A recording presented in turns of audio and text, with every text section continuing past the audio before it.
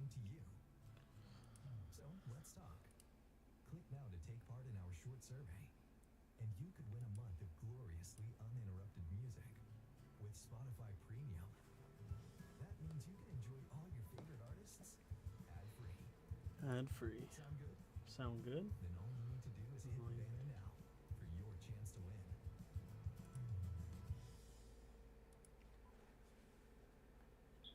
Nobody wants athlete's feet. So why do we shower at the gym and go to public pools full on barefoot? What are we doing? Prevent most athlete's foot the smart way with Lotion and Daily Prevention. Lotion. Go with confidence. Use as directed. Sip vitamin water zero triple X years.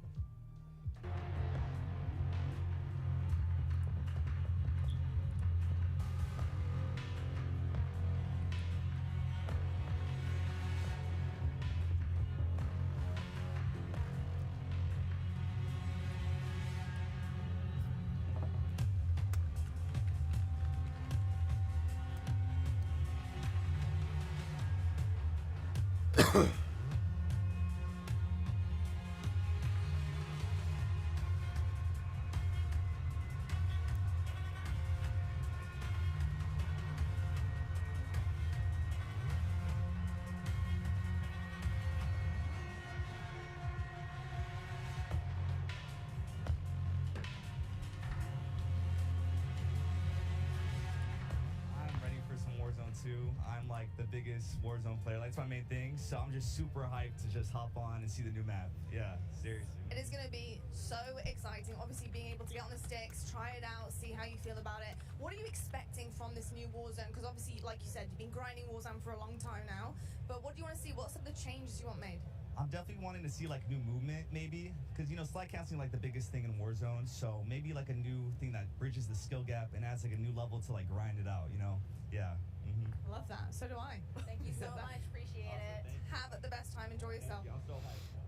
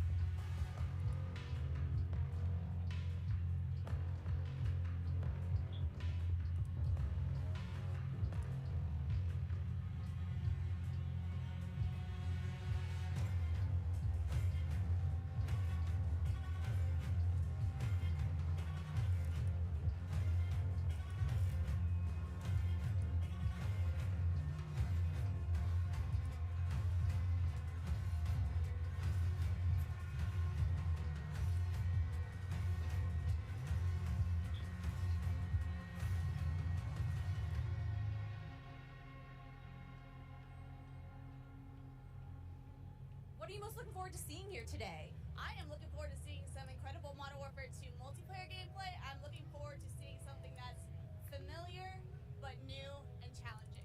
Yeah, a little bit of throwback, right? Are you excited to kind of replay an old classic in a new iteration? Modern Warfare 2 is my absolute favorite COD of all time. 2009, that was my very first Call of Duty that I ever owned. I am so ready to experience just that nostalgia again.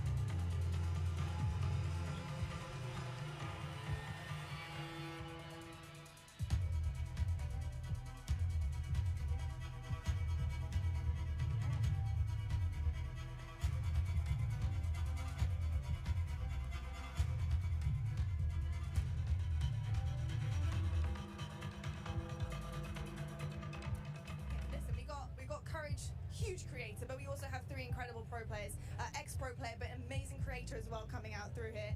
Modern Warfare 2, this is huge for you guys and for the rest of your career, of course. So going into your new season, what do you want out of this big game? Because this is massive for you guys. I'm a simple guy when it comes to Call of Duty. I just want to see the best COD of all time being played. And I personally think that MW2 will be the best COD of all time. Oh, yeah, it will. You know what? I think it will be. It will be. You know It what? will be. So he was saying earlier he wants like nice and fast paced. I'm looking for the opposite. I want a nice slow paced game. I can sit a little further back, watch over my teammates. I'm 25 and I'm proud of it. And I think it's gonna be the perfect mix of both. Some good maps, some good fun. I get to beat on him for another year, and I get to hopefully beat his team. Lost by 1 round recently at the big one. So hopefully a good year ahead. Yep. Anything you like to add? Yeah, I'm just looking for good maps. I mean, I want to see just a different variety of maps. I think it'd be really cool. And we could switch it up between fast and slow. I just want to see some creativity in the map. So that's what I'm looking for. Can we go play? Go on, get out of here. Thank you so much, gents.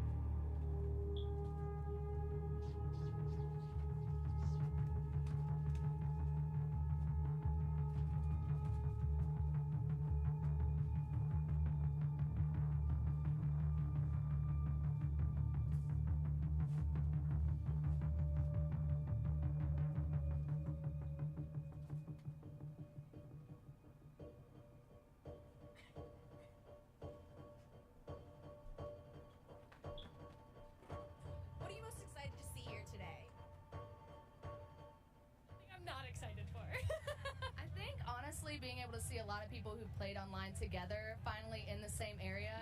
After everything that's gone on and being able to get back together, like that's going to be a really fun time for people to be able to like see each other across the way. Now there's a lot happening, there's a lot being revealed, you guys are getting that inside scoop on it, but we've got Warzone 2.0, we've got multiplayer, so much going on. What is your game? What is your game on COD? You know, what are you looking forward to? So I'm a huge multiplayer search and destroy fan, so a little bit different than most people here. They play mainly Warzone, not that great at Warzone, but search and destroy, quick skipping, that's my thing. Hey, we love to hear that. And what about you? Also, search and destroy. That's how we met. So hardcore. Yeah, search and destroy all day. Sex? Oh, tomorrow's coming over. So what? Oh, You said it this morning. I don't remember things, right? Because you weren't there. Oh, does he miss me?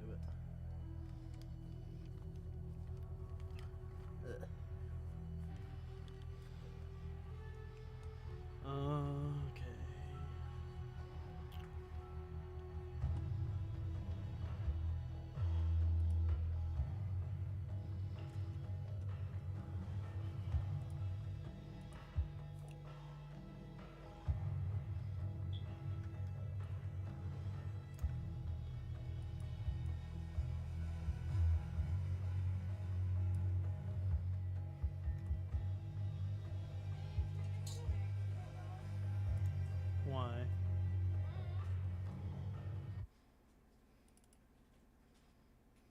Because I wanted one when I was little.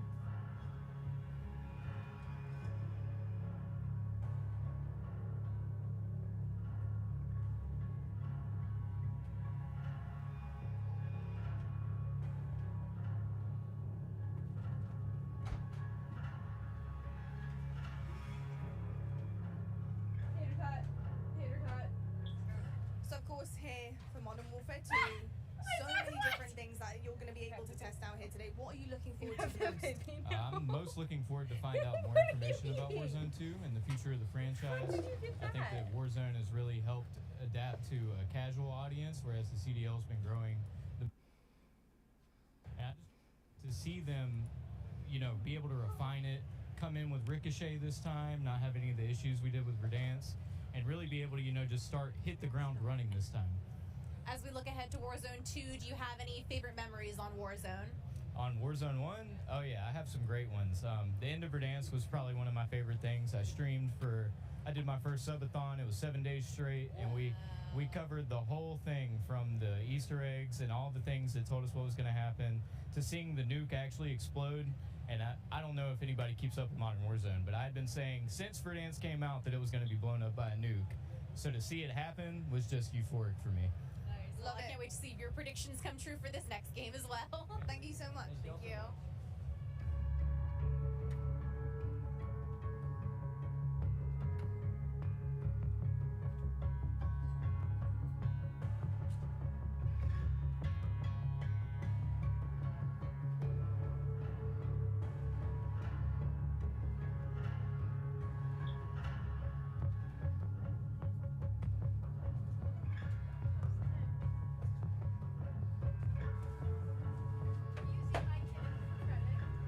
Mike in.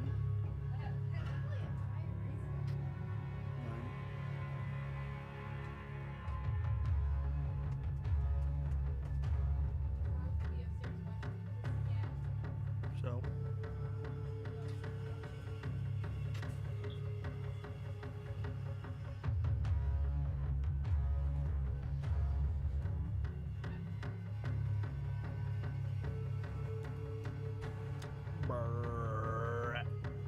Okay.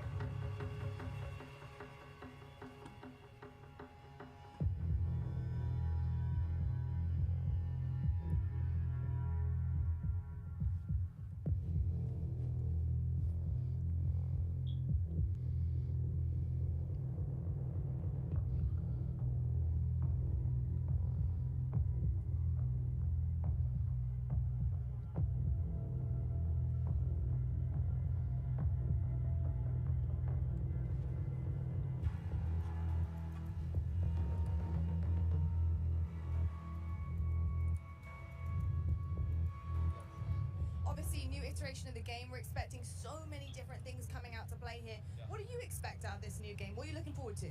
I'm looking forward to the Call of Duty polished feel you expect, especially from Infinity Ward. I think that was my favorite part of Modern Warfare 2019. Was just how smooth everything felt. I love the field upgrades. I'm wondering if they potentially added any more. And at the end of the day, they've already teased earlier today the brand new Gunsmith 2.0. I want to see what type of crazy weapons we can come up with. I cannot wait to just lay the smackdown on all the Call of Duty League pros that are here. They're all absolute noobs. I'm looking forward to today.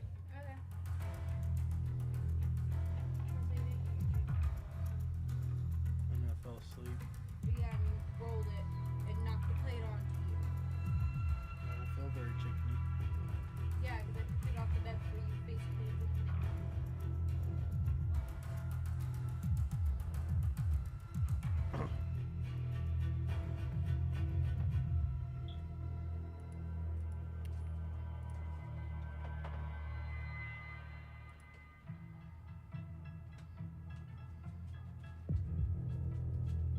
I strike my ear for an unsuspecting reason.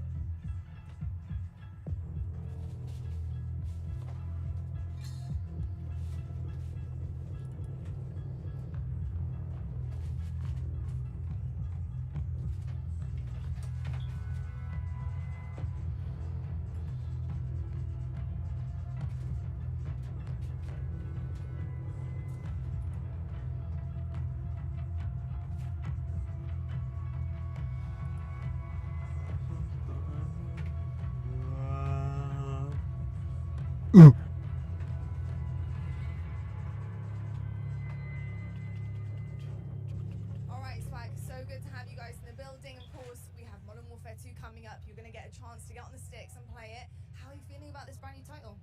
Really good, man. I mean, MW2, the name itself has so much hype around it, and it's just so exciting to play a game. Infinity Ward is my favorite company to make the game, so I'm super excited. Amazing stuff. So, gents, how are you guys feeling? We've got Warzone 2.0. Our first event here, so I mean, we're really excited. I'll pass the mic around. Okay. Anything you'd like to add? How are you feeling? I'm feeling good. I'm super excited. This is the first like Call of Duty Like event, we said, this is our first testing ever wise event, that so I've been this is to, really so new to us. I'm Really exciting. I don't know what to expect, but I'm just ready to play. You know what I mean? Any favorite memories from the original Modern Warfare 2 that anyone wants to share? I remember. I remember the first nuke I ever got was on the map Estate, and I was hype. I was like 13 years old, Silence ACR going crazy. I didn't play it either. I went back and played it, but it was already too late. It can be a more recent memory. I'll tell you what though. That was a campaign guy. All right. Campaign boy. I was campaign. I played campaign. That's what I did. Well, I do know we're going to have a kick-ass campaign coming in. So what do you expect out of a good campaign? So if you're a campaign guy, what do you look for? I don't know. I just played it. The missions were fire, so I just want fire missions again. I ain't gonna lie. Wasn't that the one we had to crawl and be secretive or something like that too? I always love the sniper missions where yeah, that's what I'm saying. Like, it was really dope. Love that. Well, I'll tell you what. I'm not going to waste any more time. Go enjoy it. Get on the sticks, and we'll catch up with you later to see how you feel about it. Thanks, guys.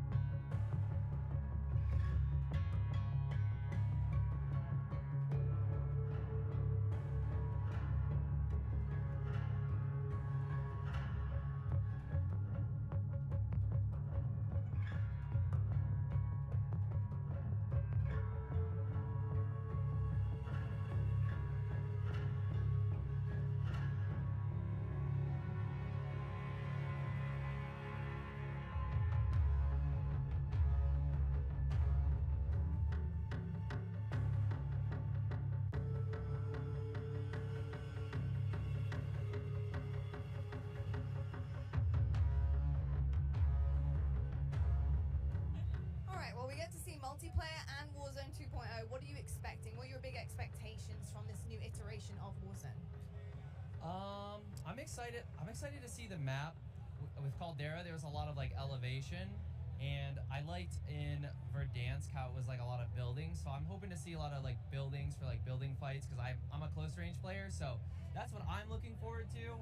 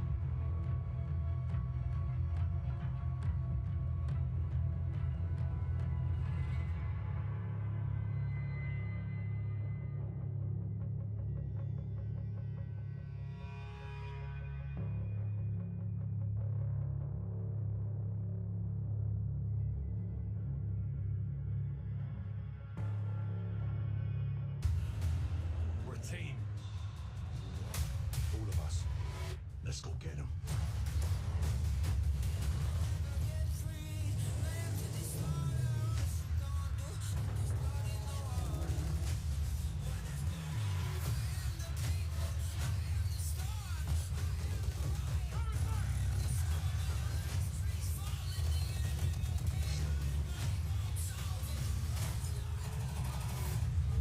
Listen up. These guys on the ground, they are your brothers now. Yes, sir.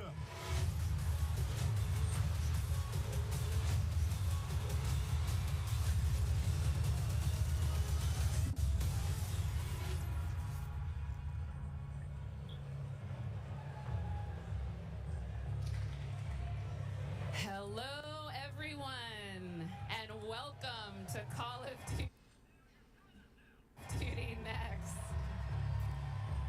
I am Johanna Ferris, the General Manager of Call of Duty, and I am thrilled to help kick off a truly significant moment, not only for the highly anticipated upcoming release of Modern Warfare 2, but a very significant moment for the future of the entire Call of Duty franchise.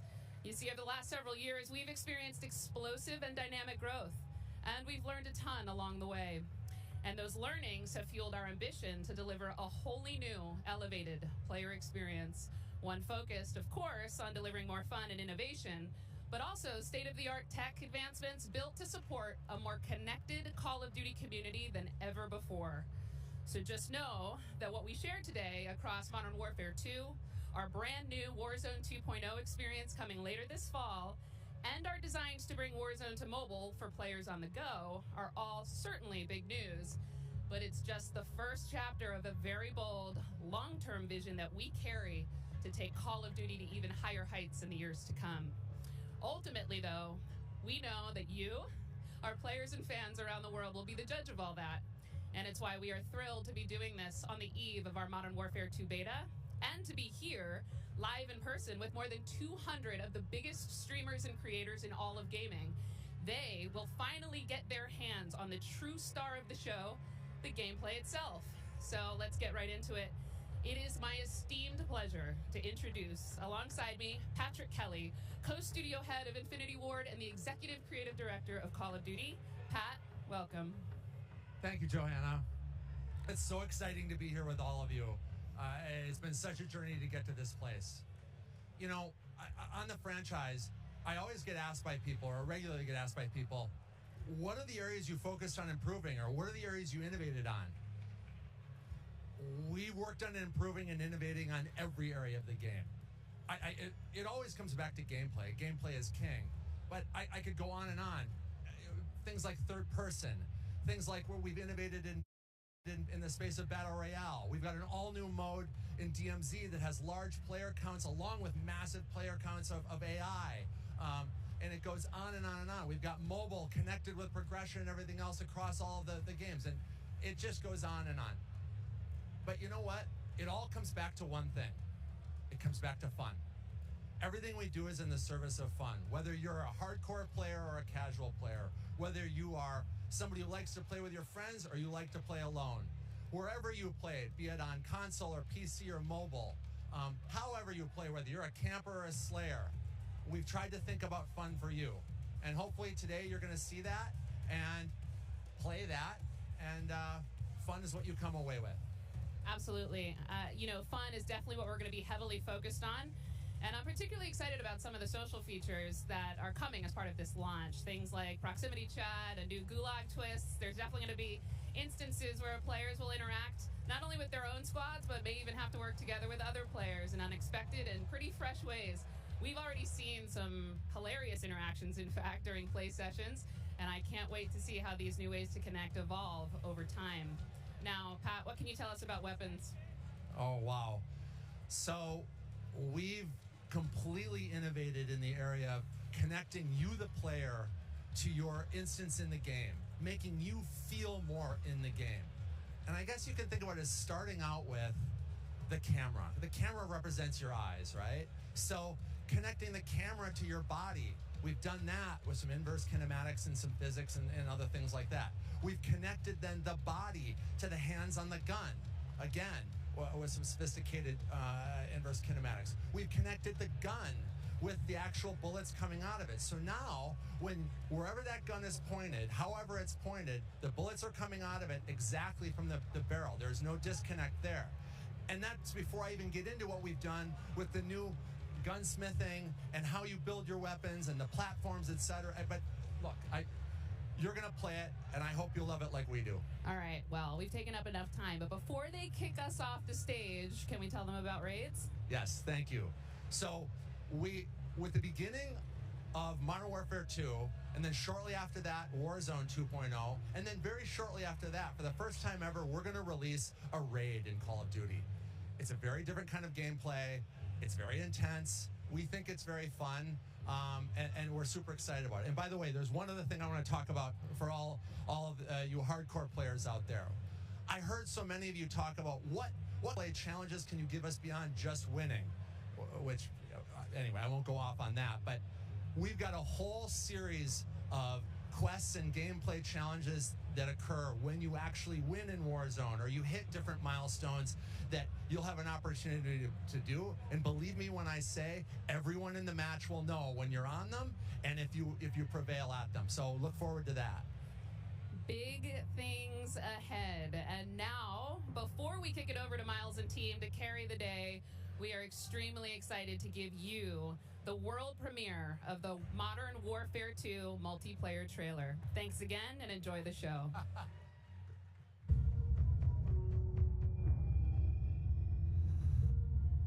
We got intel reports Hassan and the cartel forming terrorist cells all over the globe.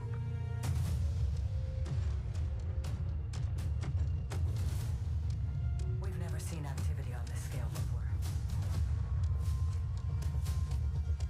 They have an army, but we have each other. The world is a vampire.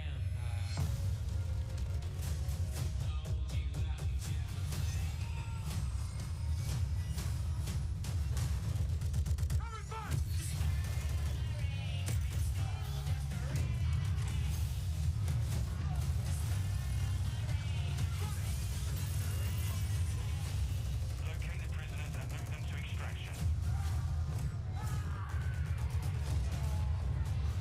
Enemies above. Field charge. Eyes on the hostage. You're gonna be okay. Hostage secure.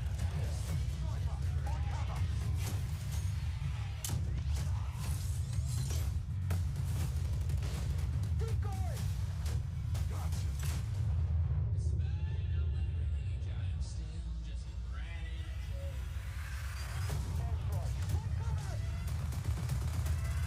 Do not let them cross the border. Take him out.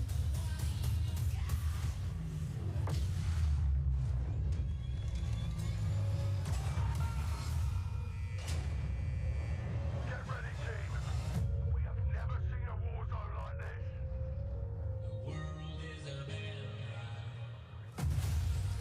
They're behind us. Stop, stick out. Enemy healer.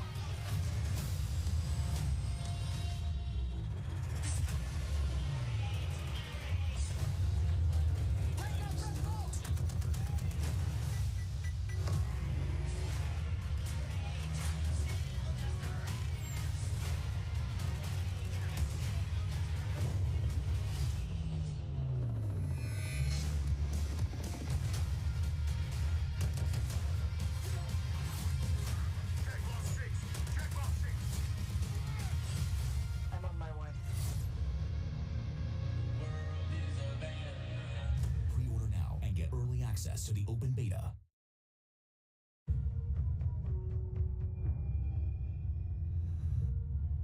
We got intel reports Hassan and the cartel forming terrorist cells all over the globe.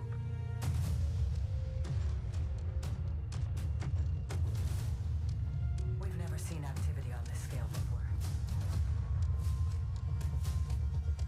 They have an army, but we have each other. The world is a vampire.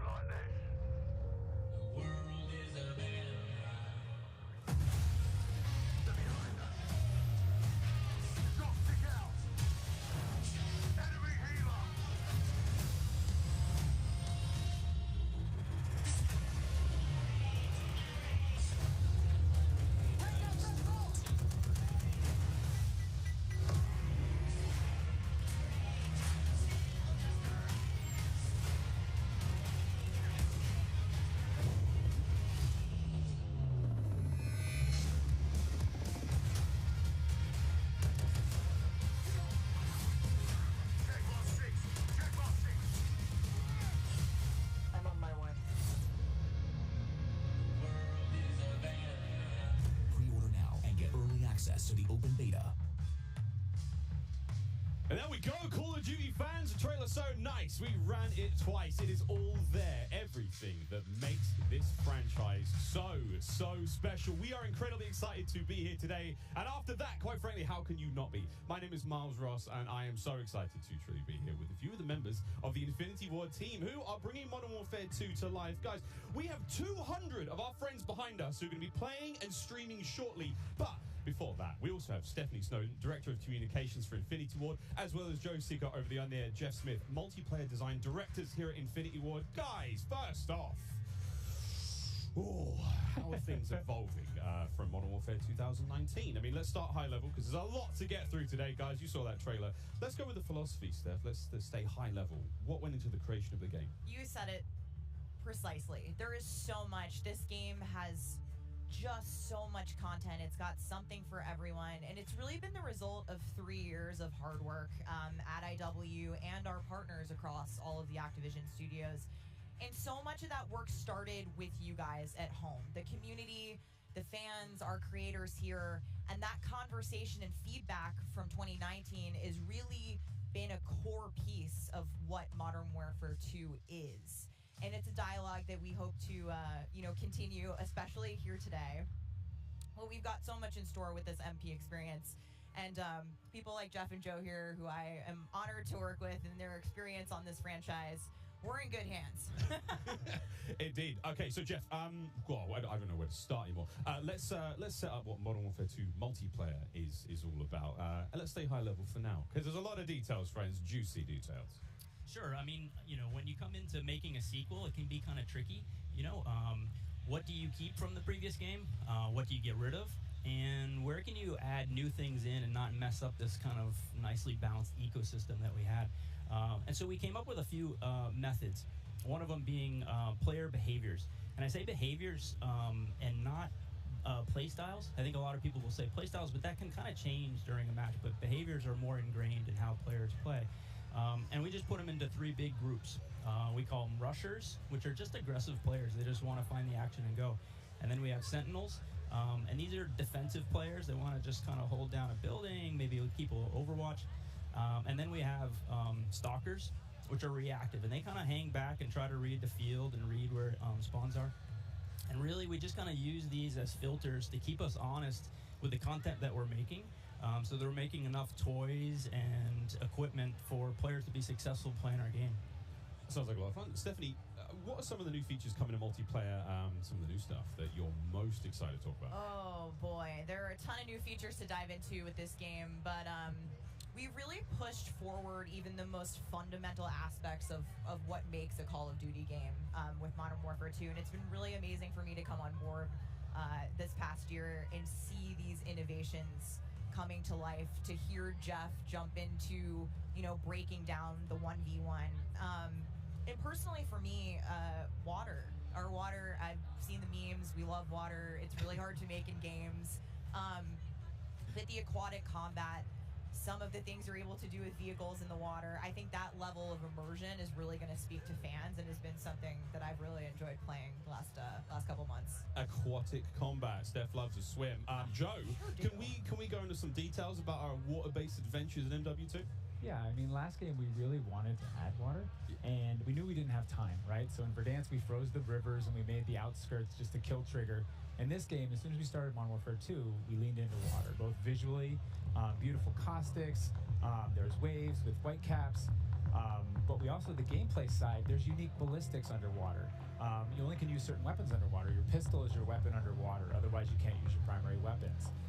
But it's also a nice cover or evasion mechanic. If you're getting shot at, you can dive into the water, and as you get deeper, it gets murkier. Like the farther you are from something, you can't see it. And so it's been super fun for us to dig into water and really flex on what water could be in Call of Duty. And you saw the boats and the mine that floats, and every piece of equipment has been filtered. Like, how does it work through water? Like, we had to look at everything in the game and say, how does it work in water? What's the best version? Our vehicles will just slowly submerge.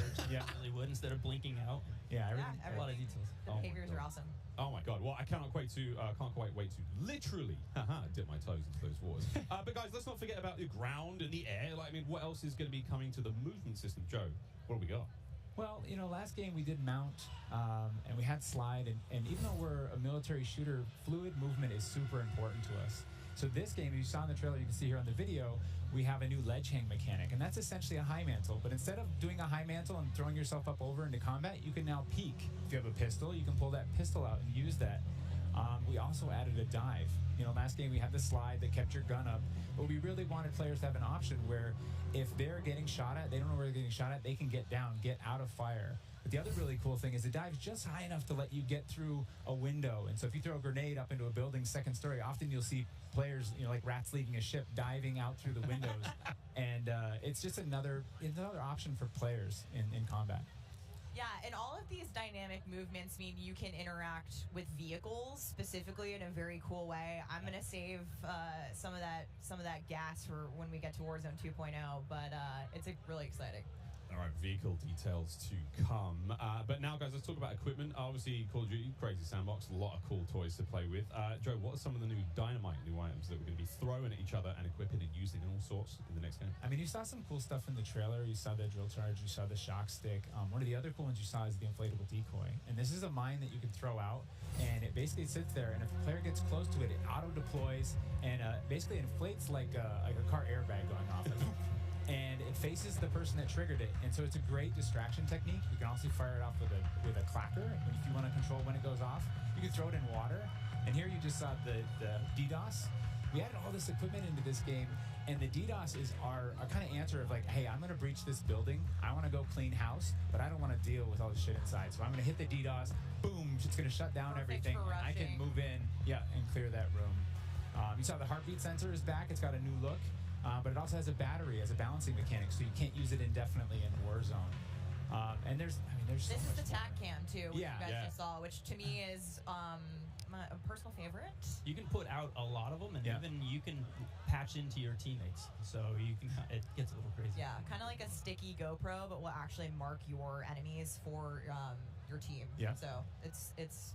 I expect to see a lot of fun There's so moments many, with that today. so many toys and new tools that we just want players to get in and play with. I think there's something like 13 field upgrades, between Warzone and Core MP, and it's pretty awesome. Oh my god! Until they all get DDoS.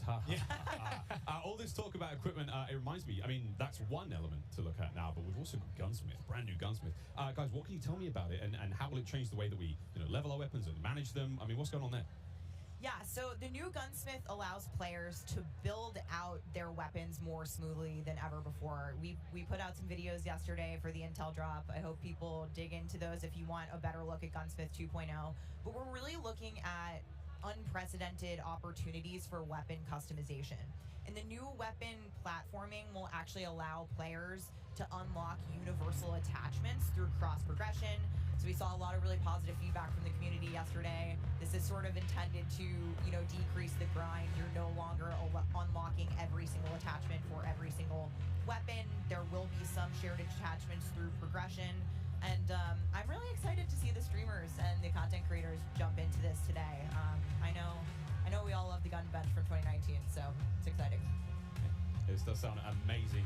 So we've been hearing a little bit about weapon platforms and shared attachments. It's very, very cool stuff. Can you dive into those details, though, Joe? I mean, what can we expect? Yeah, I can add a little bit of what Stephanie said.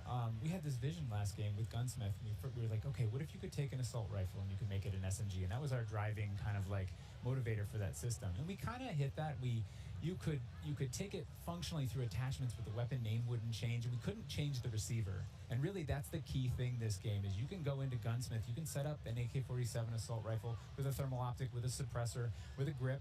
And then you can say, you know what, I want to change up the playstyle of this gun. You can swap out the receiver to the AK-74U, make it an SMG, but you can keep that optic, that suppressor, that grip, they all come with.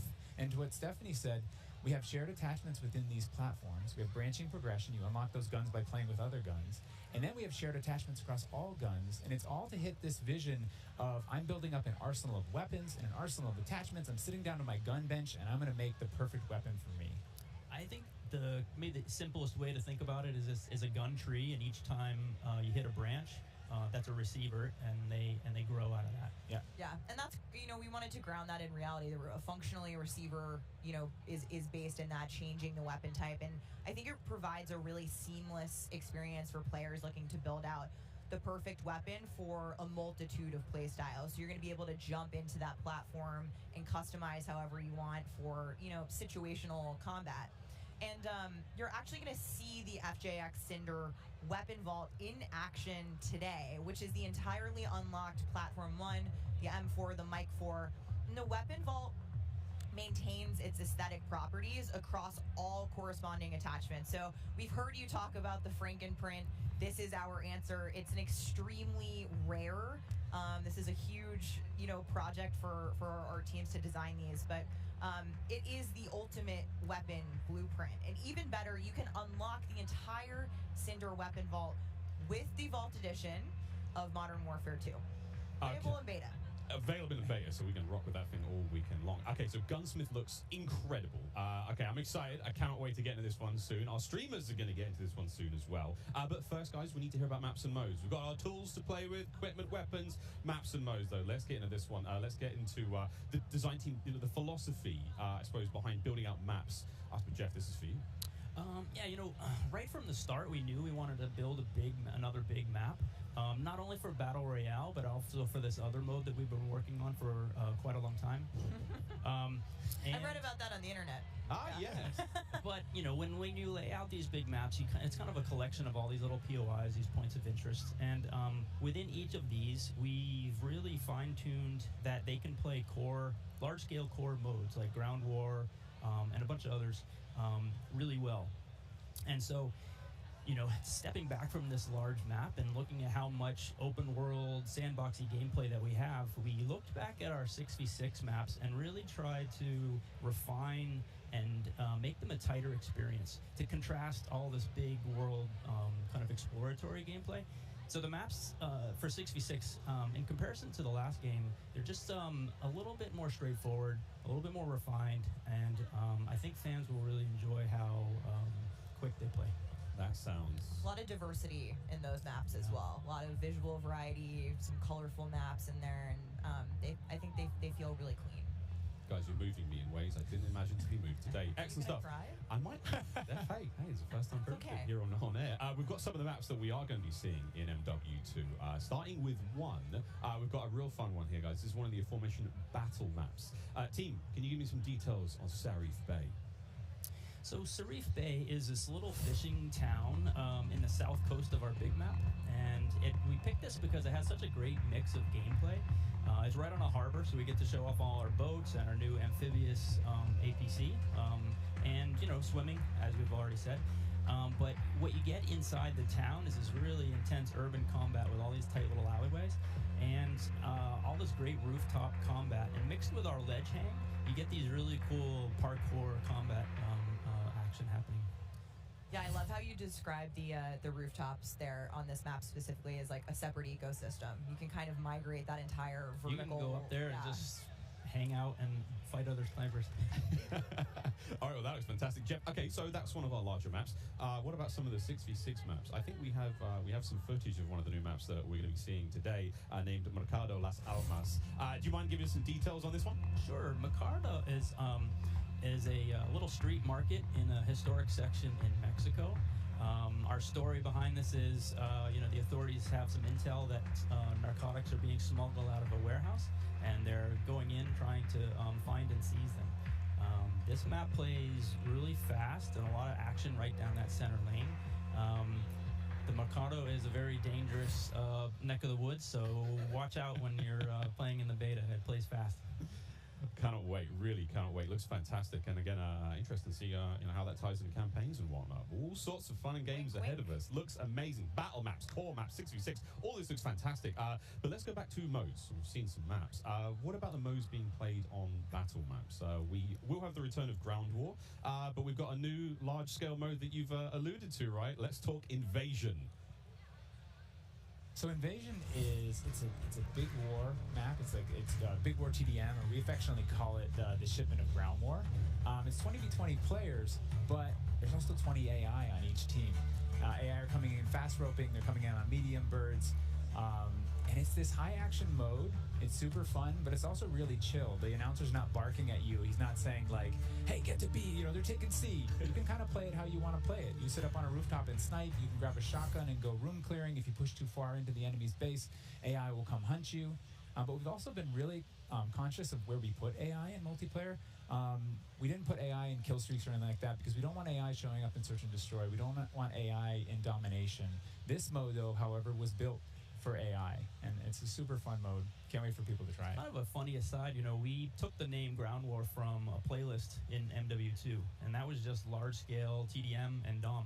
And we kind of did the DOM in the last game, and now we're able to add kind of the sandbox TDM, and so we're kind of completing the cycle of that old playlist. Yeah. Well, this large scale stuff looks amazing. This looks so awesome. And okay, so what about the new 6v6 modes? Just keep dialing it in closer and closer. Steph, what have we got? Yeah, so we also have 2 new 6v6 modes that you're going to be seeing here displayed today, and they will be in beta in Prisoner Rescue and Knockout. Prisoner Rescue. Okay, let's go into Prisoner Rescue first, Joe. So Prisoner Rescue is an attack and defend mode. It's a round-based mode. The defenders have 2 prisoners. They're kind of spread out, and they need to keep hold of them. The goal of the attackers is to get to those prisoners, pick them up, and carry them to exfil. When you pick them up, you enter what's called a wounded carry, where they're up on your shoulders and you can't use your primary weapons. Instead, you have to use a pistol if you brought it, or you're just stuck with fists. But the way that we give the attackers an advantage once they grab that prisoner is they get a radar sweep for their team, so they can call out where the defenders are.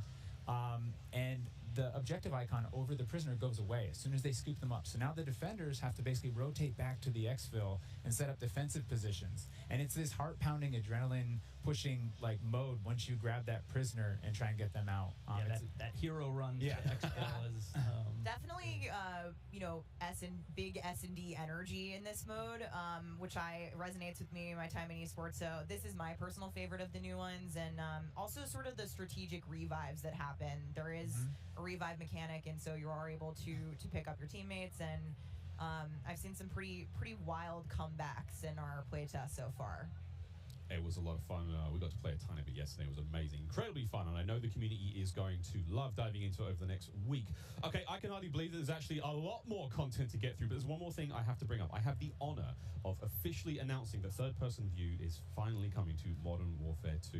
What are the details behind this one? We got a little teaser of it on stage from Patro, but what are the details? Yeah, you saw a little hint of it in the trailer, too. It's been a pet project for us, right? We've always wanted to do third person, and all while we're working on all this other stuff, we've been kind of lifting up and doing third person in each mode. And the cool thing is that it's a modifier on our game, right? We can just turn on third person. In the beta, we're playing it in Hardpoint, but we want to try it post-launch in S&D. We want to try it in VR. And we have, you know, camera work. The camera collision's been reworked. It handles tight spaces. There's a water camera. There's an interior camera. You can feel the weapon shake when you're firing with it. And it's just, we've put a lot of work into it, and we're excited for people to give it a try. Incredible. I can't wait to see what third-person COD feels like in 2022. Sexy skins and everything. This is a lot of information, Steph. Like, there's a ton here. I tried to warn you. We're delivering a lot of new features for you guys to try out ahead of release. And I said we were going to be bold with this beta, and we are, but there's even more to come at launch. So this is just a taste. How is this just a taste? How can there be even more? I mean... We haven't even got to Warzone yet. Okay, so what about this year's third mode?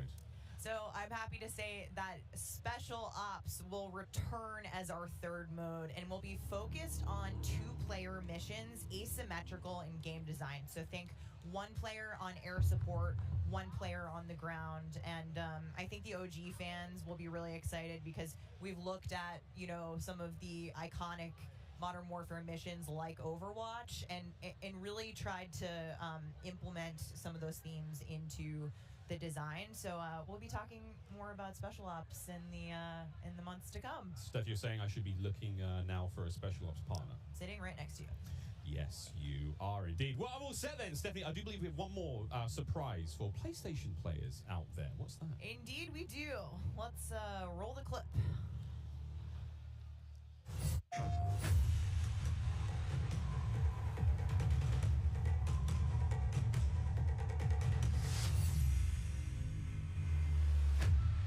Empty-handed, I was born. Empty-handed, I will ascend. Blade or bullet, fist or bow.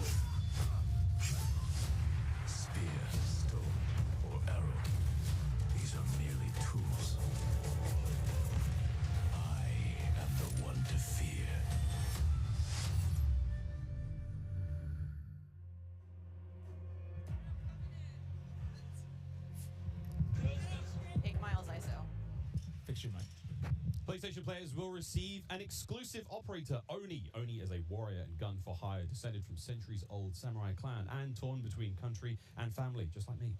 This is such an awesome-looking operator, guys. Oni is going to be playable on day one for all who pre-order through the PlayStation Store. Plus, he comes with a high-level weapon blueprint, playable in multiplayer and Warzone 2.0. Steph, badass. Oni is awesome. I myself am a PlayStation player, and so I will be becoming Oni main day one for this game. And it's been really awesome to see our narrative team building out his lore, really bringing this operator to life with the creation of his backstory, his motives, and I think the art team absolutely crushed it with this skin. He is so cool looking. All right, so we keep talking about all the things that we have to look forward to, but we are missing quite a big one here. We're missing the start of the beta. So for anyone who wants to get an early first-hand look at Modern Warfare 2, and trust me, you definitely want to, it is immediately available around the corner. For PlayStation players who pre-order any version, early access to the open beta starts tomorrow. So make sure you are preloading right now. Now, also check out your screens, since here's exactly when you can play the beta on your platform of choice. But don't forget, friends, it's also definitely worth noting that if you pre-order the Vault Edition of Modern Warfare 2, you get to use the red Team 141 Operator Pack and the FJX Cinder Weapon Vault in the beta, in addition to being able to earn in-game rewards for playing all sorts of cool swag. And don't forget that if you digitally pre-order Modern Warfare 2, you also get up to a week early of campaign access. So wait, campaign a week early. All right, folks. I hope you enjoyed that first look at Modern Warfare 2's multiplayer. Don't forget, you're going to get to see it live and in action in a few short minutes with our crazy set of streamers here, 200 plus here, and ready to rock and roll. But first, we'll be right back to show off the world premiere of Warzone 2.0. Don't go anywhere. Call of Duty Next, brought to you by Mountain Dew, official drink of Modern Warfare 2. Little Caesars, a proud partner of Call of Duty Next and Modern Warfare 2. HyperX, official peripheral partner of Call of Duty. Play like a pro on the big screen with 144Hz VRR and AMD FreeSync, now on TCL 6 Series TVs. Prime Gaming. Visit gaming.amazon.com today and start claiming your free content.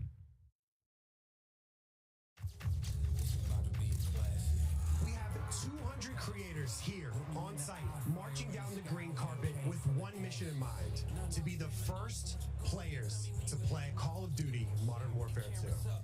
And there is so much in this game. There is almost too much. This is like one of those days where I enter and my hopes are so high. And what are you looking forward to most when it comes to Warzone 2? Prisoner rescue. I'm looking forward to using that inflatable soldier decoy to mess a lot of players. Kill streaks, I think. I'm honestly here just to learn as much as I can to prep for Old Men of Optic, because those guys are very old now. So maybe some OG maps coming back? A map that everyone can play. Honestly, give me a broken shotgun. What's your favorite game mode and Mountain Dew flavor combo? Search and destroy Code Red. Capture the flag, Code Red. If I'm going hard with the boys on a long night at S&D and I'm trying to get some nasty in-game comms, I'm drinking Baja Blast all night. Terminal or high rise? Easy terminal. Ooh, terminal. Most people have terminal nostalgia.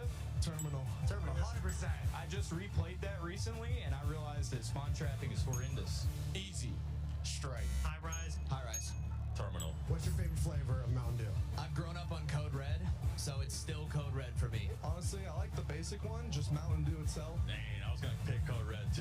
Can I get a second one? All right. Baja Blast.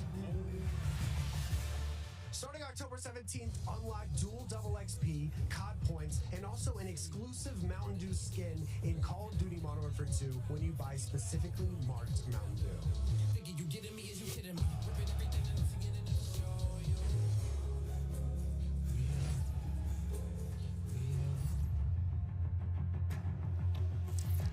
Welcome back to Call of Duty Next. The Mountain Dew green carpet. God damn, it was beautiful. A lot of fun people out there, everyone having a good time, and some incredibly well-dressed people out there, and some definitely not. Sweaty t-shirts abound. But here we go. Welcome back to Call of Duty Next, friends. We promised it was coming up, and now the wait is over. It is time to talk about Warzone 2.0. We got a glimpse of some Warzone 2.0 in the multiplayer reveal trailer earlier today, and it does look awesome. However, we need some true experts to help out. Back at the desk here, we have got Stephanie Snowden. Joe Seacott is joining us, but of course, welcome Jack O'Hara, game director at Infinity Ward. Joe, how are we feeling? We ready to party here? I mean, this is a lot. We need to know everything. Warzone 2.0. Stephanie, the world cannot wait. It feels crazy for me to be up here revealing Warzone 2.0. I ended up at IW as a fan of the game, and so this moment is absolutely bananas for me. But Warzone 2.0 is everything that we loved about the original Warzone, right? Where it's based on the same experience that we all had, that fun, all of those moments, and it's a return to shared tech across the universe for Modern Warfare 2, and that's going to create a really streamlined player experience. And I think the key innovations that we discussed for multiplayer, those all exist across Warzone 2.0 as well. So we're bringing it back. It's all connected. It's the same world, and I think the players are going to love it. Oh my good God. Real excited about this one. Again, there's a lot in this one. Jack, where do we go from here? So MW2 and Warzone 2 have been developed side by side since the beginning, right? Since we started down this road, and they're part of the same universe. Like Stephanie said, they share the same mechanics, the same weaponry, and even more than that. But the centerpiece of all this, of course, is the new map that we've been working on since 2020 with teams across the globe. It brings together our philosophies on map design, it brings together new technologies in order to do it, and lots of artwork to make it happen. And we've learned so much from players experiencing Verdansk and playing in Verdansk over the first few years of Warzone, and we're really excited for them to land in Al Mazrah with their squad. There's a wide variety of points of interest for players to explore in this map, and we're really looking forward to seeing everybody in there. Well, here we go, a brand new map to explore and traverse. I cannot wait. Stephanie, let's take a look. That's right, Miles. Welcome to Al Mazrah. This is our new map for Warzone 2.0.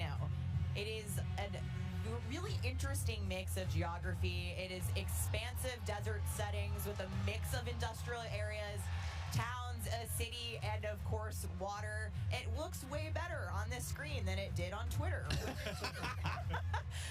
But you're going to find a lot of really cool elevation, rocky peaks, caves, subterranean spaces. This map is beautiful, and it's actually the biggest BR map that we've ever made. And I am so excited for all of our streamers here to jump into Al Mazrah later today. It's huge. Look at the size of that thing. Okay, so that was a big picture, and it's a great way to see it from a sort of top-down layout. But let's take a better look at some of these points of interest. So when we set out to create these spaces, the team works to make it feel like a real space, right? So that there's infrastructure in between all the different, what we call points of interest along the map. And if you're paying attention, you might even see a few that seem pretty familiar out there as well. And so as the team works through these, they're trying to find some variety on each point of interest to make them something that the players will want to drop in and get the particularity of that single point of interest and find the place that they want to drop and where they want to play, whether it be a high elevation observatory at the center of the map, whether it be the big city that's at the top right, and whether they want to explore that, or whether they want to work in some of our POIs where we have water intersecting with geometry here. So we have in this one. Ooh, that looks familiar. Familiar. And there's a river system that goes through all of this. So you'll be able to catch in a boat and drive between the different POIs. And here's one of our favorites, Sawa Village, which is... That's my favorite. Colloquially called Sunken Town. I mean, I love to swim, so you find me there. Absolutely. I'm curious what you guys think, Jack and Joe, on what the hot drop will be today, right? We've been talking about this the last couple of days. This is our first time seeing other people who are not us play Warzone 2.0, and so I'm just very curious where you think everyone's gonna immediately drop today. I think some people are gonna drop to Observatory just to go back to home, you know. They're coming home. It's always nice you moving through the map and you kind of hit a spot and you're like, wait I've been here before. I know what this is. Have all these flashbacks.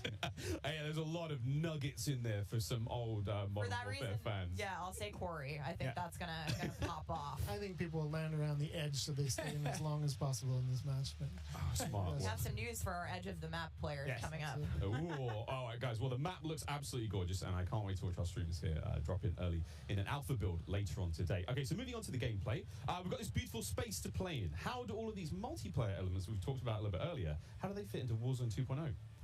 And the super simple answer is all the stuff we talked about in multiplayer, the stuff you saw in the multiplayer trailer, that's all in Warzone, right? It's all integrated. So that tactical camera works in Warzone, that decoy mine works in Warzone. Like, it's all of it's been built from the ground up for both.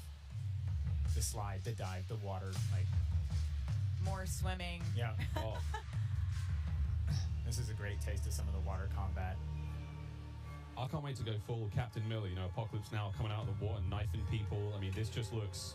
Yeah, the rendering team made some work, so you come out, you're looking all wet. Yeah. You see the caustics on the bottom. Yep. I'm not even sure what caustics are. I have no idea, but it sounds great and it looks incredible. You can see the armored patrol boat coming by there with its 2 turrets. There's some cool stuff. So I'm glad you brought up vehicles. Steph, you touched on vehicles a little bit earlier. What can we talk about? You know, we've seen boats, we've seen tanks, we've seen all sorts. Jack, what have we got? So we've implemented a new physics and handling model for the vehicles. So some vehicles are heavier, some will slide more, have more traction or less traction. And as you're driving them around and you're encountering them and other squads are playing with them, you can choose to shoot off the tires to kind of impact their handling. You can have them, they react to explosive differently based on their weight. So if you're in a heavy armored 4x4 and get hit by an RPG, it's going to kind of bounce a little bit, but not quite take the hit as a small sedan. You can also choose with your squad to be rolling into a POI and somebody jumps out on the roof, somebody leans out the window, and suddenly you got yourself a lot of firepower driving into the POI.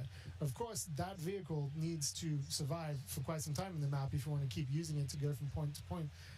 And vehicles will run out of gas, or at least most of them will run out of gas, and then you can bring them to a gas station to fill them up. If your tire's been blown up, you can get out and repair it, or you can bring it to a gas station to get repaired as well.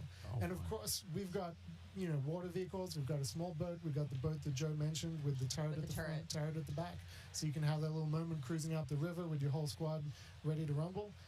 So yeah, there is so much love that's gone into these vehicles. Forgot the coolest vehicle. The coolest vehicle? The massive helicopter that you can fly around. That's a moving platform with 3 doors. And you can move a whole squad through the map. What?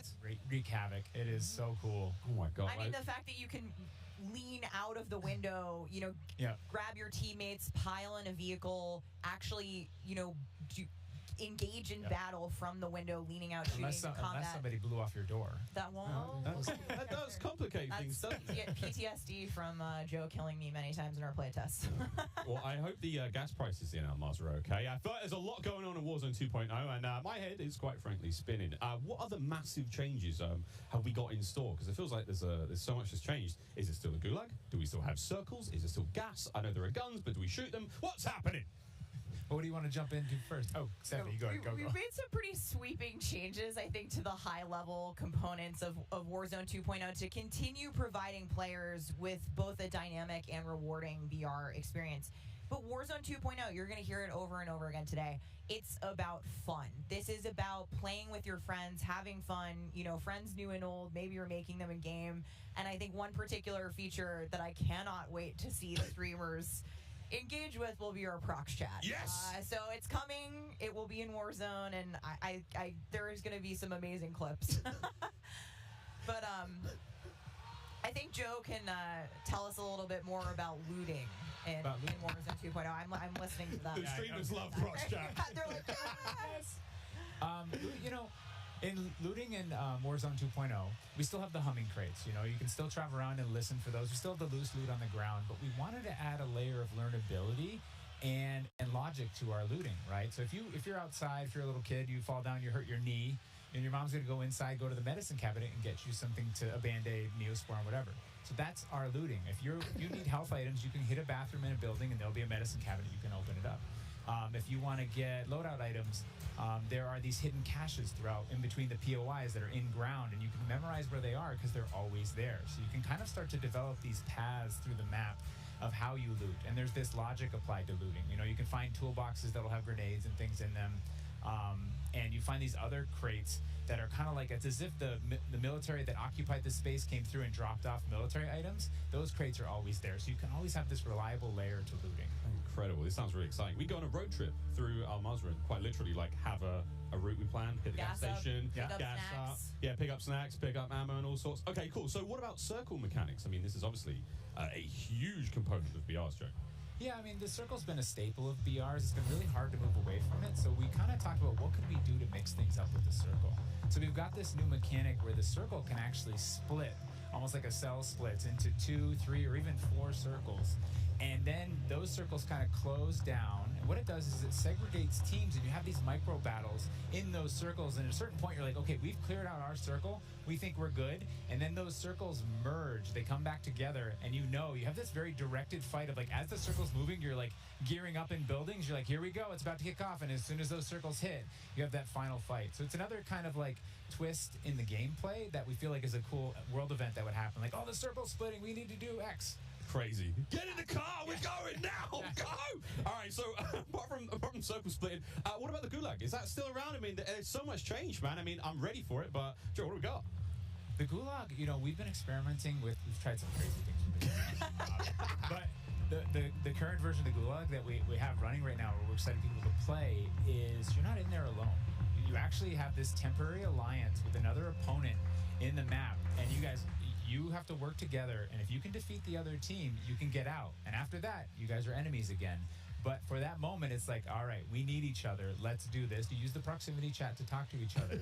And the other thing we've been playing around with is you may see a little bit of an AI presence in the Gulag. So you have to be on your toes. Like, you're working with an enemy. There might be an AI here. You're picking up weapons.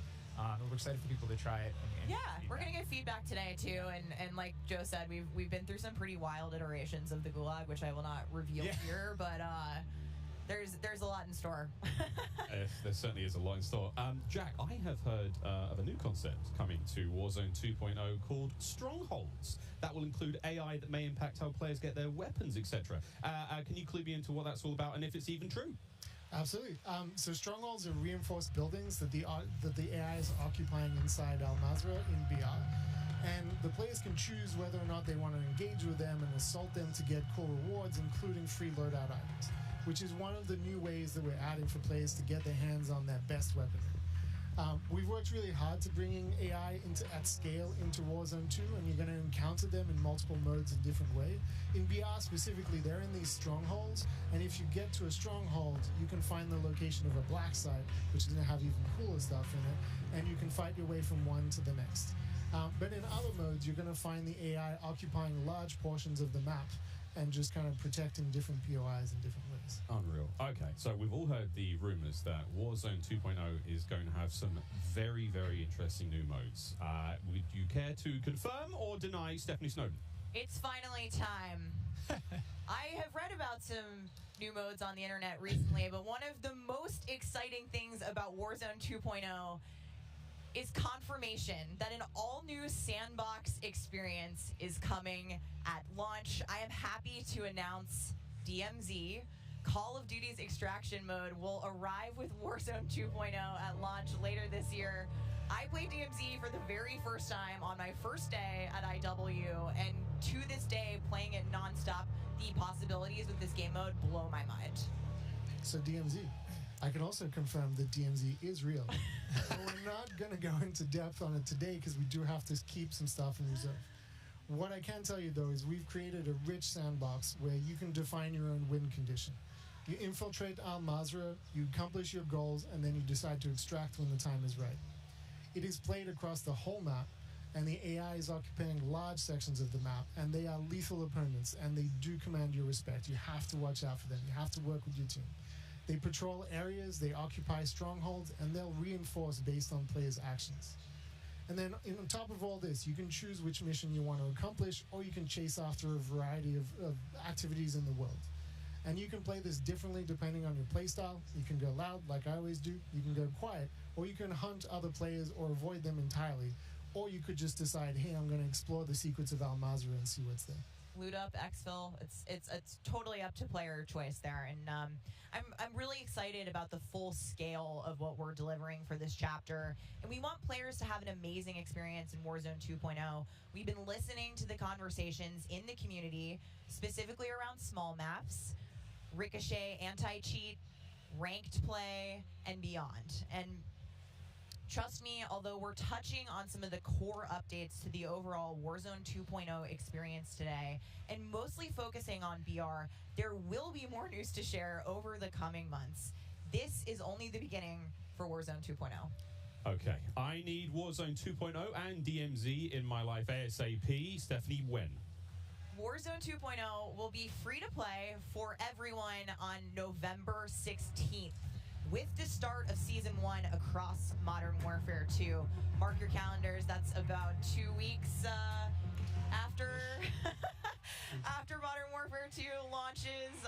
And we had 125 million players in the original Warzone, and I cannot wait to see all of you and hopefully more of you in Al Mazrah for this experience.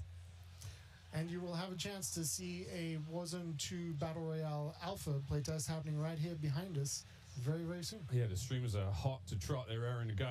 We will see all of you in Al Mazrah on November 16th. But don't go anywhere just yet. Stick around, because when we come back, you'll see just what Warzone looks like when it's built up from the ground for mobile. You're not going to want to miss this, I promise. Then, after that, we have live gameplay coming at us with all of our friends set up across each and every Modern Warfare 2 multiplayer. We've got Warzone 2.0, Battle Royale. We've got Warzone Mobile. It's all happening here, ladies and gentlemen. Don't go too far. Call of Duty Next, brought to you by the GMC Hummer EV pickup, the world's first all-electric super truck. Intel, built for the next generation of gaming. Squad up sooner with Xfinity rewards. Get early access to Modern Warfare 2's open beta. Jack Links, squad up with Sasquatch. Jack Links is good with it. Eureka Ergonomic, leading designer in gaming furniture and proud partner of Modern Warfare 2.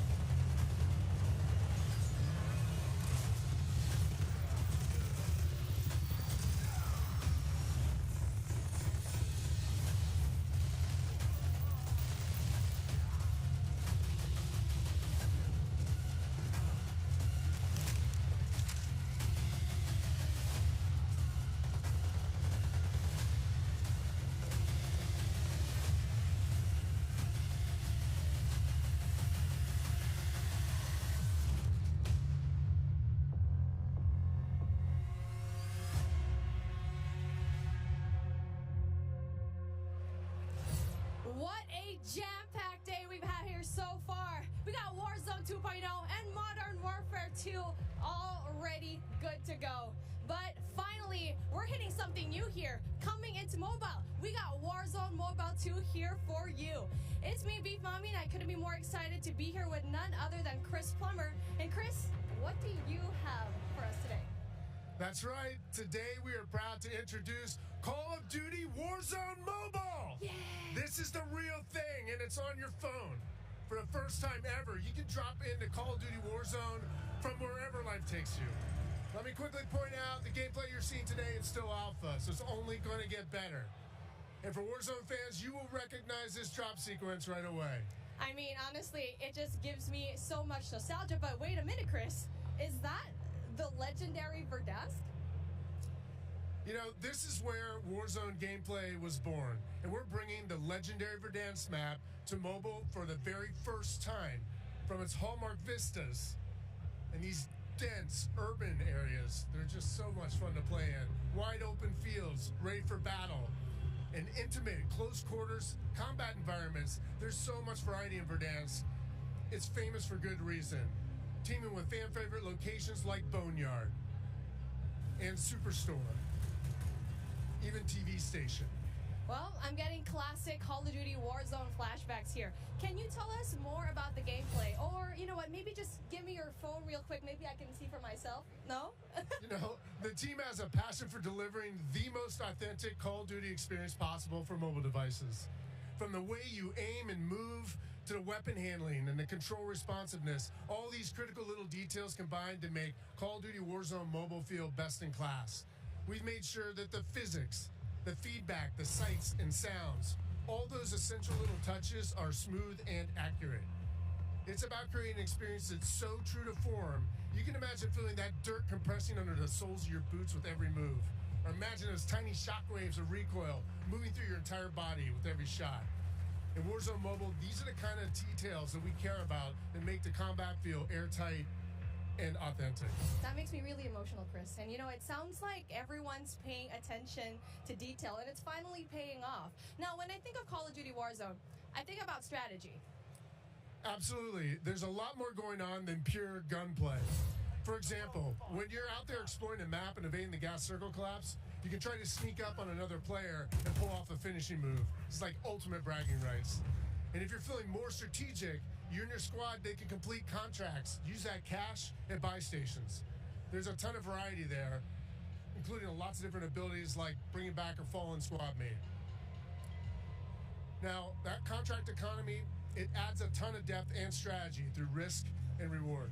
I really like that you brought that up, because if you're talking about risk and reward, I think about the kill streaks. I think about the gulag. Are they going to be there too? Yes.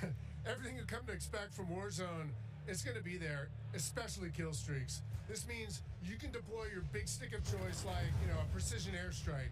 You might be able to wipe out an entire squad with it.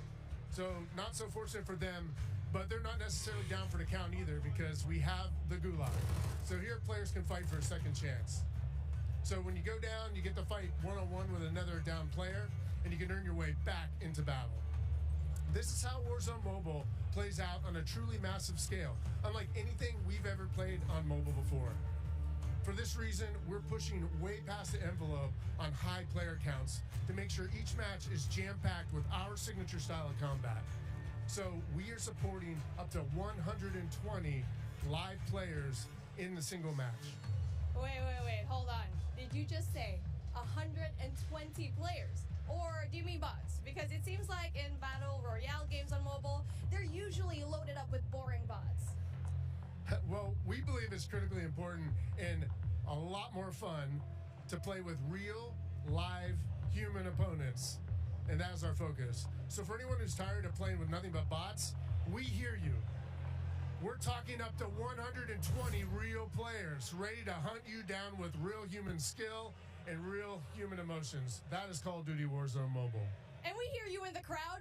Everyone's excited, and absolutely, it is huge. And I don't think there's a game on mobile that can top that, in terms of real player count, of course. But how are you able to even pull that off? We can support real player counts at dramatically higher scale than we've ever seen in other Battle Royale games on mobile, because Warzone Mobile is running on advanced, unified Call of Duty technology. This is the same shared tech behind the console and PC versions of Warzone 2.0. It gives us a ton of advantages, like these incredibly high player counts, authentic Call of Duty combat and gameplay systems, and it opens the door to a much more connected experience across all platforms. So when you say more connected, does that mean that Warzone Mobile will share content and features that will be in the console and PC version of Warzone 2.0? Exactly. Delivering a deeply connected experience, it's been a strategic pillar from the beginning of development. Now, we know that your time is precious, and your investment in playing is now recognized across Modern Warfare 2, Warzone 2.0, and Warzone Mobile. So wherever you're playing Call of Duty, it is time well spent, including on mobile. Even your friends list and chat are shared across platforms, so you can stay in touch with your friends, whether they're playing on console or PC or mobile, wherever they choose to play. I mean, that is so exciting. I totally get that. Now, one of the coolest benefits of having this kind of connectivity is that Call of Duty Warzone Mobile is loaded up with the same authentic Call of Duty weapons and operators you'll recognize from Modern Warfare 2 and Warzone 2.0. And whatever you get from the Battle Pass, you will see it on console or PC. It'll also be there on your mobile device too. And the other way around works as well. I really love to hear that. And as a matter of fact, I saw some of the same weapons and operators being shown earlier today in Call of Duty Warzone 2.0. Are you aiming to make it exactly the same on all platforms? You know, that's a great question. See, the team's incredibly excited about how deeply connected and authentic the experience is in Call of Duty Warzone Mobile. And we'll continue to adapt the best content and features and innovations created across the franchise.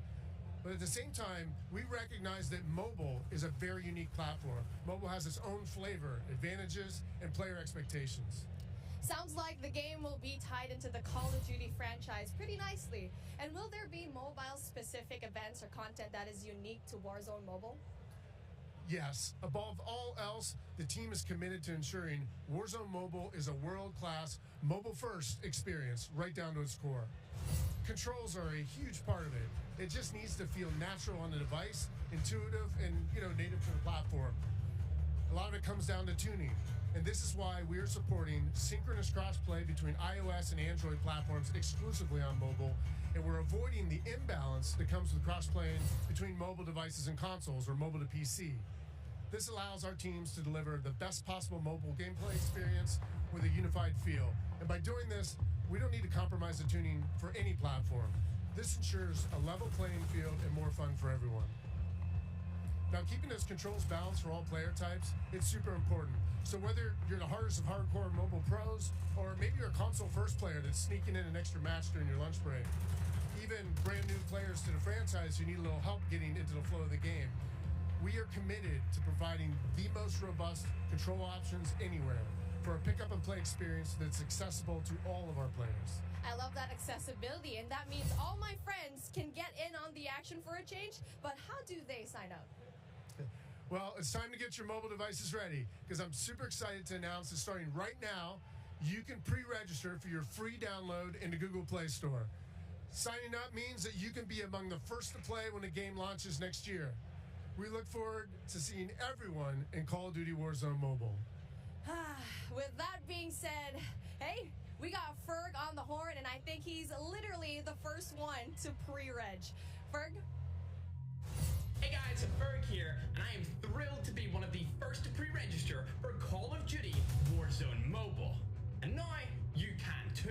Scan the QR code at the bottom of the screen to be among the first to draw. Tell your friends, because the more pre-registrations we drive, the more rewards we can earn, like special weapons, vinyls, and emblems. Plus, if we reach the top milestone of 25 million pre-registers, we're going to unlock a super cool secret reward you're not going to want to miss. What are you waiting for? Sign up using the QR code below.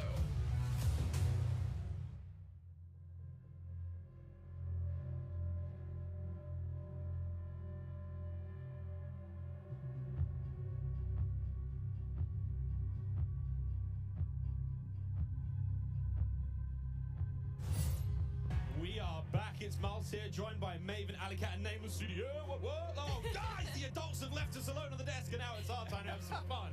I don't know about you guys, but okay, it's been a pretty lit day so far. Yeah. Where do we even start? I mean, dude, mobile, bro. It's a new era of Call of Duty. Listen, Miles, I've been addicted to Call of Duty for over a decade. You're telling me I can be in the airport playing Warzone now? Back in Verdansk? That's lit. Also, Al Mazrah, it looks absolutely incredible. Oh, it's insane. There's no shortage of crazy stuff coming my way. Ali, Yeah. I mean, lay it on me. Multiplayer for Warzone, for Modern Warfare 2, insane. It's incredible. We actually got to load up with some of the players yesterday in a little bit of a pre-test, and loading into Gunsmith 2.0 was actually so aesthetically pleasing, and I think everybody at home, once they also get their hands on it, they're going to love it just as much as we do here. Truly. Maven, my good friend, you've played more Warzone than most people on the Northern Hemisphere. Yeah, How you feeling? 8 hours a day for years, it feels like. It just seems fresh, man. The map, like everything about it, triple circles, the water, the boats. I mean, I was like kind of the proximity mine king for a while there, placing them under vehicles, trying to blow them up and set booby traps. And now you're telling me I can do them in not only land, but also the sea.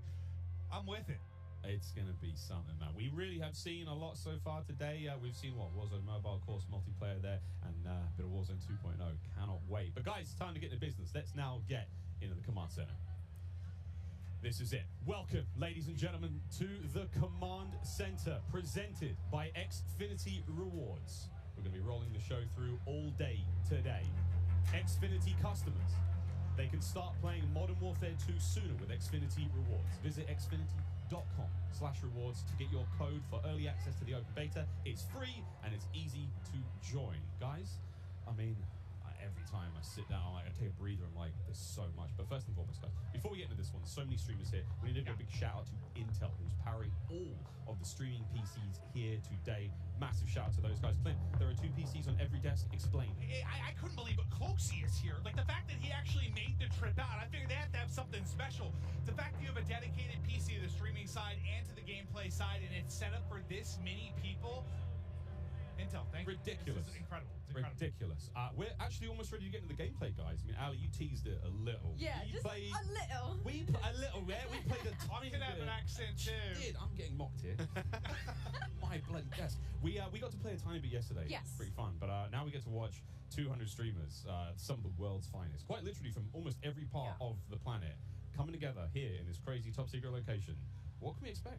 It's going to get loud. It's going to get incredibly loud. Yesterday, it was loud, and I believe, like, not even everybody had shown up yet. So now that we have a full building of all of these creators, all of these PCs, I'm expecting people to get up and start screaming, Miles. It's going to be insane. Clint, we heard Courage from, like, headphones on. He can be heard from space. Oh yeah, no, 100%. Like, Bobby Pop, if he's on a subtrain or something, Lord knows what that's going to sound like. But my boy Tyler Blevins, Ninja here as well. But like, I think this is a testament to how pumped up everyone gets about Call of Duty every year. Like, the fact that there are this many big name streamers in attendance, we're going to see some incredible gameplay, go through the various modes. I mean, this is going to be a real treat. It really is. I mean, you've been around a long time in the Call of Duty world. In this venue right now, we've got streamers and players from, all across North America, South America. We've got players all over Europe, Japan, Australia, you name them. We are all over here. Mobile players everywhere. How do you describe the vibe in the room right now? I mean, it's just incredible. It's a bunch of homies who love Call of Duty all in one room getting ready to grind. And, I was talking to them earlier. I was walking around doing the round, saying what up to everybody. They're going hard, right? Like, I was talking to some of the Warzone guys, Repos. He's like, I'm here to fry. Zuma's ready to go. So I'm interested to see them with these new weapons and the gunsmith, what they come up with, especially our new game modes like Prisoner. It's going to be lit. Listen, as much as they're here for their love of Call of Duty, they're also here because they want that banger clip. Like, everybody wants, like, you're trying to go out and fry some of these big names, get a clip out on social, your YouTube, whatever it's going to be.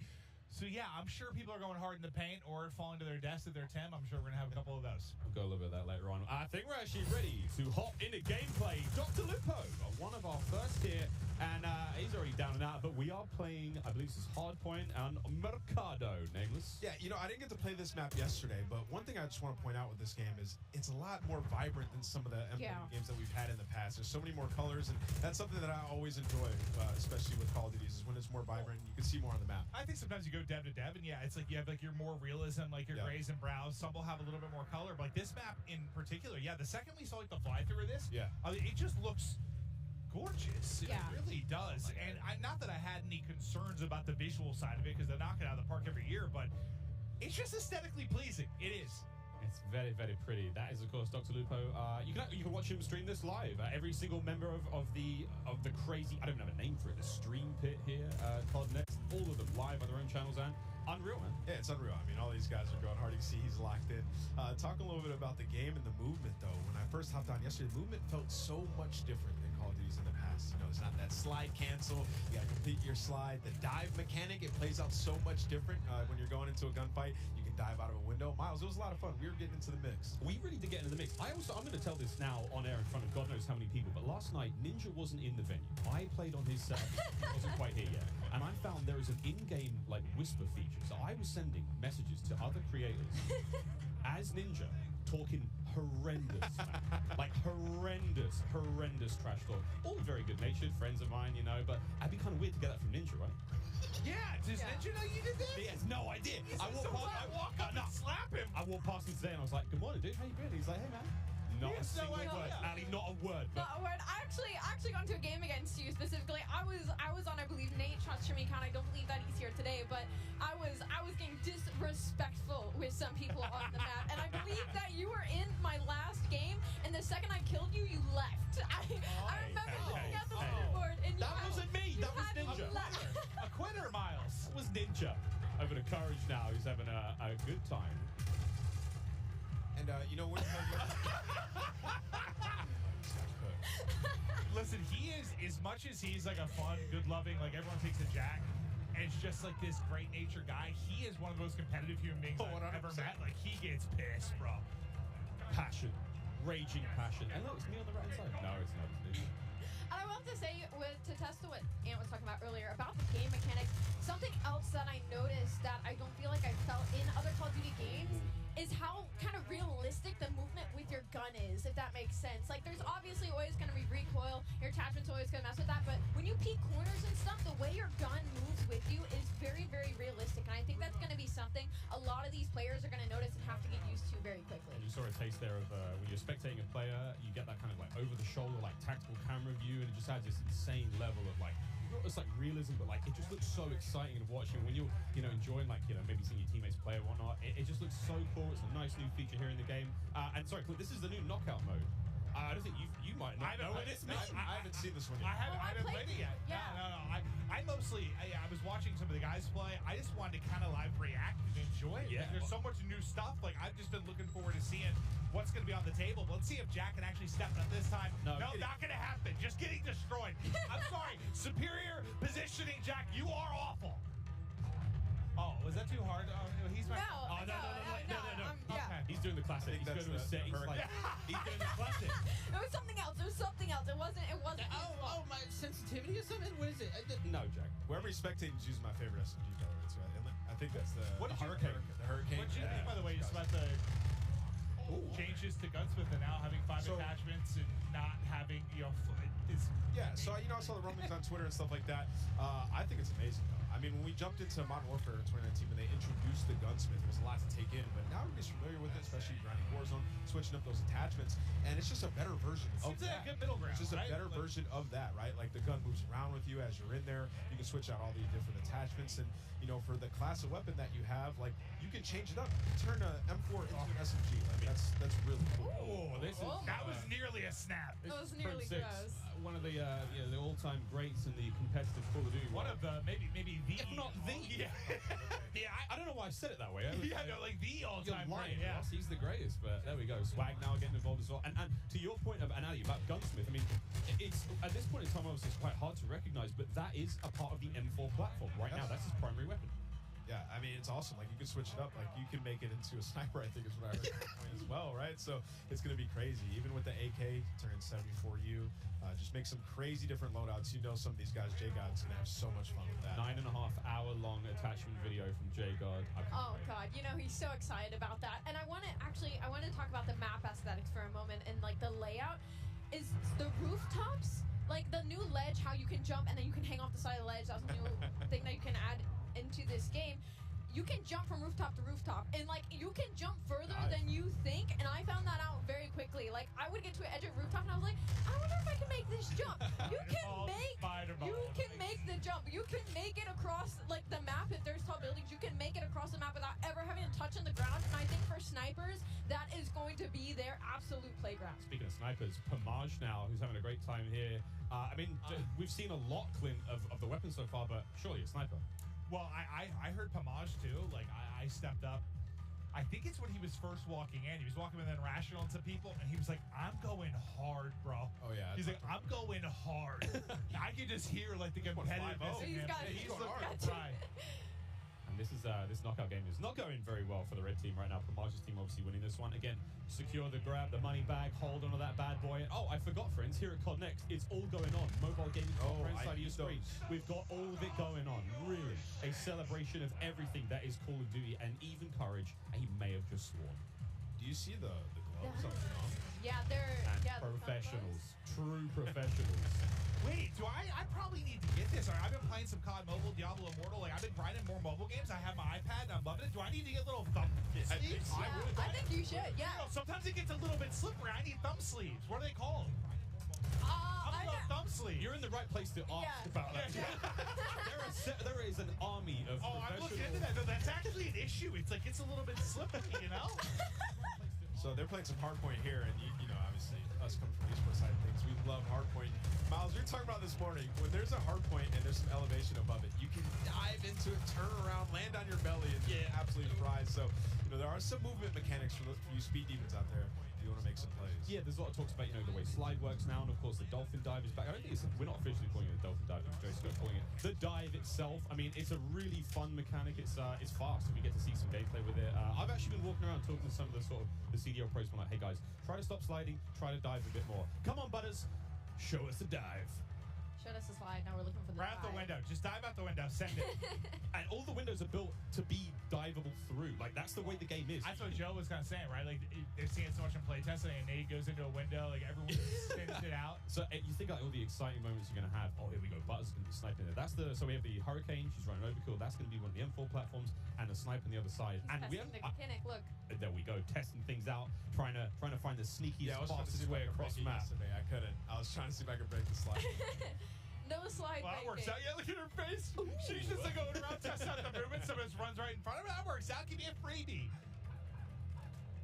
You know what I'm noticing on this map that I actually like a lot? Not as many doors. Just running through. Not as many doors, I think, in general, is the overall vibe. I mean, most of the maps we've seen so far, quite small, very fast-paced. Again, Jeff talking about that, you've got a very distinct feel. So it's like the battle map is very large, way more intense action. Of course, there's like invasion stuff. 6v6 is a totally different flavor. I mean, that obviously excites us more than maybe it should most. Oh, I mean, we love it, right? Like we're here to see people go hard, try to win, be competitive, and okay. Another thing, we're seeing a lot of elevation on some of these maps too. The snipers are going to be in heaven. Yeah, I think it's max 2 stories, I believe. I could be completely wrong there, but Hit it. Hit it. Also, look at that little stock. Did you guys use the sniper yesterday? Yeah, right? No, I didn't. I used it for a whole Cutest invasion little map. stock I've ever seen. It was so I fun. think we were in the same game too. Yeah, I was in the back sniping. I can't wait for the sort of like anime skins and stuff like that, like cute little stocks. Of course, we can put skins on individual attachments now when it comes to making some very, This very is my favorite map. handsome looking Oh, weapons. Dylan's right. Speaking of handsome. Oh, Also, something we haven't talked about yet is the way the perks work. I love the perk because system. it reminds me of back in the day, the specialists. As you get Yep. kills, you get more perks. As time goes on, you're gonna have 2 base perks. You can pick whatever you want. As time goes on, you get another perk. As time goes on, you're gonna get an ultimate perk as well. So it's actually it's completely new. They've redone it, and it's gonna be sweet. Well, the reason I think I haven't really played it yet to deal with it too much to see like how vastly different it makes the gameplay. But I know for a lot of us, when you're playing like the multiplayer experience, I feel like you get a couple perks you like, and you just sort of pick those. They're your go-to. You don't really think about it, right? Like you figure that out in the first couple days or weeks of playing the game. Those are your perks. Now it's like I feel like there's more decision making that goes into it, which I personally think is exciting. Now, I don't know what I'm going to be running, but it does feel like they were saying, what was it, the different type of classes they were trying to put? You have your rusher, kind of your more stealth type player, your sentinel. Like they want to, even if it's not like class-based per se, like they want to kind of funnel it with that behind the perks, right? I think that's pretty dope. But you can also make your own, so you can create it, pick your own 2 perks, your next one, and your ultimate. So you can, figure out what you want, and it's just nice having like a rewarding game, especially when you're frying that extra perk. It really does, change when you start off with a base 2. Yeah. You unlock one after, the period of time. You get kills, you get points. The game progresses slowly. So no matter how you're playing, you're going to get your perks eventually. But obviously, higher scoring game, you're going to get more.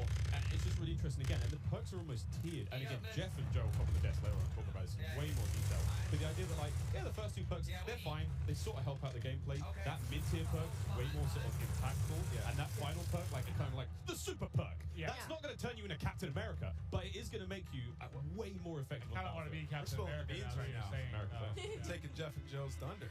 Well, Symphony was just on screen, so. I mean, mean, look at the wagon on that boy. What? There it is. All right, listen. Picture there. Yeah, 2 million views on TikTok, something like that. It's impressive stuff. That's what you're watching?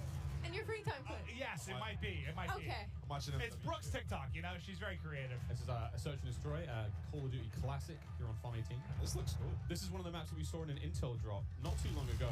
Ooh, let's go. This is simply spectating Ash Sanders.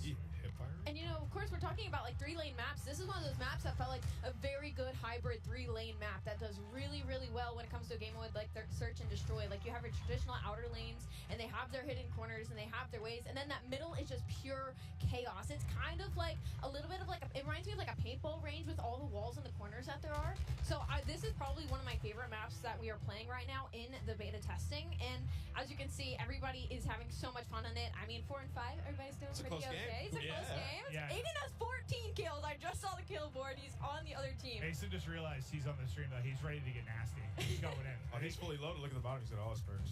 He is perked up. Quite literally. Come on, Mason. Show me something special. He is flying. Oh, wow. That's what we're talking about. Oh, no. That's the Fennec. I was loving that one yesterday. Oh. I think that's an OG weapon. That turns people into super Oh, close range, but Bornyhoff just gave him the business. Hoped him. Nice try, Mason. We still love you. Hurricane OP. Hurricane. It's such a different look. Like when we're spectating these players and they're having gunfight stuff, like the way the player animations are, the sound effects, like the game has just been like it's everything we liked about MW19, all the stuff that was already there existing, and they've just been. I mean, it's Salt Bay right on top, just hammering away, sweet seasoning top to bottom. Well, and it was a close game, and now it's done.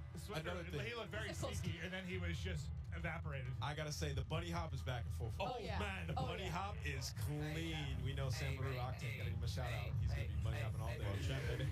We got Myth on the screen here. Let's use an M4, I think. Again, looking at these weapons, you know it's an M4, but the configuration he has. I was using the bigger sight, the double. I forget the name of it. Got like the extra zoom. And of course, kill streaks. Cruise missile back. A lot of fan favorites, Clint. I mean, everything you would expect from a Modern Warfare is there. We get to see one. That'll connect. Myth able to hit it. He's vibing right now. But it's crazy. Like, bottom right, you were kind of mentioning like how different the guns will look. The same type of gun is based on the attachments that it has. It's wild. There's also in-game settings where you can make the gun a little more narrow, a bit wider, further away. I mean, there's options, just create that sort of visual.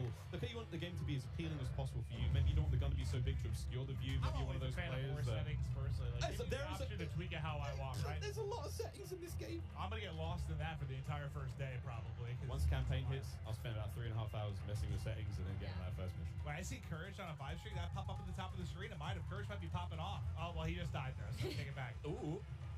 Come on, Swag. Swag style. Hit it. Swag. Yeah, this sub looks like it's dominant. Also, all the sounds and everything when you level up guns. Oh, yeah. Everything is there. I mean, I wish everyone could experience just this environment, though. Like, as much as we're enjoying the gameplay and stuff, and how cool it's been. Because, like, a lot of these content creators, like, they're friends or they're familiar with each other. They play games online, but, like, it's not often you get them all in one place like this. It has just been a vibe. Seeing everybody going up, some meeting for the first time. Like, I know Iceman and Isaac, we have interacted so many times on social. I've never met him in person, dude. We hugged for a solid 30 seconds. It was beautiful. And it just shows like how hyped people get for Call of Duty. I was telling you, I was like, I can't believe I still get this amped for Call of Duty after over 10 years. I don't think many things like bring everybody together like this. It is it's special. The beta starts tomorrow, in case you've been living under a rock, or if you've just joined the stream. Yeah, one of the two. One of the two. There's no in between.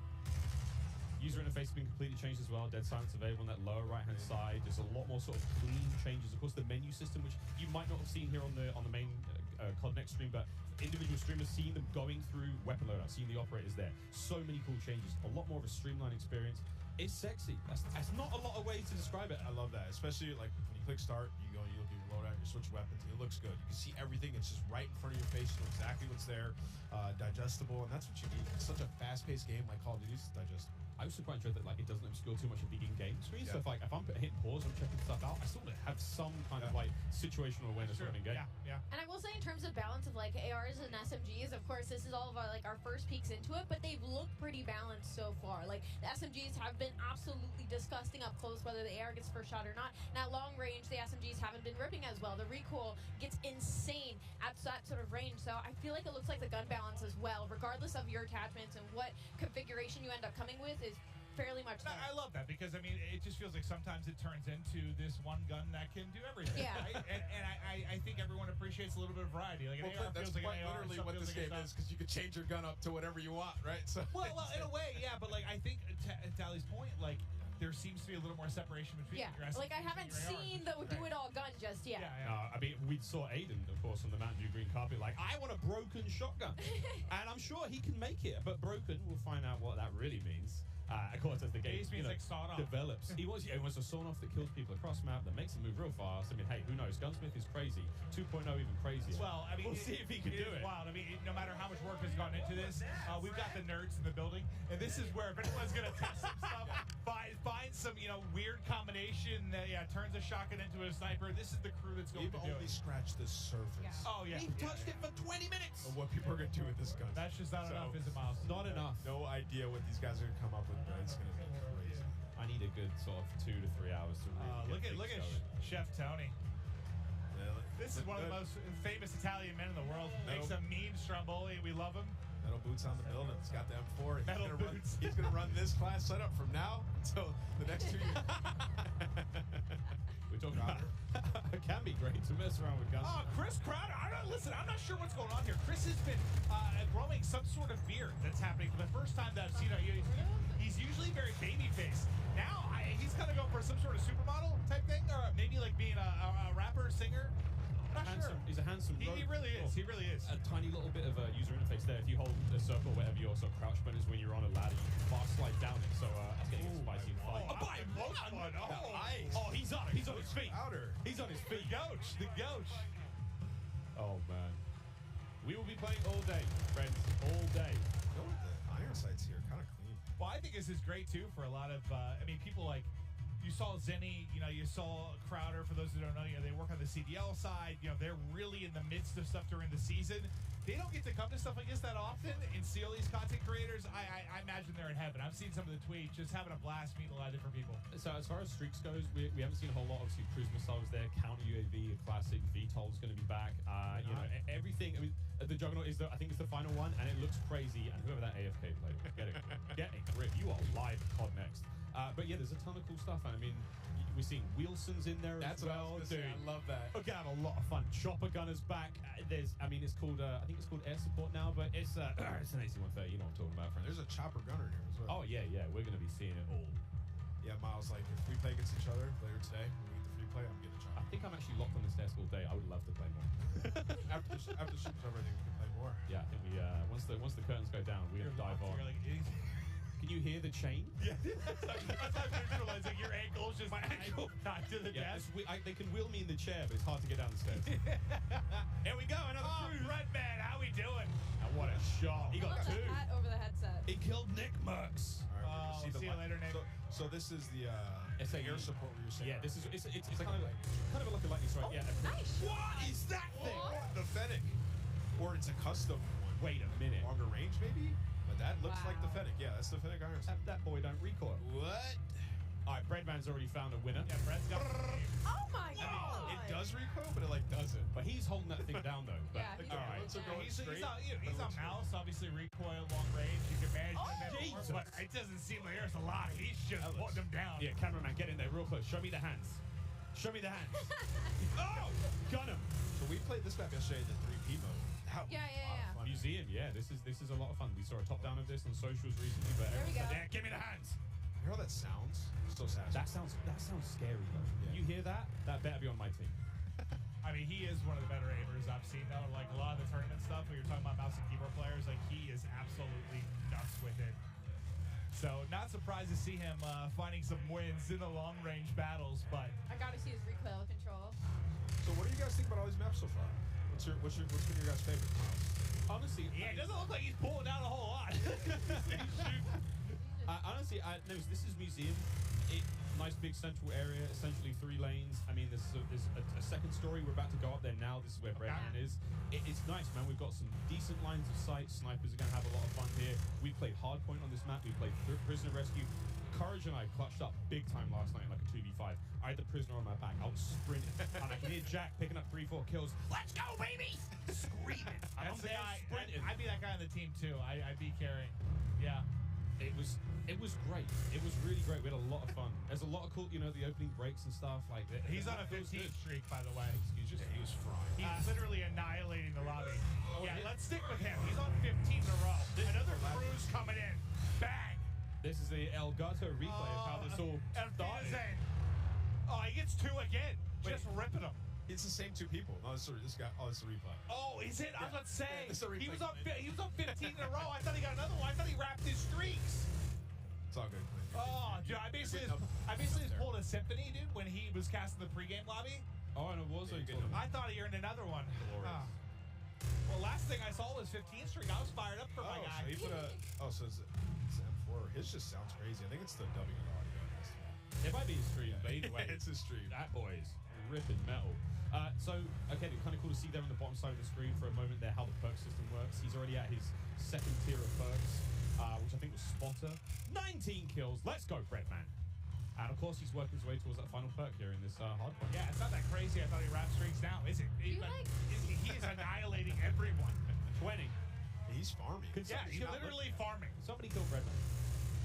Wait, do you guys see the Lordy. movement though that I was talking about? Like how when you're moving, like your whole body, like it's different than other Call of Duty games. It's very hard to put into words, but once you get your hands on this game, like you can tell everything moves with you. Like usually the gun's fairly stationary, but like everything is moving with you at all times. And you can see it, so that's you can see for more of the hardcore players. The players are going out there and they're like jiggle peeking. Your hips, your head. Yeah, like now. everything's going. So it's a little bit different. When you play the 3P mode, you get a better understanding of like how that looks, and you'll see that a little bit later today. Just like the physics of the character. The physics of the character has been reimagined, so it's different. So throwing those shoulders. You got to be a little careful. I mean, everyone's like Shakira out there throwing the hips around. You got to be very. I mean, it's the animation. I've been comparing so to Shakira, yeah. I don't doubt that, but you got to look how smooth the animations can be, and it's just so much fun so far. Oh, is this what it looks like to be on the other side of the bread man? Yeah, that's what I was actually wondering. Wait. We're gonna get up there and kick his ass. Oh. I think that was Breadman. That was Breadman. Yep, I believe that was Breadman. He's got 25 kills. He's got that thing locked down. Just get up there and get him. Just go back in there. I mean, this is going on the timeline for sure. Redman's got clips for days. I mean, destroys calling the streets to the SAE above. What have we got here? Got a sniper. I just think about, imagine loading in, like trying to check everything out, run some different guns, and Redman's just up top. Yeah, no. He just looked dialed in. I don't think he said a word. Hit it! ADS not quick enough there. 2 posted up on the bridge, just shut them down. But so he has the pistol on Miles. Remember we were playing with it? We turned into a fully auto sub yesterday. Yeah, I think. Wait, so. what? Yeah, so of course, Gunsmith is ridiculous. 2.0. Yeah. You can turn your sidearm into something pretty mean, and then of course the ledge hang mechanic. I'm hanging on ledge. Clint, you were singing the Spider-Man song earlier. Hey man, not too. If Spider-Man carried a Glock, yeah, baby. It is crazy to see like how much damage you can do with that thing, and just I mean, it's something that we have to learn now as Call of Duty players. I have to now look at funny ledges and see where players are. Yeah. I was also trying out some of the build upgrades yesterday for the short amount of time that I did have. I tried the camera one. It was so interesting. Just like throw it down, go hide in the corner. You can see when they're pushing at you. It's You hold your own flank at that you got your own choke points. That's great. And again, another thing. Oh! Isaac, he nearly got both of them there.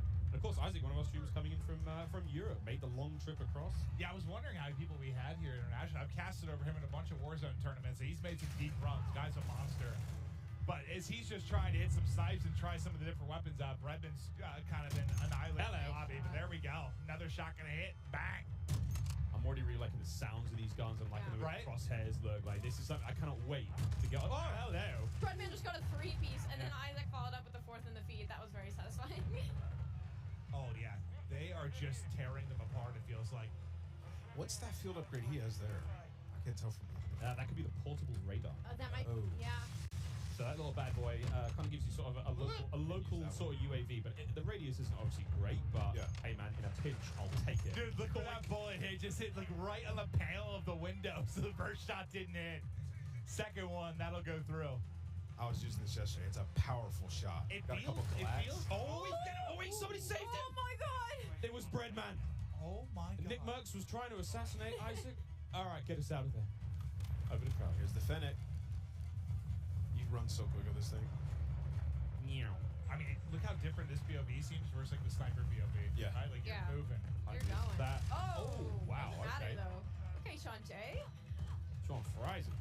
Again, this is that sort of idea of like the different, maybe not play styles, but kind of like player attributes here. What you're going for. Crowder is obviously he's way more aggressive.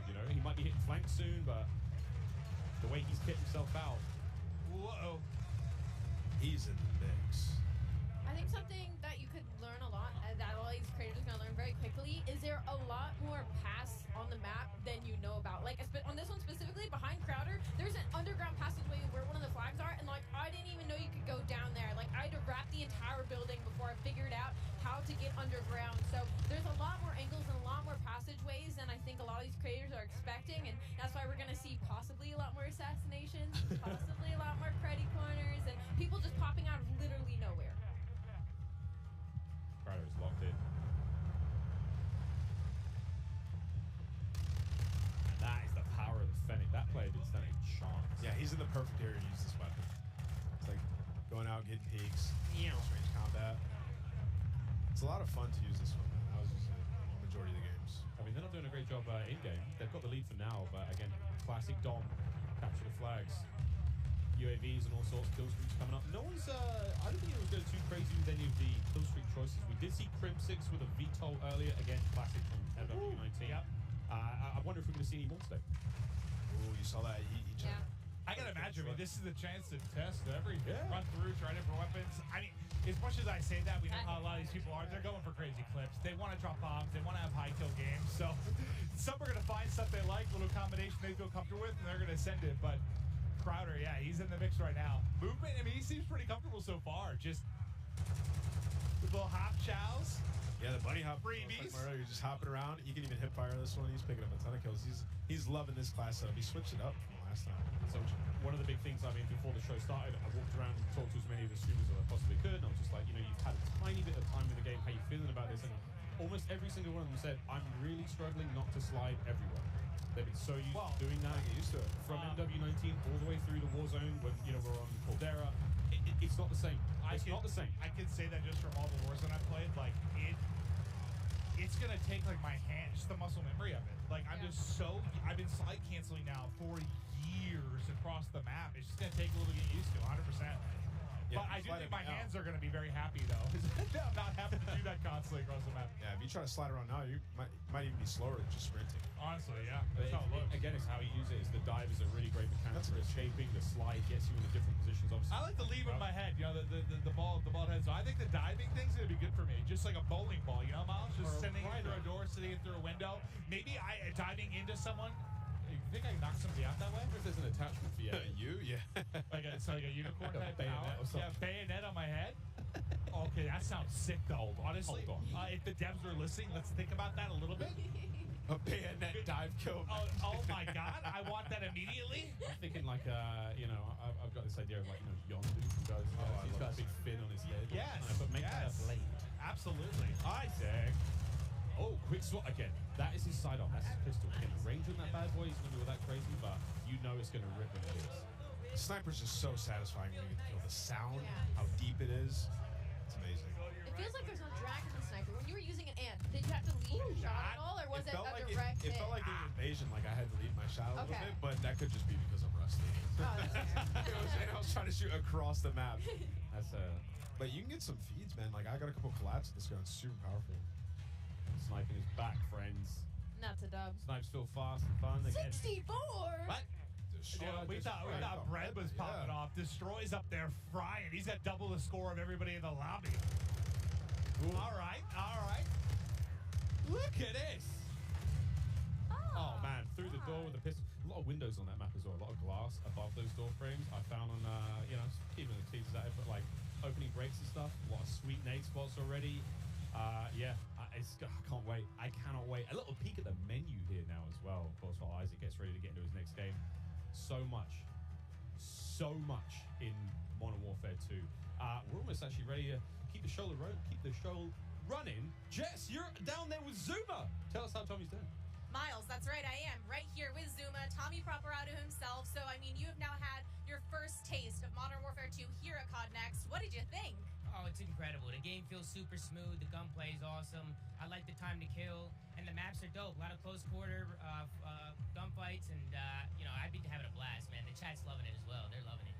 So there's so much to talk about, new modes, new maps, changes to the gunsmith, but what really stands out to you? Like, what are you excited about? I'm really excited just to get the competition going. I mean, I'm excited for the CDO, and I heard them talking about ranked play, so, I'm really excited for that. And Warzone 2 looked incredible as well. I was talking to Repulse. We're going to be the Warzone duo this year, so I'll be bouncing around between the both, but I'm just excited for something new, a new game, and it's been a lot of fun to play, and there's so many amazing creators here. And just thank you to everybody, and thank you to Call of Duty for the opportunity to be here. It's awesome. And then, real quick, with Modern Warfare 2 on the horizon, what does the year ahead look like for you? Man, just a lot of shows, man. A lot of flanks, a lot of streams. I mean, the content's gonna be pushing all year. So excited, man. Zoom Mafia's gonna take over, and we're gonna have some fun, man. We're gonna have some fun. All right, well, thank you so much. That is all from me for now. I believe I'm handing it off to my dear friend Lottie. Thank you so much, Jess, and it is so good to be here. My name is Lottie. First time on the desk, first time, of course, being this incredible arena. I have a lot of wonderful folks on this desk, but it is now time to chat about an epic giveaway from our friends at Jack Links. Each Jack Links supply drop includes a brand new copy of Modern Warfare on the platform of your choice, delicious Jack Links limited edition products, and brand new epic in-game items that I promise you'll be dying to get your hands on. So check this out on how to enter. Looking for an epic way to celebrate the launch of Modern Warfare 2? Jack Links has got you covered, giving you the chance to win the ultimate Modern Warfare 2 supply drop. Keep an eye out during the broadcast for the Jack Links Sasquatch to appear on screen. If you see it, grab your phone and scan the QR code, following the prompts to qualify for entry. Tune in to Call of Duty Next. Squad up with Sasquatch and level up for the ultimate viewing experience, courtesy of Jack Links. Terms and conditions apply. All right, folks, so keep your eyes peeled to spot the Sasquatch on the screen throughout the show. Scan that QR code and enter all your information for a chance to win. But it is my absolute honor and pleasure to be on the desk, of course, alongside Maven. But we also have Jeff and Joe on here to talk all things Modern Warfare 2. Of course, our multiplayer design directors here. And we're just going to get a bit nerdy, to be honest. We're going to look at a bit of gameplay. I am so excited to talk about it. But Maven, I've got to ask you, what do you want to dive into first? We have the two guys that are going to answer a question. Well, first off, by the way, you guys killed it in the opening of the show. Thank you.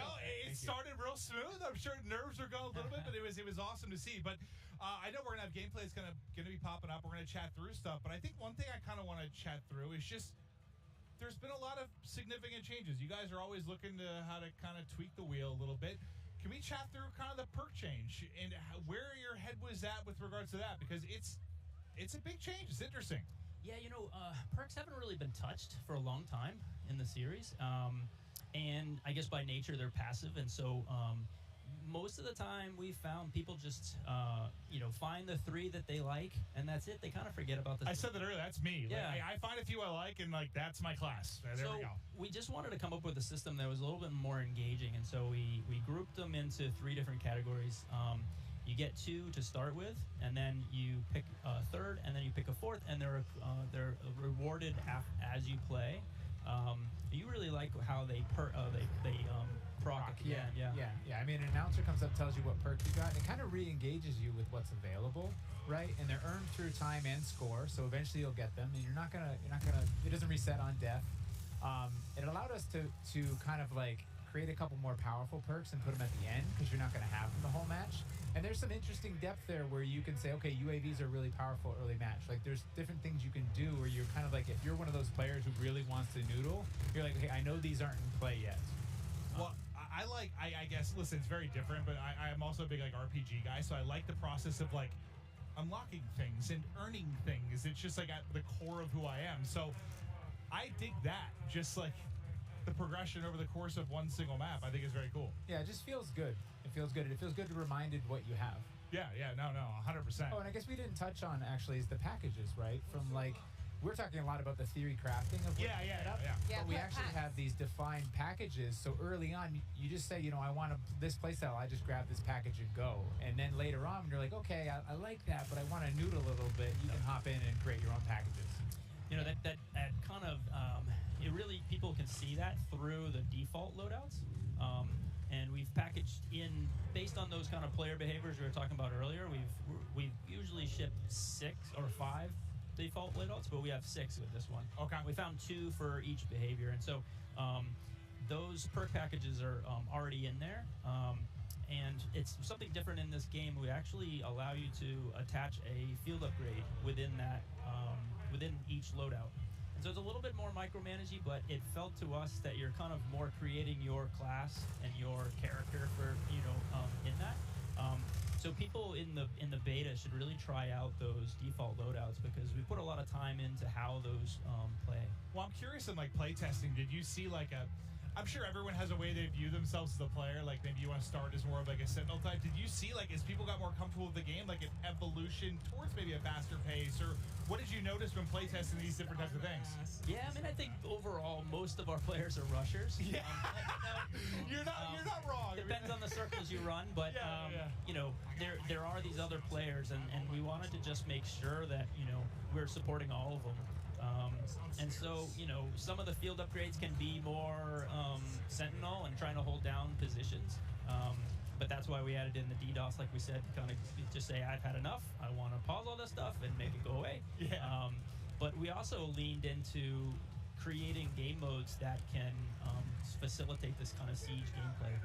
Now, we talk about the Russian players, right? But we also want to talk about the pacing, the movement, what it looks like, how it feels to be in-game. And when I got a chance to get on the sticks yesterday, something I noticed is it is a little bit slower paced, right?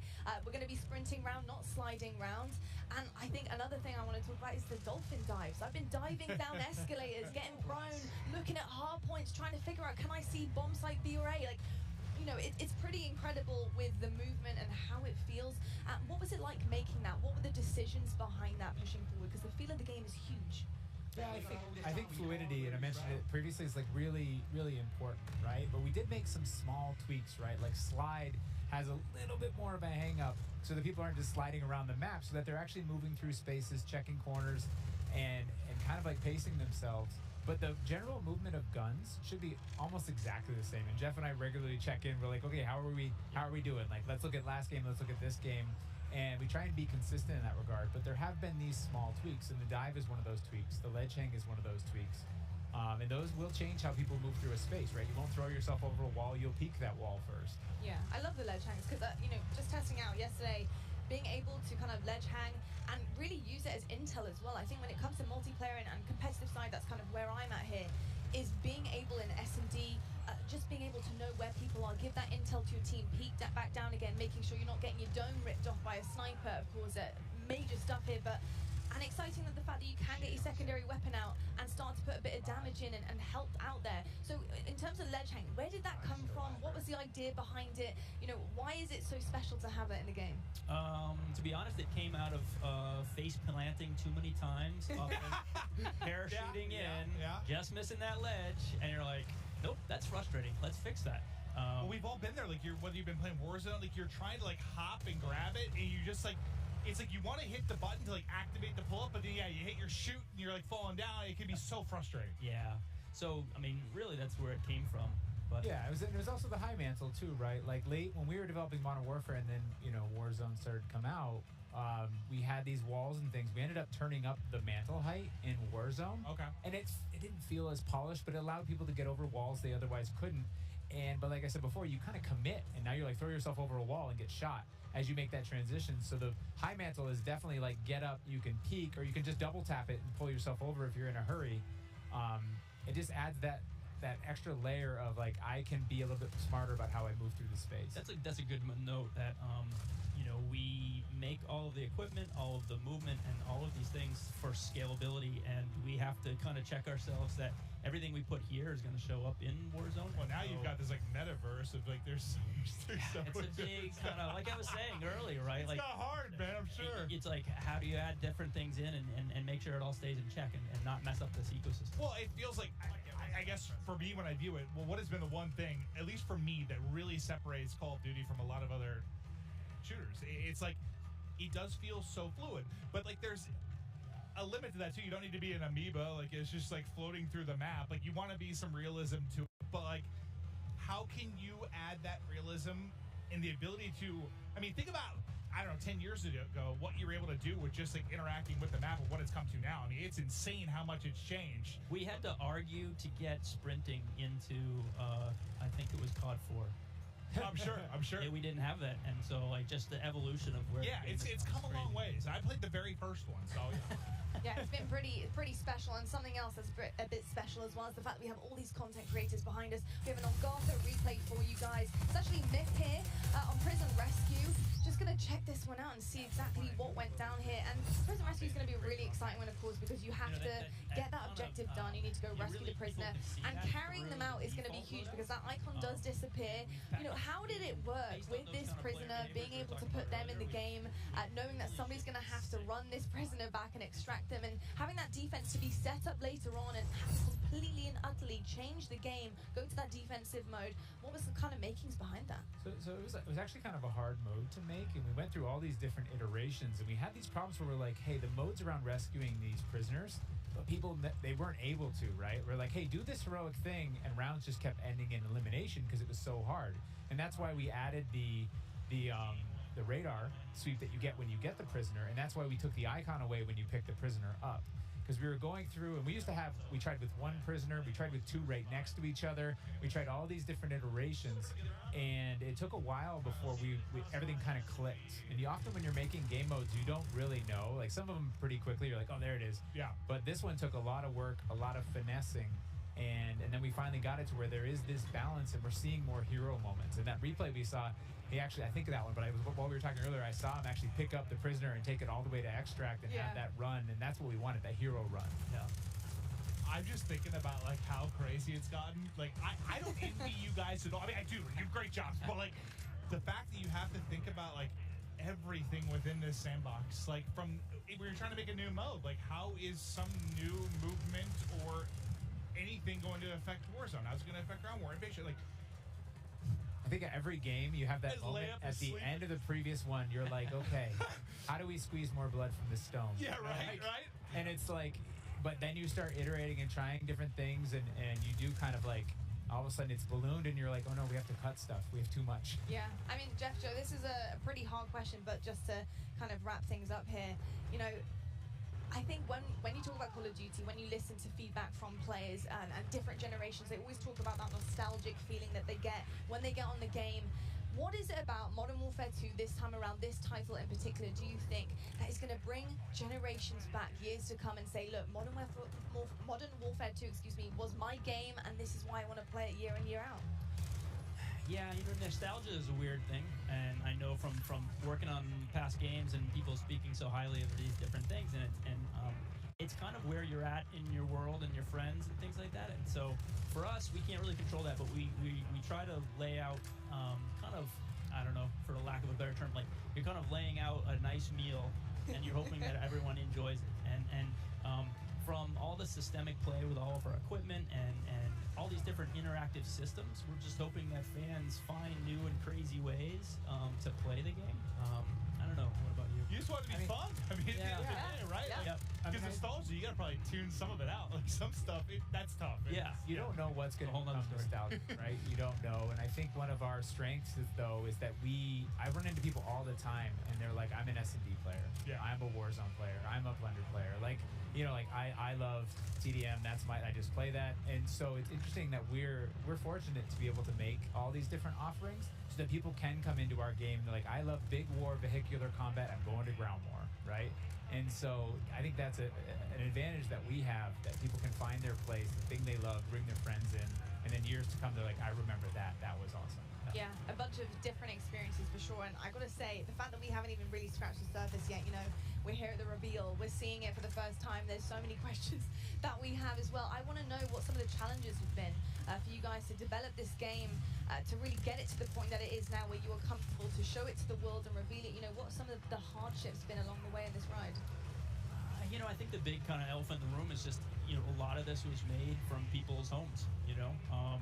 You're looking at people's art and work that, you know, people in their home spaces is their living room. Wild.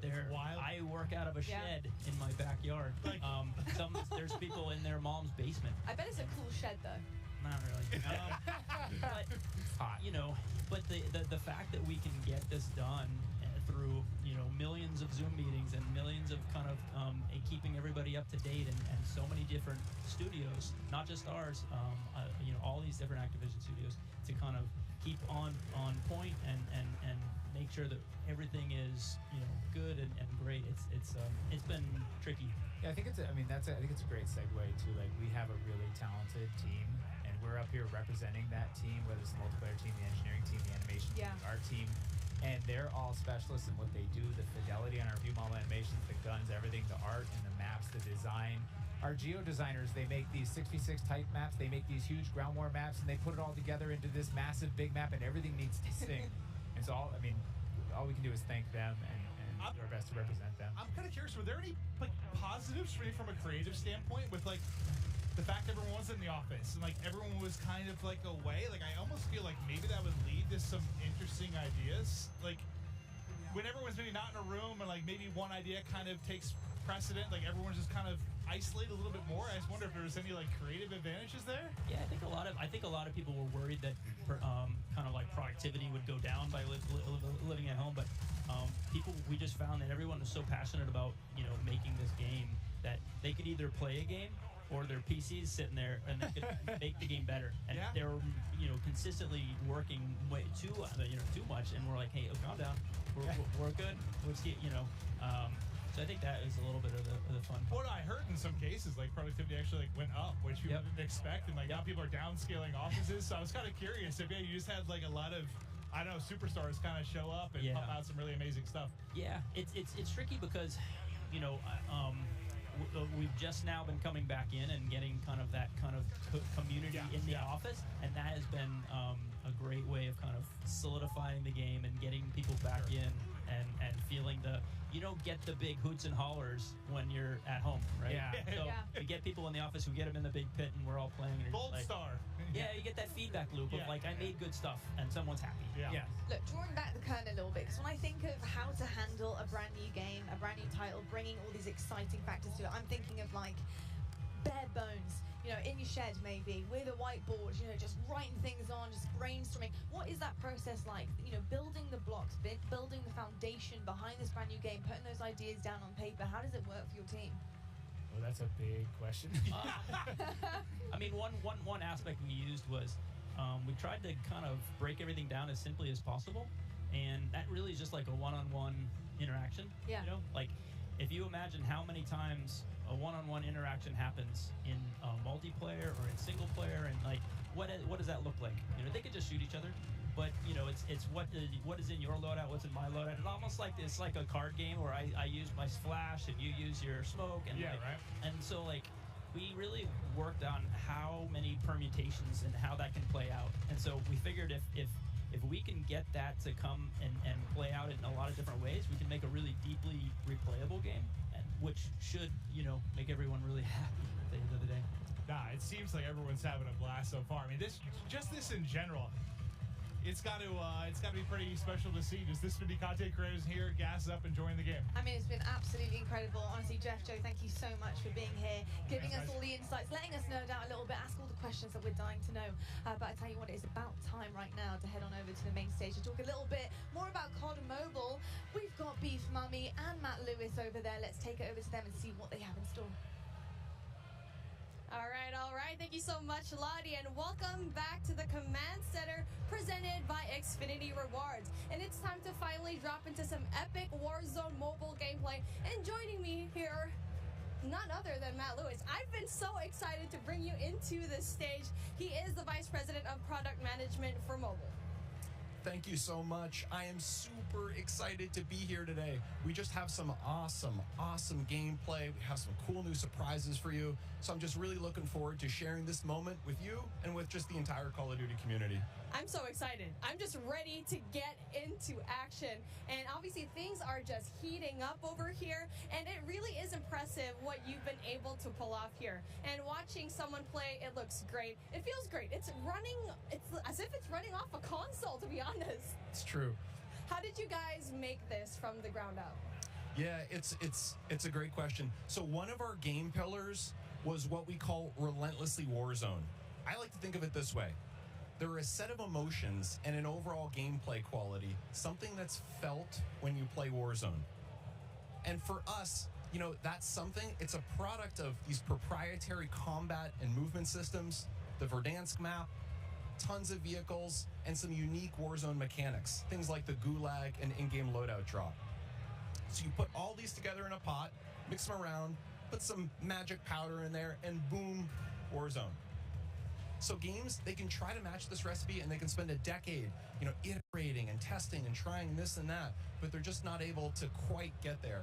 So for us, being on the same technology, it means we don't have to tinker nearly as much. It's just an incredible advantage for us. So how was the team able to do it and just really pull off everything that you've had here so far? With tons of coffee. No wonder why we don't have any more coffee here backstage. Yeah, exactly. That's the truth. All the coffee in the world is how we were able to do it. No, one of the things that I just love about this project, it's a really great mix of talent and experience. And for us, that concoction was what allowed us to have this kind of great end product. So for us, there are 4 major studios who are working on Warzone Mobile. Activision Shanghai, Beanox, Digital Legends, and Solid State Studios. So our philosophy, it's been to mix together really amazing Call of Duty console and PC developers with some of the best mobile developers in the business. Because that's what we want, an authentic, adrenaline-pumping Warzone, but something that is ultimately in this made-for-mobile, amazing, super polished mobile experience. It's been so much fun watching all of these streamers today, and this game looks like a really great time. What is the best way for our viewers at home to guarantee they will be the first to drop in and play Call of Duty Warzone Mobile? It's a great question. So for us, pre-registration is going to start today. We'll have a little bit more on that later. We're super, super, super excited. And if you're on Google Play, if you log on to the Google Play Store right now, you'll be able to start to pre-register. If you're on other platforms, please keep an eye out on all the social channels. We have the social channels live now, so follow, comment, all that kind of good stuff. And we're coming soon on the Apple App Store for pre-order. We have some incredible rewards. I'm going to talk about those maybe in a few minutes, but maybe for now, kick it over, check out some gameplay. Oh yeah, I can't wait to go and pre-register for myself. I'm just so excited. But that brings an end to our coverage of Call of Duty Warzone Mobile. And honestly, it's been such an amazing, great time here. But obviously, before we do end all of these, we're going to try to see what kind of fun all these streamers are bringing up over here, because we are taking up on the screen right now. I mean, this ends with us just trying to introduce the game, but obviously every one of us, we want to see the gameplay. We want to see everything that's happening here, and obviously I am with the best person to talk about everything that is happening here on your screen right now. Oh man. So when I'm looking at this gameplay right now, for me, one of the things I love about Warzone is that vehicle play. The vehicle play, the movement, and the combat systems all tied together. I'm a thumb player. I can't do the claw myself, so when I see other thumb players, in particular on the vehicles, it's a soft spot for me. It just feels great. Yeah, I mean, I feel like a lot of the players right now, even if you're not on mobile, you just see this map and you go back way back 2020, and you're just seeing this map Verdansk. It's just you're basically having a little bit of a throwback from when you used to play this map, and you get to play it here on mobile. And so I feel like it's just so exciting to finally see this map back into life. And really, we're just ready to play. I know, yes, we're in alpha right now, but I played the game yesterday. It feels amazing. 100%. I think you nailed it. I think the team is really, really, really happy with where we are. If we think of the development process, we typically think about 4 stages, and we're in the 2nd stage right now, where we're live to some amount of people in our alpha, and we're going to be entering a beta shortly. So for people who are interested in getting their hands on the game, the best way to do that, to pre-register now, follow all of the channels on social. There'll be some great updates there, and we just have loads of improvements, loads of surprises too. We just have some super cool stuff coming in. New features, maybe some new gameplay. Gunsmith is looking absolutely incredible. I think players who are familiar with it, they're just not going to believe what we have coming out with soon. And as you can see over here, we definitely have streamers that you're very aware of already just logging in, checking out Warzone Mobile. And it looks and feels amazing. As you can see on your top left screen. We were talking about this beforehand, right? One of the POIs that we really love to talk about is Boneyard. because for me, in my experience in Boneyard, it's great. It has so many chests. You definitely can get a lot of money, but the moment that you drop in, you already know there's a bounty on your head, most likely. Me too. Boneyard for me is my favorite. I'm a player. I like to equip two things. I always like two primaries for myself. A shotgun is a must, and I like my shotgun and my sniper. People make fun of me for it, but that's what I love. Boneyard allows me to do both those things. I tend to like to hide out myself in some of those little airplane shells, wait for unsuspecting people to come in, and you know, sometimes I'm lucky and sometimes I'm not. That's me, Boneyard all the way.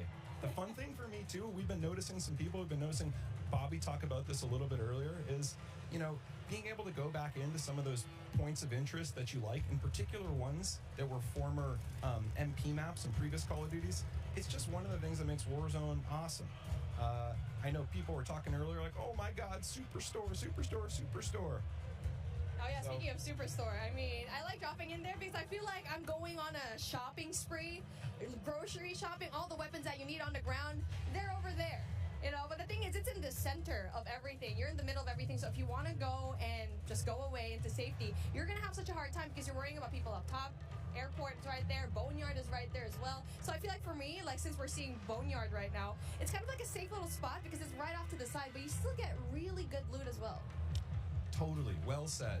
And for me, one of the things I love about Verdansk as a player is there are these mix of different ranges. You have really close quarter, inside combat, things like Superstore. You have some long distance sniper areas. Some people I know like to go on top of dam and try to pick off some enemies. And then you have things that are great for AR, you know, that mix of ranges. So it really is kind of like, you know, choose your own adventure. How do you want to have that kind of gameplay?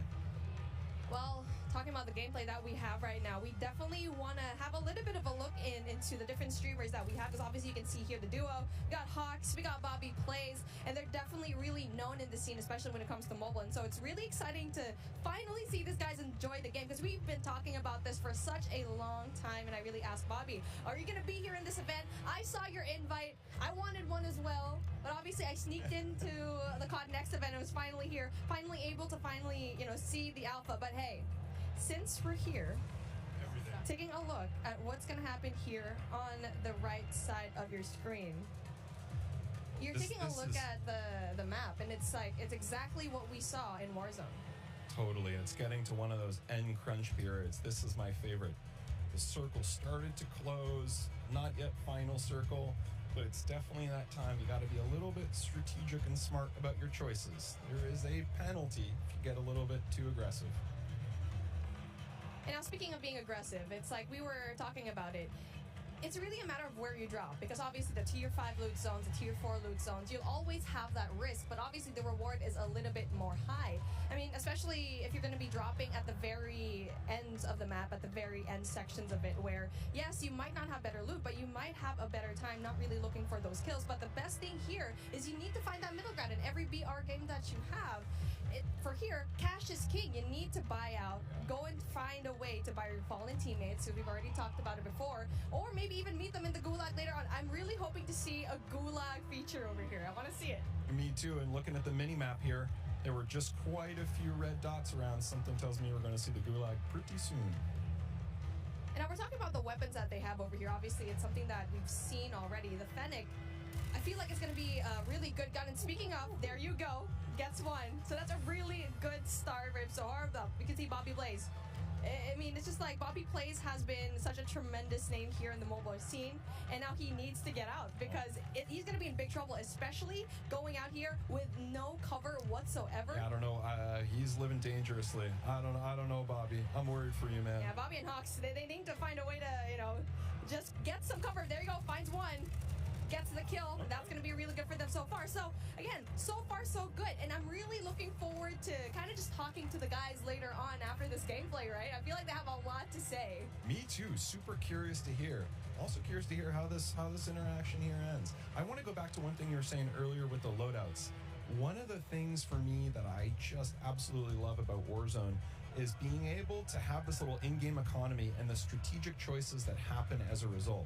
Sometimes I want to get my own loadout. Sometimes, no, I'm all about buying a new score streak, leveling up, helping my squad that way. there's a really nice element of strategic choice, and it's ones that we know players in Warzone 1.0 on console and PC, they just absolutely loved. And, in mobile, there's really nothing quite like it, so just can't wait for players to get their hands on that. Oh, most definitely, because I had my hands on it yesterday. I'm not very good at it, and that's why I'm being a shoutcaster. I'm just kidding. But really just playing the game and playing Warzone in general, it feels as if you're playing the same thing on console and PC.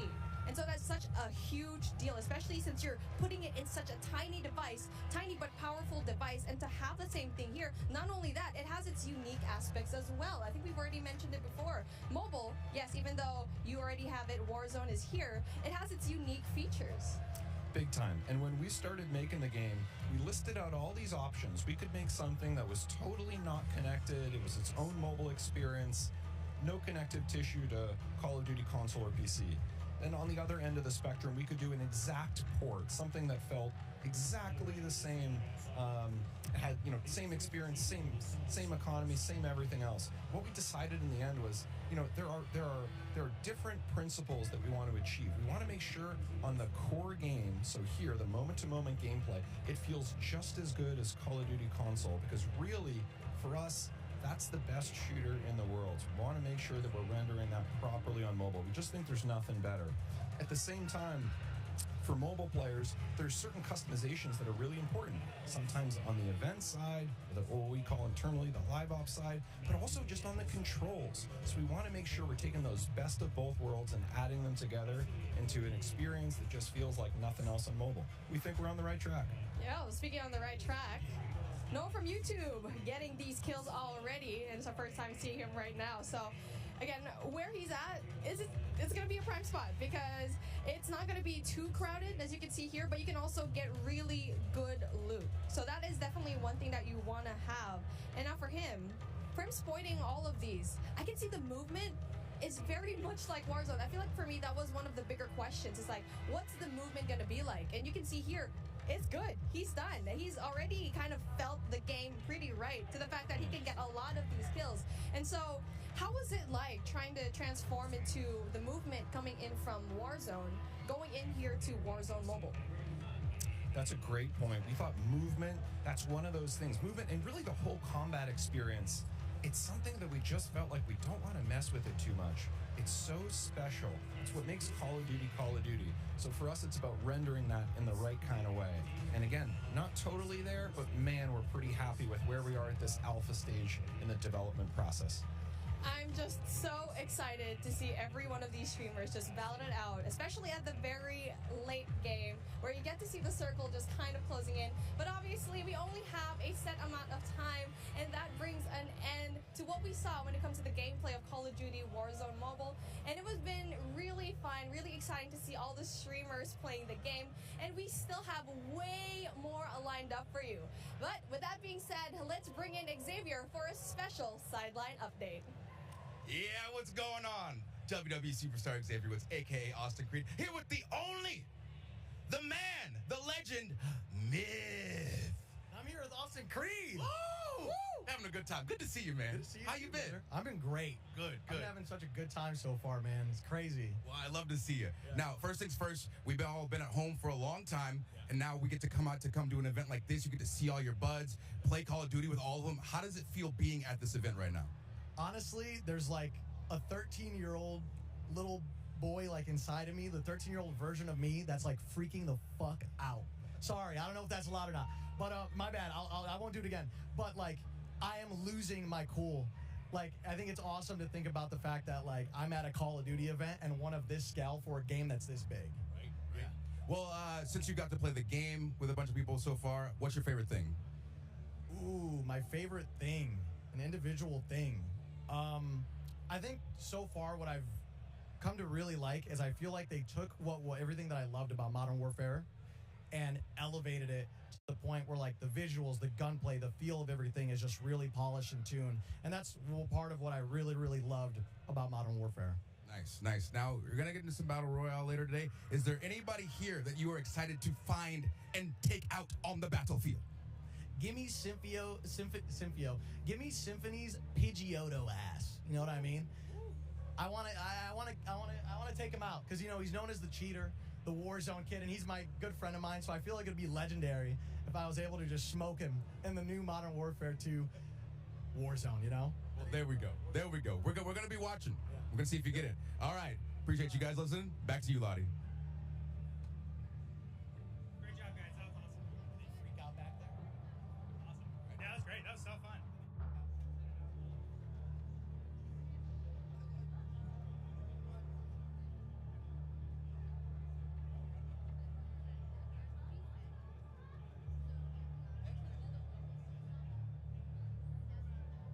Inside, how hyped up he is, like, Oh, yeah. I love it. Yeah, I mean, everybody is. I feel the exact same way. Like, Yeah. everybody's in one room here for one reason. It's to play and be excited about the new game, man. You can hear it, like the passion in here. Everybody's loving it, all the new game modes. And we got one on the screen right now. Like, we've had 3P and Call of Duty before, but not quite like this. Yeah, it's been pretty amazing. And yesterday, just being able to play, seeing your own back as well has been a while, of course. I gotta say, it felt pretty damn good. And when you got used to it as well, Ali, like, Yeah. start frying. And I know you fry. all the Oh, time. I was having an incredible time yesterday. I was on other streamers' setup, so I made sure to change my clan tag to CXT, so everybody knew who was absolutely world storing them on the map. But I will say, the energy in here compared to like a competitive event is it's intense in a totally different way. It's intense in the fact that everybody is just so excited and everybody is just having pure fun and bliss loading into a new game, figuring things out. Like the energy is just on a different level. It really is on a different This level. looks sick. It does. Yeah, what I like about this, Clint, is in 3P, it's 3P, you use the corners, get that advantage. But when you aim in, I was worried about... It feels really like, the natural. It looks really natural. Yeah, I was worried about how seamless it would be from like going from 3P to aiming in, but it's perfect. Your centering feels on point. If that's how you play the game, you try to keep your red dot in the middle, you can play like that, right? So it's really nice, man. It works. Well, the only time I'd really messed with it too much for me was the COD Mobile BR, like the first iteration of it, like that kind of that 3P to first person. That was the first time I really had messed with it much, and it felt great. So it's really cool to see them try to double down, create a game mode here. Yeah, and you can It also just looks really seamless, like you said. You can also kind of see how your character moves. Remember what we were talking about earlier, Ali, where it was like the character, the movement, like it feels different. It's reimagined. Like when you're jiggle peeking, you can see the hips, the head move, everything. Yeah. You can really see that in the 3P. That's what, when I had that realization, was playing that earlier. I was like, okay, I'm going to have to play these angles a bit differently. And, if you're a little bit more of a tactical player,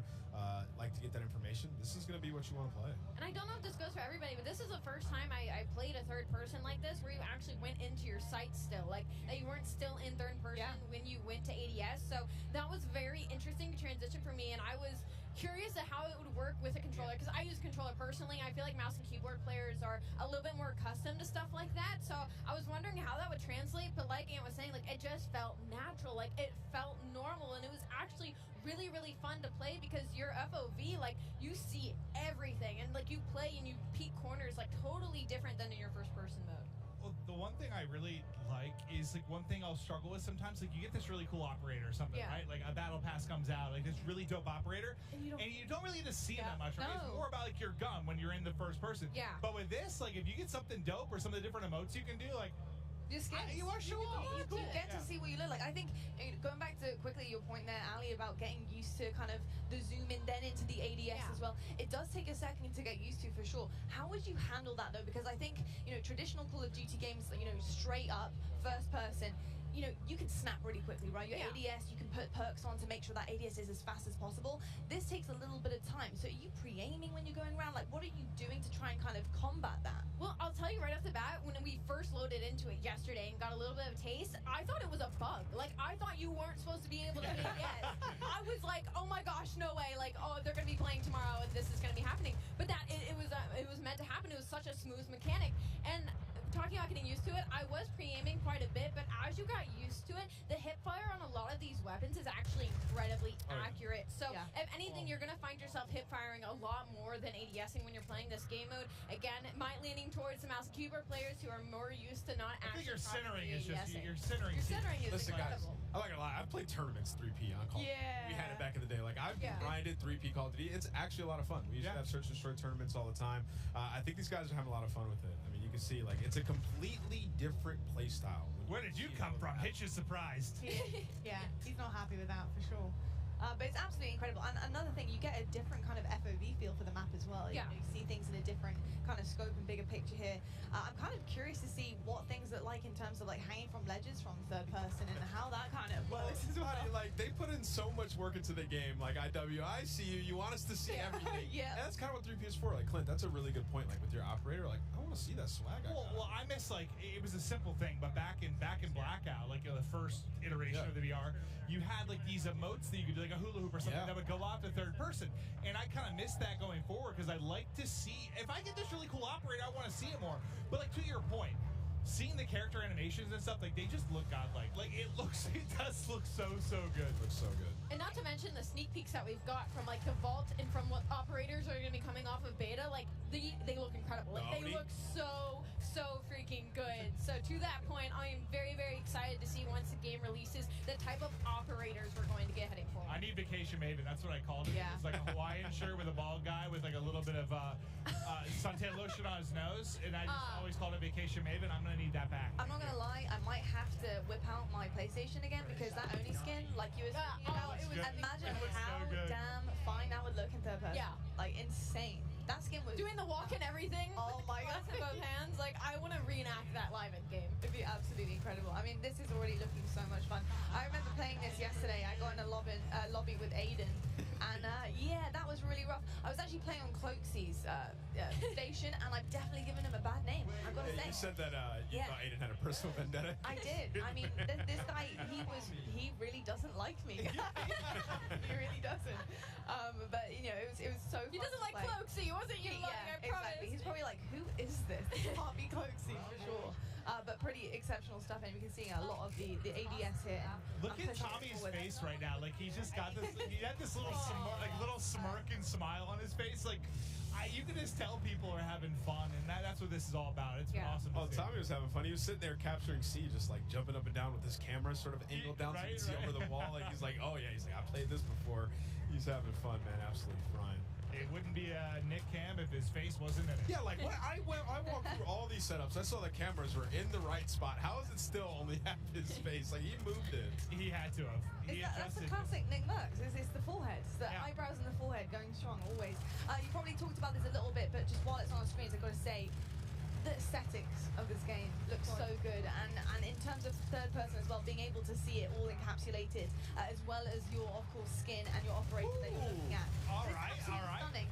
And so is the gameplay here from Nick Merckx. Yeah, it really is. That But was sweet. The color I'm loving, but he's got the gunning on point right now. Nick Merckx, absolutely forehead cam and all, just frying. And you saw what he did there. Up the lobby. He was pushing up and he was turning left, but he had his camera angled behind him. Yeah. Saw that, jumped backwards, and absolutely. That was nasty. So you know Nick. I mean, he's got a history of third person. So this. How are you guys feeling about the angles? We're seeing Nick do it a little bit here and just kind of shimmying and making sure he can see what is behind the corner. How are you feeling about that for third person? I mean, he's a cut above the rest when it comes to this. Like, he's super used to it. He's won championships on 3P, so he's having a blast. I mean, he's played a lot of Call of Duty as well, so it's like the best. He is torching this lobby right now. Bullying them. But no, I think there is definitely there's a learning curve to it. If you haven't really played it, and he has a lot of experience with this type of camera, this type of gunplay, and I think you're seeing that absolutely right now. Just the movement with the crouch and the block. He's a little disappointed. There's a nade that takes him out, but he was tearing the lobby apart. Yeah, it makes it look way too easy. I'm not gonna lie. He makes me feel like he looks a lot more natural than some of them, right? Yeah, he does. Even some of the POVs we went to, I think you can tell they've been playing a little bit, but his looks a bit different, without question. Oof. It's gonna be a rough one. He's not happy. He's not happy about that. Absolutely insane stuff, though. It looks absolutely incredible as well. Yeah, he's frying. He's absolutely frying. That's your teammate. That's your teammate. That's what I always struggle with when I'm playing something for the first time. Ali, I did that yesterday. I was shooting at teammates. I'm shooting at teammates, locking on teammates all the time. When it's like new maps, like new game. I don't know. I always. You guys just need to dial it in. What do you mean? Listen, especially if you're not in comms either, and like you don't know the routes on the map yet. Like you run into something, you don't see that name. There's no excuse for Ali. Clint's like. Ali, I'm pretty confident if you put the time in. Yeah, what's up? You would have had a better professional career than Anna. Like I don't even think I'd have to put the time in, honestly. I can't understand. You guys. I used to always mess with Anna. I got if I skipped college and I was grinding, like Ann in trouble. We're going to take a look at a replay now. Nick was absolutely popping off in 3P. We know he's got the experience with it. Let's check out the Elgato replay. Yeah, this guy obviously has been here before, but of course on a new game here, Modern Warfare 2. Looking amazing. I'm pretty sure this part he does snap off. I thought that might have been the part where he died there. I was going to say surely not. But just really, really seamless gameplay from Nick Merckx. And it's something to expect from him for the future. The fact that he's getting it down already, brand new game, brand new maps. I mean, it's pretty clean, isn't it, Nameless? Yeah, he was frying, and he wasn't even using right-hand advantage there. Literally using the left side of the screen. So That's part I always struggle with is that toggle between shoulders. Like, I mean, it's very natural when you play more, but like at first, I'm not very. I just end up like looking at over one shoulder, basically. Yeah, I always look at the right side, man. It's so tough. Left side, I always get gunned. Oh my Oh, gosh. I'd say he got a couple hit fire bullets. Got almond here. Was that a shotgun that killed him? I'm not sure. Looked like a shotgun. The shotgun looked disgusting. I was watching Tim use it earlier. He was No running way y'all are blast using him. shotguns. That's crazy. Yeah, I probably need one, to be honest. I probably need one, for sure. What do you guys think of the perks as well? Obviously, the perk packs, we talked about that with the devs earlier on the desk, and we saw that pop up a few times now on the screen. But obviously, having to earn the perks and kind of produce the goods and secure those as you're playing is pretty cool, too. Yeah, we'll see what people play around when it comes to the perk setups. You can create your own, but they also have different like classes. You can be a support player. Clint was mentioning it earlier. You can be a sentinel. Josie Saw was talking about that. So there's different categories. I think most people just like create their own, run some of those storks of the MDOD, which is back battle-hearted. You can stay away from stuns, nades. And then Dead Silence is a field upgrade. I know everybody's always talking about, is Dead Silence in the game? Well, yes, it is. It's a field upgrade. So you can still have that while you pick your additional perks. And as the game goes on, you'll get more. So you're just going to feel like a super soldier. Yeah, it's interesting. It's different. We're going to see how it plays out, but it seems, I just like the concept of unlocking and earning things. I do, so. It's satisfying. You get kills, the game goes on, you get an extra perk. Like, we've had like something similar before back in Ghost with the specialist, and you felt unreal as you start to unlock some of the other perks. So I'm excited to see how these guys play around with it. Ooh, all right, Papa App. I know. Father of two. Here he comes. Dominating the lobby. I love seeing a sub in his hand. I mean, this is probably one of the better point of views we're gonna get, as he is just looking to be a menace right now. Using the 74U, looks like a version of the AK. Yeah, he is. Oh, Yeah. Do it. Oh, my goodness. Oh my goodness. I forget, as these guys grind, they're going to start unlocking more weapons. So I know. we haven't seen this yet. We've seen Phoenix, we've seen the Hurricane, the FSS Hurricane.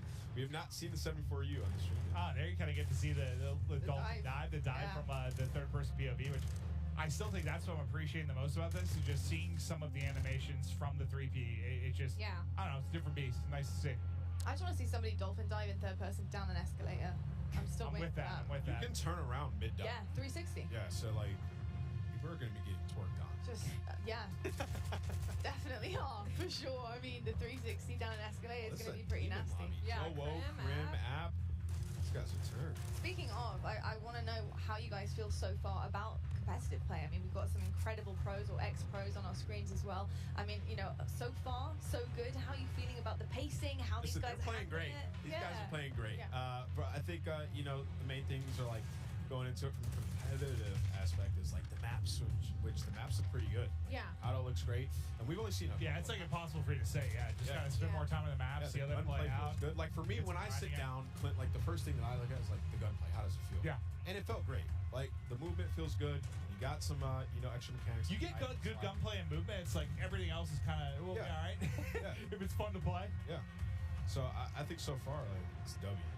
See, and I'm on the other end of that spectrum where I'll look at the maps right away. Like, I'll go through my attachments and like, all right, I'll try this one out. But really, when I first load into the game right away, I'm looking at the map layout. That's kind of like my forte. And I will say, the Mexican Village, that map, I love that map. And like a competitive aspect, it gave me a little bit of like a 3-lane, as well as the paintball map that had the middle section of Chaos. I was talking about how there was the underground passageways. It's giving, again, like a 3-lane hybrid. So with the maps that we are given to play with on this alpha test, I am looking forward to the game release. I'm looking forward because for competitive side of things, at least my personal opinion, things are looking right. Cool. Amazing stuff. I love to hear that. And I'll tell you what, I love to hear from some other people in this amazing arena. We've seen a ton of action so far, of course, our third-person mode as well. But it's time to toss it on down right now to Gina Darling and Stephanie to give us an update on how things are on the floor and what is going on over there. Hi, Stephanie, and welcome back. Now, listen, we've heard it teased a couple times today. Call of Duty. Now, would you mind letting the people at home know what they can expect for this new experience in Modern Warfare 2? Thank you, Gina. It's so exciting. I feel like I have been able to announce so much cool stuff today. So this is sort of the cherry on top of the sundae for an awesome stack of all of the Call of Duty content that's coming your way this year. But raids, an all new experience, different gameplay than we've ever really brought to fans. And this mode is ultimately all about communication and coordination, the things that you expect from a raid. We're actually going to be looking at episodic missions, all of them sort of a couple hours in length, starting with Season 1 and the launch of Modern Warfare 2, and then having that narrative, which will actually, play in with the campaign, continue to play out across every chapter. Exciting. Oh, I'm so hyped for this. Now, can we get a little bit more detail on the gameplay itself? Yeah, so we're looking at 3-person teams. And like I said, this is all sort of a mix of combat, of narrative, and puzzles. So those sort of core mechanics of what we know and love from raids are coming to Call of Duty in that style. And like I said, I think the way that the narrative will continue to evolve seasonally across each encounter and each mission. Stoked for everybody to get a chance to see these. Now, listen, as a longtime Call of Duty player, lined up during midnight so many times, At the GameStop, at the Best Buy. Shout out to the mom and pop shops too. And still streaming Call of Duty to this day. This gets me so hyped. So please let me know how and when can we dive into raids. Right, so this is going to come with the launch of Season 1. So same dates you're looking at for Warzone 2.0. This will be November 16th. Season 1 kicks off for Modern Warfare 2. And I think it's going to be somewhere in the middle of Season 1, actually. So it's going to be Awesome. You heard it, guys. Thank you so much. And let's go back to the desk. Thank you so much, Gina and Stephanie, and I'm really excited about everything that is coming in. I just feel like the more the day goes on, the more we're getting, the more reveals are coming. I mean, there is so much to unpack here, isn't there? It's just, listen, I've been a part of a ton of these launch events or premieres, and, we've shown, usually it's been like a multiplayer reveal, or maybe we'll show off like a campaign or something. Never, I don't know how to describe it other than like, it feels like we're in this sort of like metaverse now. Yeah. With Warzone Mobile, with Warzone 2, with multiplayer coming from Modern Warfare 2. It just feels like it's just giant sandbox of so much cool Call of Duty shit that I love it. Yeah, absolutely. I mean, it really is an experience. I feel like Modern Warfare 2 is bringing absolutely everything to the table. Or, on the other side of things, there is something for everyone, right? I mean, we're getting DMZ, we've got Ground War coming on our screen in just a moment. I want to see a tank pull someone's face off. I mean, third person, the list is absolutely endless. So the fact that there's so many Call of Duty fans that love something specific about COD, they have something to sink their teeth into here, Ali. And it's it's incredible. He is a good looking man. It's like an amusement park. No, you're good. I need you to let you shoot your shot. I got distracted by Cloaksy. I'm so sorry. Continue your point. I hope he sees it later. I'm so sorry, Cloaksy. I am so sorry for yesterday painting your name. And I was just saying, it's like an amusement park of Call of Duty, right? There's just so much going on, and like we haven't even scratched the surface of it. Like there's still so much to be played. We're heading into Ground War. We're gonna see tanks. We're gonna see the vehicles. Like so much. Oh, the water! This the is water! what I've been waiting for. This is what I've been wanting to see is the boats. Wow. So they're going out. They're going fishing. They're going out. They got the full squad in there. Like I would not want to run into these guys. We played some Invasion. It's Stone Mountain. I'm not shocked to see that dude. He's ready to get tactical with the ships. Yeah. These guys got I was gonna say he's running around with a pistol. Got the M4 in hand. Zuma here, so you know he's twisted. Yeah. Nah, he's having a blast. It's been amazing to see Tommy Zuma's success in recent months, but yeah, he's got the gunny still. It's cool to see him out here competing, playing, having some fun. But this is like what kind of like a middle ground between like your Warzone and your multiplayer experience. For those of you that haven't like messed around with Ground War, it's just giant sandbox. You're gonna see it all. Very, very different from your 6v6 type maps, that's for sure. Yeah, still with a little bit of an objective in this one, different than Invasion. That's a bathroom. Whatever. And everyone's in here just trying to, like, you just come in here, you pull out a sniper, you pull out an AR, SMG, drive all the vehicles, like, full experience of Call of Duty can be had here in Ground War. Yeah, that is very, very true, actually. It really does kind of remind me of Warzone. I don't know whether that's just because Aiden's on my screen, or whether it's just because obviously this is It's a the scale massive of it. map, but it's really Scale of almost it. like a little bit of a warm-up and a little taste into what Warzone is, and it's cool the fact that you can get that in Modern Warfare 2. You can kind of come out of multiplayer, chuck on ground war, and just get straight into things here as well, which, oh god, go on. That would have been so sick. We want to see a sniper shot right from the top there. Well, I was kind of curious if he was trying ditch shots at that Let's see a range. swim. Let's see some swimming. I mean, it's not even a sniper, is it? This is the breaststroke. It The wasn't even breaststroke. a sniper, it was just a scope. Yeah, no, yeah, it was. Wow. He is swimming fast. I've been compared to Michael Phelps due to my long arms and very athletic legs. Oh, is he getting damaged? Yeah, He is. pretty sure he's either, I wasn't sure if he was drowning or getting beamed. Maybe a little bit of both. Hold the phone. I love how the movement with Aiden, like you can tell he's playing it like Warzone. Like when we were first watching him, like he was busting doors open, looking at the ground, looking for high ground. And so I think that's like it's so interesting to differentiate the play styles between all the players and creators that we have here. Yeah, it's very interesting. And we can see right now he's just obviously selecting his loadout here, and it's something we also got into earlier on. But ground war, what kind of loadout do you want? Obviously, it's very different from multiplayer. It's so much bigger. You know, what are you Overkill. thinking? You gotta have an AR with it. You saw he just put a bigger scope. He just hit himself in the forehead with that nade, I believe. Oh, split. Hey, listen, it happens to the best of us, Aiden. It happens to the best of us. Not me, but it happens. I love that you can select your spawn as well. But yeah, you're gonna want like a sniper overkill AR. Nice move. Yeah, this spawn selection is huge, by the way. That is such an interesting, cool kind of push there into ground war. Listen, this is what I'm doing all day. If I'm not in the back sniping ground war, like I'm in a tank 100%. Like, look how fun this is. This guy's just driving around, just blasting people. Nothing but vibes. What song do you think he's got playing in the tank? That is a good question. That's a very good question.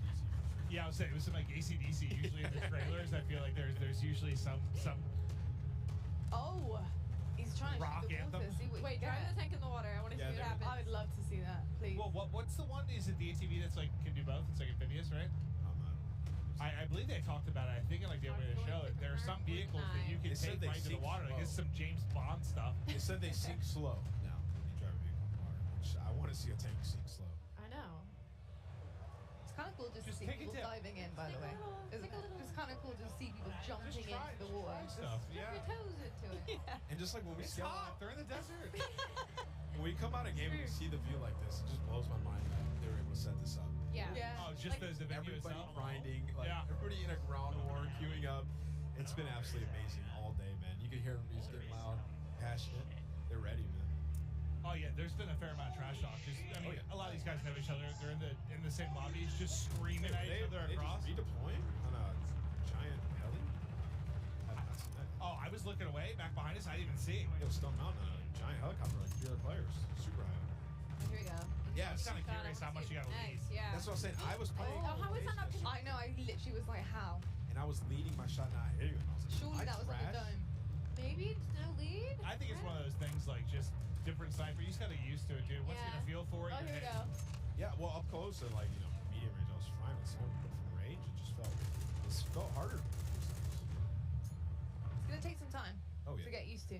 Take a little bit of I time. mean, I'm kind of all for that. I'm kind of hoping, at least just from the amount of like Warzone I've played. I know we're in ground war right now, but like your really long range stuff, I'm hoping with a reduction in attachments. Like this? Oh yeah, what is going on here? This looks awesome. Yeah. Well, what sort of sniper perch is this? It's like a chopper gun. Like, this looks lit. And you can, oh wow, you can really walk around? Jeez. That's so cool. That's actually really cool. I wonder if the back is open. Is I the back need open? you to hit it. Oh god, out of the Oh, combat my area. God. Get out. 2, 1. Oh, it just just back in. made it. Like 2 of them did it though, look, noisy. Oh. But I hope like with the reduction in attachments, Try to snipe. it's a little bit harder. Like, we've gotten so used to being able to just beam someone at 200 meters. There's a little bit more of a challenge to it. Yeah, a little bit more of a skill factor coming in. Oh, someone saved his life. Guardian Angel. I really do feel like the way that this game plays so far, the pacing, everything about it. Honestly, the skill gap I feel like is there. I feel like we're gonna see that a lot. Well, the guy's thigh is no longer there. That's so true. a lot of Very he just true. ripped off of the 50 cal. Very true.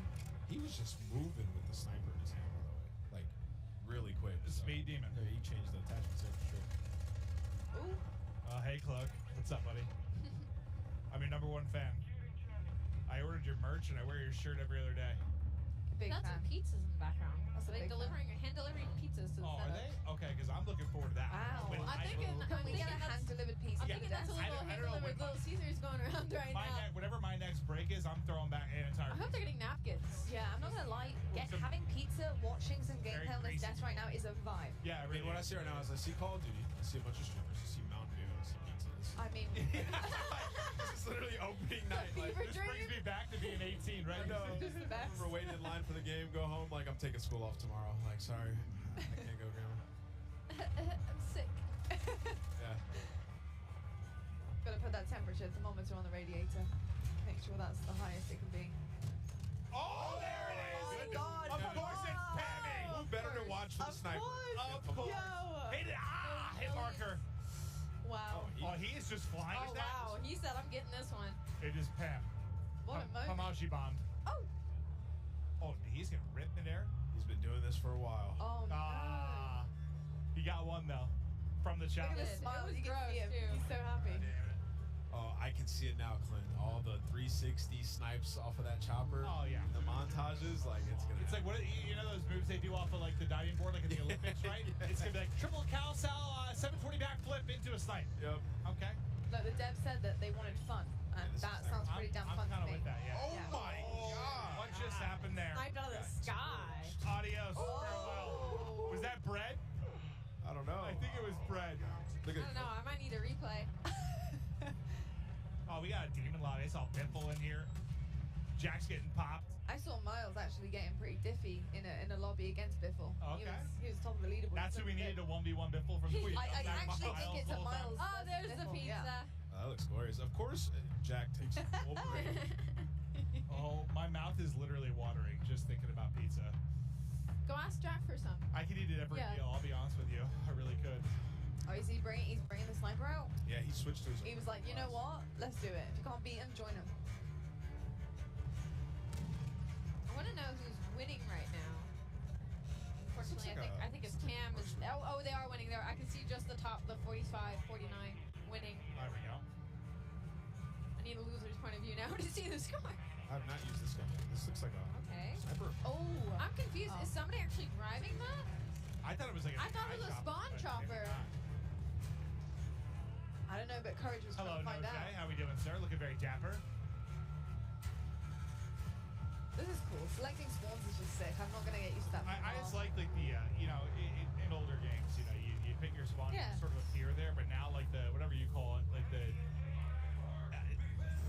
thing, the animation, the what The would you iPad. call it? Like no, how it like takes you. It takes like the flies. zoom in. It's like the zoom in, isn't it? Yeah, there's a word for it there that I'm not finding, but like I the know, zoom in to transition like your into spawn. it. Transition, there we go. That's probably what I was looking for. But I like that a lot. Thank you, Lottie, for saving my brain. It was struggling because it needs pizza. Mine struggles on the reg. Yeah, yeah. So don't worry.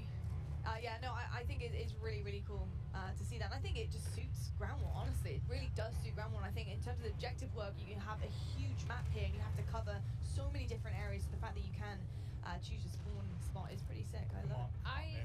I think Myth hybrided his pistol to like an SMG. Whenever he switches to that, look at it because that looks the auto, right? So Insane to me. there's an auto version of Yeah. the pistol, and he has it on, but he has like a stock on. Nice. He's got it pretty loaded up. It's the attachments that yeah. you can really make it your own. Yeah. You can make an AR into an SMG. I mean, we've been saying it. You do a lot with And a this gun pistol, 2.0. pistol And into a an pistol SMG. into an SMG. Maybe that same SMG pistol into an AR. Who knows? So I've just looked at the kill feed, and Symphony is on the other team. So Perfect. That's exactly what I need. I needed to snipe him. Oh. That'll bring me a whole lot of happiness. Oh, that's a tank. That was Optic Can't snipe Blake that. getting plucked. I want to see that drill charge being thrown on the ground and a tank running over it. We saw it in the trailer, but I need the one like through the roof. No, like there's one you put on the ground. Well, yeah, you can do it through the wall as well. I think it'll just. I really want to see the Oh, okay. Oh, he's popping off now. floating nade. I want to see so bad. The floating mine. Oh, Wow, there's a this lot of looks red arrows insane. over there. Yeah, wow. That looks so beautiful. It has a It's whole map awesome, on it. yeah. Like, in color as well. It looks great. Cruise missile up. It's calling everything in. Let's see anyone. Oh, there we go. I think they were inside. Unfortunately, not able to hit it. But fact is, Myth taking over the lobby. Snipe looking hot. We've seen everything so far in this. We've seen vehicle combat, aerial, some crazy gunfights in buildings. Cloak was just chilling inside of a tower. So everybody, your specific taste of Call of Duty you can find in Ground War. Yeah, it's a little bit of everything.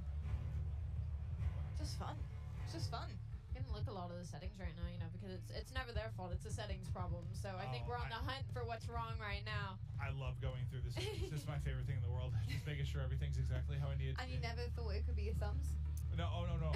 I just really like tinkering with it. Oh, yeah. But do I blame it when I have failures? Yes, I do, Lottie. Oh, yeah. Yes, I do. No, It's I think rarely we all my do. fault, We Lottie. all do, to be honest.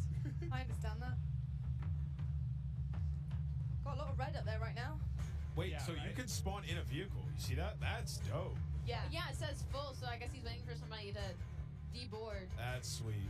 What? Not noticed that. Right, somebody get knocked out of it. I wonder if you can spawn in a chopper, in a helicopter. Must be. I believe we're going to be tossing to the floor soon. I'll tell you, I'm going to see if in the 3 minutes I'm off camera, if I can eat an entire pizza. I'm going to try to. I would like to know if you You can. want to bring me some? Yeah, I'm going to try and find it. That's my We'd goal. like a follow-up on that. We got here these guys all grinding. We're going to get to see some Warzone later today. It's going to be epic. It is going to be absolutely incredible. Well, I'll tell you what, folks. We're just about done here with watching this Ground War gameplay. We're going to toss it on down to the main stage to find out who Jess has got and who she's going to be talking to. Jess, over to you. Thank you so much, Lottie. Yeah, I'm actually here with one of my favorite streamers, Swisham.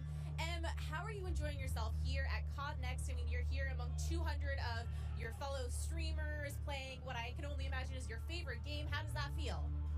Honestly, the experience so far, it's been amazing. Like, I can't put into words. Like, the feeling to be here right now playing MW2 and getting all the first looks, like, you can't have anything better, you know? So far, like, I'm loving it. Like, I feel like a little kid on Christmas. Like, everything, like, the aspect of all, you know, everything in the game right now with multiplayer, it feels so good, so smooth. I just want to keep playing this. I don't want to go back to Caldera right now. Well, we've had a little taste now of, 6v6, Ground War, different maps, different modes. Kind of what's your main takeaway here from this game? Honestly, I'm loving third person right now. It's like, honestly, I didn't know if I was gonna like it or not because, we've never had third person, with the past COD. But honestly, I'm loving it a lot. And I love the maps. Everything, is really good right now. And it's feeling, smooth. All right, final question. I mean, what is next for you and your stream and your content? MW2 grind. That's all I'm looking forward to. Can't wait. That makes perfect sense. Well, thank you so much, and best of luck. Have fun out there. Lottie, babe, back on over to you. Thank you so much, Jess. And you can see right now there is so much happening behind us. All the creators, you can see the ring lights for days. So much Modern Warfare 2 being played. But my name is Lottie. I'm on the desk. I'm joined by Maven. But I also do have two very special people to talk about Modern Warfare 2 and what it took to make it look so damn glorious. We've got Mark and Joel joining us. And guys, I mean, studio animation director, and we've got studio art director here. I gotta say, first and foremost, this game is stunning. Awesome. Like, it is absolutely beautiful. The colors are incredible. Yes. I just want to dive in IRL, to be perfectly honest with you, but It's not really just beautiful. brown. It's not just it brown. has some color. I promise I didn't joke about that already multiple times today. But no, seriously, there's been a lot of like gray and brown sometimes. There are many hues. We got our hue chart out. We put that in there. It looks vibrant. I'm loving it. It just feels good when you're out there slaying. It looks absolutely incredible. I'm so excited to dive deeper into that. But folks at home, if you didn't already know, we've got an epic giveaway from our friends at Jack Links, and each Jack Links supply drop includes a brand new copy of Modern Warfare on the platform of your choice. Delicious Jack Links limited edition products, brand new epic in-game items from Jack Links. So if you want to find out more, check this out. Looking for an epic way to celebrate the launch of Modern Warfare 2? Jack Links has got you covered, giving you the chance to win the ultimate Modern Warfare 2 supply drop. Keep an eye out during the broadcast for the Jack Links Sasquatch to appear on screen. If you see it, grab your phone and scan the QR code, following the prompts to qualify for entry. Tune in to Call of Duty Next. Squad up with Sasquatch and level up for the ultimate viewing experience, courtesy of Jack Links. Terms and conditions apply. Alright, folks, keep your eyes peeled to spot the Sasquatch on the screen throughout the show. Scan that QR code and enter all your information for a chance to win. And trust me, you certainly want to. But back To it though, of course, Modern Warfare 2 is where I'd we're be at. good as a Sasquatch, though, right? It's hard to Actually, mocap Sasquatch. To be honest, people might honestly get that confused with you. Yeah, Yeah, there is that problem. I'd be really good as that. There is that problem. Anyway, I'm so sorry. You to can throw the interrupt you razors out. But I tell you what isn't a problem is the color palette on this game. It's absolutely stunning. You know, I looked at Mikado earlier on, and I was just floored by how good it looks. What does it take to make a map? You know, how from scratch, you're looking at the color schemes, you're looking at what you want to put in, the details. It's very finely detailed, and I think that makes people really want to dive into the game and start grinding it. Well, I think like it's important to create an immersive environment, go out and capture reality. But you know, at the end of the day, it's all the details. And what's funny about making stuff like this is it's about what you leave out. You know, the real world isn't completely cluttered all the time. It's very, you know, kind of understated and things like that. So, kind of holding people back sometimes because they want to keep going, and you know, especially in a game space. You know, that's important to pay attention. And then AI, putting AI in there and having a living world in there. I mean, that's just insane. The AI part is something that blows my mind, and I think it really brings such an incredible aspect of that realism, you know, that realistic effect that you guys are trying to achieve here in Modern Warfare 2. And in COD games in general, what does it take to make that happen? Well, it takes a lot of like just research and reference that we use. Like all of us are mad action movie fans and cartoon anime and all that stuff. That's the action side of it. But we have to have that authenticity where we deal with our military advisors, all different branches of the military. We ask them questions all the time. We're always asking, hey, would you do it like this or would you do it like that? Most of the time they'll say, yeah, no, I wouldn't do it like that. That's Hollywood. but they know that it's an entertainment product, so they definitely are in it to win it, always giving us the advice that we need, plus the extra pointers in here and there. Then we bring them into the mocap stage. Yeah. Get them suited up. You know, a lot of them never been in anything like that. You know, they're in spandex, with the dots and stuff, big tough guys, but once they get going, I mean, it's amazing when you see a lot of the movements that they do. You know, they're like, wow, man, that's going to look good in the game. Yeah. So yeah, it's just a lot of like effort and magic that goes into it. Mark and I go back on this all the time. It's what you're looking for also in the performance is the human mistakes. Yeah. You know, when people get scared, when AI gets scared, how do they react? When a soldier, like, sometimes all these consultants do things perfectly. Right. And they rehearse it. It's muscle memory. But you want those moments where they're making mistakes and they don't do it perfectly. Imperfections. Human, yeah. Well, I feel like the hard part, at least from the outside looking in, is just like finding that fine line between realism and fun. Because I play games, and I'm not gonna call it any other games, but like they try to have like sometimes like a realistic weighted movement to it that to me is just not as fun. Like I want more arcadey sometimes because that's just we're playing a game at the end of the day. It's a fine line. It's got to be very tricky. You can't go too overboard and WrestleMania or anything like that, and you can't go too I don't know. It's contrast. We see that. I mean, with the Oni skin we saw earlier, the way that the guy was walking, the operator, we having that fun, that exciting That's aspect. you? Was that you? That was me in the suit. No. Was it really? No way. Yeah. Oh, dude, Alex, show. Oh my! I'm a big fan. he For a did that. start, big fan of the Oni. Oh, that's awesome. But I mean, That was fun. we are bringing that fun element to operators like Oni and having these exclusive skins that you're able to put on, and it changes the whole character that you are embodying in the game, and that's where the fun aspect comes in. But you do have people who want to stay true. They want that realistic kind of approach and feel to the game. And I think the balance is really difficult. But something so far we've seen is that you guys have done that so well. Where does the decision making of the AI come in? I know the intuitive, creative part of the AI is so important to you guys, and having them making those decisions and become actually a vital aspect of in-game play. How does that work? Well, that's a balance between the programmers and the animators. We want them to do everything. So Yeah. we just have them running around. But then Cooking a meal. the design, Jeff and Joe, like, we don't need it like that. Can you guys switch it this way? So there's a lot of balance between design, code, and animation. The art. How many times do we go back and forth on silhouettes and Right. because you want the AI to like be identifiable. Right. In that when you mix it up, you need to get It's that a stuff. little difficult, but it's a balance between that triad of design, code, and animation, where we have our vision in our head, and we just have to come together and compromise. Well, how much I guess I feel like adding like the third person kind of put a spotlight on you from an animation standpoint, because we've all seen, like, when you're in first person, you don't see a lot of the animations you do, but like when you're fighting somebody online, like every now and then the animation can be janky due to whatever desync. You're playing on the internet, but like when you have like the 3P, like it is a spotlight directly on the animations of the character. The animation department and programming went to town. They had to, right? and it's so awesome to see it. Like our animation director at the studio, Bruce Ferris, I was just talking to him today about it. But it's really awesome. So I was just sitting down here on the floor watching it a few minutes ago. I was like, wow. Man, it looks so good.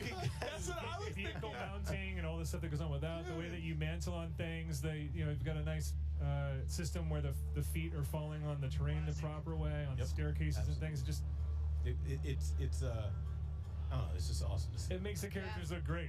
When you see someone else doing it, that makes you feel even more badass. There's a power fantasy seeing it happen. That's all I could think about in the 3P part was like the character animations, they look so They knocked it out of the park. It's awesome. They really do. I got to ask you just like, a personal nerdy question for me, but I love finishing moves. I think they're so sick. How does that get created? What's the magic behind finishing moves? Are they actually played out live? Do you guys have to do it? We do. Like, we do. Wow. Cool. We don't do them ourselves. It wasn't me in the suit. We go get stunt people, and we kind of map it out first, draw sketches. Like, hey, maybe it's like do it like this, do it like that. We get them on stage, and then we kind of like just go through it together. To kind of just bring that action and that feel, the same thing that you just felt. Yes. We did it last project. This time we like, all right, we need to up the ante a little bit. Love it. So, violence and aggression.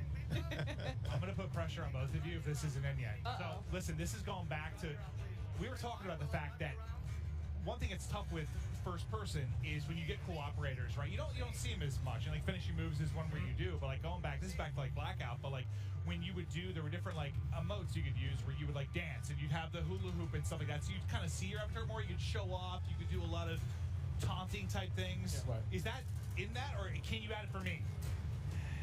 I feel like we get that out with a big breadth of finishing moves. Yeah, I think that's where you really get to showcase that. Yeah.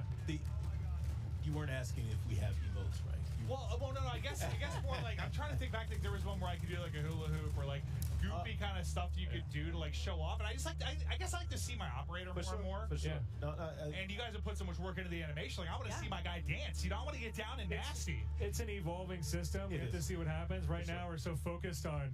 This is a big game. Oh yeah. You don't say. If I look tired, if I don't look tired, it's because the makeup artists here are really good.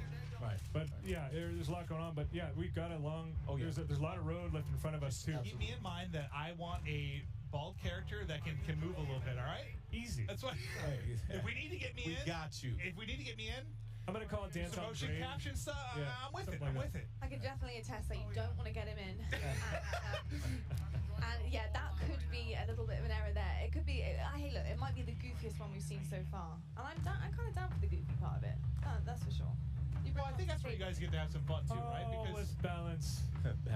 Balance and contrast. It's the balance. It's the balance. I for sure. imagine all the realistic stuff talking to the military, but you want to have some fun too. Absolutely. I do. 100%. And we are. Very we will.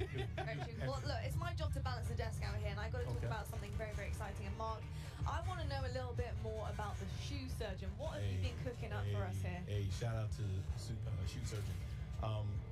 We all a lot of us at the organization, we're shoe heads, right? So sneakerheads. But we're really excited to work with a huge name in the sneaker world, which is the shoe surgeon. They made 2 incredible shoes for us, based off of the brand of Modern Warfare. Okay. 2, with look at that. Wow. So these actually all unique for these 2 shoes. One of them is for the Modern Warfare brand. The other one is for Al Mazrah, the big map. And it's a lot of desert tones. It just is really, really, really awesome. It's iconic greens and all that. Inspired by Al Mazrah and all the materials. These look awesome, and I also think I need to get some tattoos. And they both have ghillie snap-ons too. Like some people don't even know. What are those? You can ghillie your Like you don't know nothing about these. You got to put your ensemble together, Right. I like that. When you go out on the town, put your ghillie suit together, clip them on there, and you're set to go. I love it. I love But if you want to be one of the 6 lucky people to win a pair, maybe 5, because I might get one. You need to follow Call of Duty. Okay. Then you need to tweet hashtag CODNext and hashtag sweepstakes, or you can scan the QR code there and enter to win. It's as easy as that, folks. Absolutely incredible. I've got to say, I really want to cop that desert color pair. I want the Modern Warfare 2 one. Ooh, I like that. The iconic green. Yeah, The iconic so, green. absolutely. I'm wearing it today. I've got to say, it looked pretty good with what I'm wearing right But now. did you see Joanna's pants though? I did. I mean, who didn't? Yeah, I mean, right. icons everywhere I look. Including on the stage, though, it's right now time to toss down to Beef Mummy and see what she's cooking up. Right down there with the content creators. Wow, I'm ready to have another slice of that action here in Warzone Mobile. Did you like that? Yeah, Little Caesars right here. We're ready for another round of gameplay here. Amazing. Ready for another slice of action? Me too. So yeah, only in Call of Duty Warzone Mobile can you have the type of intense, up to 120 player real action. So let's get back on in and see what we have going on today. Well, you can already see it. It's after the turns and what we've seen here so far, because so far it's been absolutely crazy. It's been Warzone 2.0, it's been Modern Warfare 2, and now we're going back in here. We're going back to mobile. And now I'm pretty sure a lot of you guys at home are really interested to see what is happening with our streamers that we have here today. And if you don't have it yet, comment down below what were your favorite moments here yet again, because we've had so many things happening already. Incredible. Now, And one of the things that we wanted to make sure we do is go over. Let's talk to some of the talent, talk to some of our friends, see what's going on. Why don't we head over there? and another incredible round of Warzone Battle Royale comes to this, and now it feels like such a great time. And now I'm really excited to go and move around, especially with my little box. I wonder if all of our streamers playing today wants a slice of this pizza, because obviously we've been eating this the whole day. That's the reason why we have so much energy, and not only that, it's absolutely delicious. But we are heading on over to our streamers right now. I think we're gonna take a look at Hawk's Nest and Bobby Plays. We're taking a look at what they're doing right now, and it looks like here in the action, let's see if they kind of want to slice, but obviously they are very busy when it comes to the gameplay right now. See, you can see the comms, they're just so into it right now. The focus. Bobby and Hawks, they don't even know what's going on outside them. They have a camera, they have a pizza box. Oh, maybe if they smell the pizza, they'll want some. Hi, would you like a slice? Are you hungry? Yeah, actually, very hungry. Maybe we can help them out later on with a slice of pizza. We can be your personal pizza holder. But we're moving on right now here to Bobby. I kind of want to ask him, so far, you're just walking inside, you're chilling. So where are you guys right now and what's happening so far? Well, there's a guy right ahead of us. I'm going to go ahead and die to him. Wait, no, I killed him. We're chilling. We're just dominating. We obliterated Godsley earlier, and he didn't really stand a chance. Noah managed to outcamp us. Wait, there's multiple people, multiple directions. Oh my God, I'm probably dead. I'm concussed. Okay, we're gonna get back to you later on. You guys focus over there. I don't want y'all to die just because of us. Oh, and speaking of, Bobby's gonna be headed on into the gulag, but you know what? It's okay. It's fine. A lot of these gameplays happening right now. So far, how are you feeling right now, Matt? Like, you're seeing all the gameplay. It's been crazy here so far. Great question. Feeling really good. We still have so much longer to go in terms of development. But right now, we know people are loving the game. We know people are excited to get in there. And more than anything else, at this point, we want to make sure the moment-to-moment action is just good. For us right now, moment-to-moment action. And the other thing that's worth touching on a little bit is cross-progression. Really breaking down what that means a little bit. Absolutely, that cross progression. If you are at home, if you're playing Warzone 2.0, if you're playing Modern Warfare 2, that progression that you have over there, it can transfer over into Warzone Mobile, where if you want to grind for the Battle Pass, you can do so at the tip of your fingers. Yeah, that's right. If you have things going down at home, you can definitely bring it down into wherever you are. If you're on the car, you can grind for it. So again, so many new things. And for me, I think it's such a revolutionary thing for this to happen. Yeah, exactly. you know, we were talking the other day around like, well, what does that mean? If I'm a player, cross progression, how does that benefit me? And there really are a handful of experiences we think are just made better by cross progression. So I want to talk about those just for a little bit. The first one is, let's say I'm playing for, you know, a couple days. We have some new functional weapons that are unlocked. If I'm playing on console or PC or mobile and have a long session, maybe I, you know, do pretty well, then I unlock that functional weapon.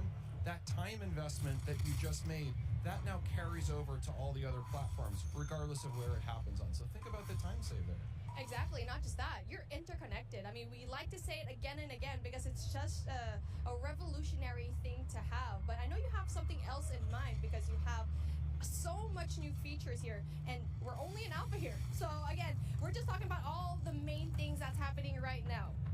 Exactly, and you know, so that's the first one for me. Unlocking new functionals, it's fantastic. It saves me a lot of time. The fact that whatever I unlock on one platform, I find on the other platforms. The second one for me that I think really is just super cool and also is very player friendly, which is one of the things super important to us, is shared battle pass. So let's say I've leveled up the battle pass on one platform. Say I'm playing on mobile, you know, had an awesome session with my friends.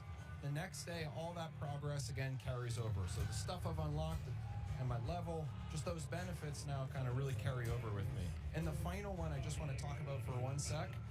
Let's imagine over the years I've built up a group of people. Now some I know in real life, maybe others I've met playing. That friend group, so the chats and the larger social experience, now they're going to carry over across platforms and across our sessions. Why are we doing this? We're doing this because we can, honestly. Other games can't. And also because we just think it makes for a better social experience. And now that social experience is definitely really important because it's the first time that we can cross over finally from mobile to PC and console. So if you're playing a game, you can literally just call up your buddies, message them, and there you go. They're gonna know you're playing. Hey, what are you doing? I'm playing Warzone mobile right now. No way, you're playing us from your phone. That is just absolutely revolutionary stuff. And so with things like that, I'm really excited to see how it progresses later on into the game and really just excited for its launch. And now, speaking of, we're taking a look at our duos yet again. So we're going back into the gameplay where we're taking a look at Jokesta.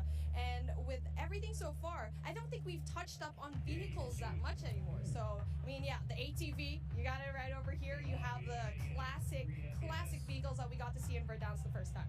Exactly. One thing I love about the Verdansk vehicles too, a lot of differences. Helicopter, slow trucks, fast, quick ATVs. You really have the whole experience. There's nothing better for me too than helicopter. I don't know about you, but I'm a helicopter person. I agree with that. I mean, it's the fastest route to go in there, but if you need to be ready, you have to go and drop right now. Especially if there's going to be a javelin just pointed at you, you make sure that you get out of the helicopter ASAP. But again, when it comes to finding those vehicles, you need to know the map very well. I mean, you can already definitely look online where to find like the great moments and the great spots. And for me, I feel like that's going to be airport. Around airport, you're going to be having a lot of vehicles right now. And so right now for this particular time, now they're slowing things down just a little bit. We've noticed it. And for me, like, I feel like for this duo, they prefer just going into the outskirts just a little bit. Exactly, yeah. I think they're smart that way. They loot, they get what they need to do, always staying together. But then occasionally, once they have what they need, they're waiting for the next circle to collapse. They're finding those areas in the map where maybe the action's a little bit lower. After all, you know, last people alive win. Exactly. I mean, it just depends on what kind of gameplay you really like. Are you going to be aggressive? Are you going to be dropping down Superstore, Boneyard, downtown, or do you prefer the outskirts and beyond the mountains and try to see what is going to happen when you are going to see just a little bit of a step back? But obviously, it does have its risks. You won't have as much loot going into it, and you won't have as much kills. Exactly. Final thing, getting into Storage Town, circles collapsing. For me, this is the intensity that I'm looking for. Man, it's my favorite.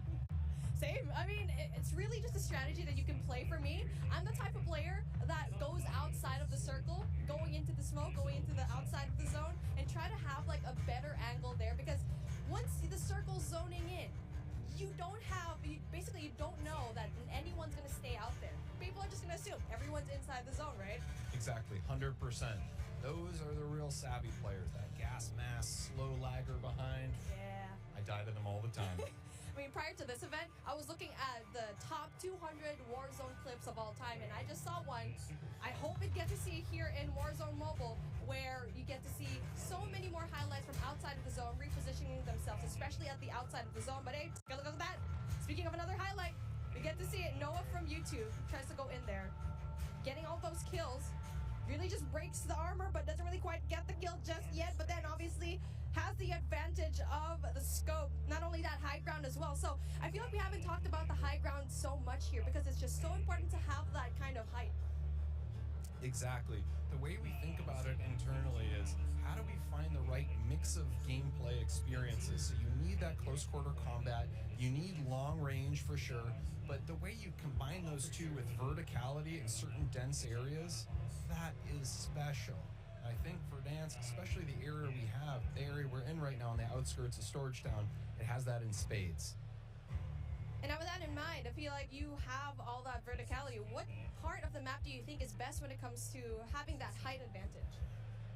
It's a great question. So for me, it's actually the area we're in right now. I love the intersection or the kind of borderlands between Storage Town and Boneyard. I think it has the best of all the environments. So for me, when I'm playing, start in Boneyard, head up to Storage Town, and if I'm lucky and the circle abides, stand in this area.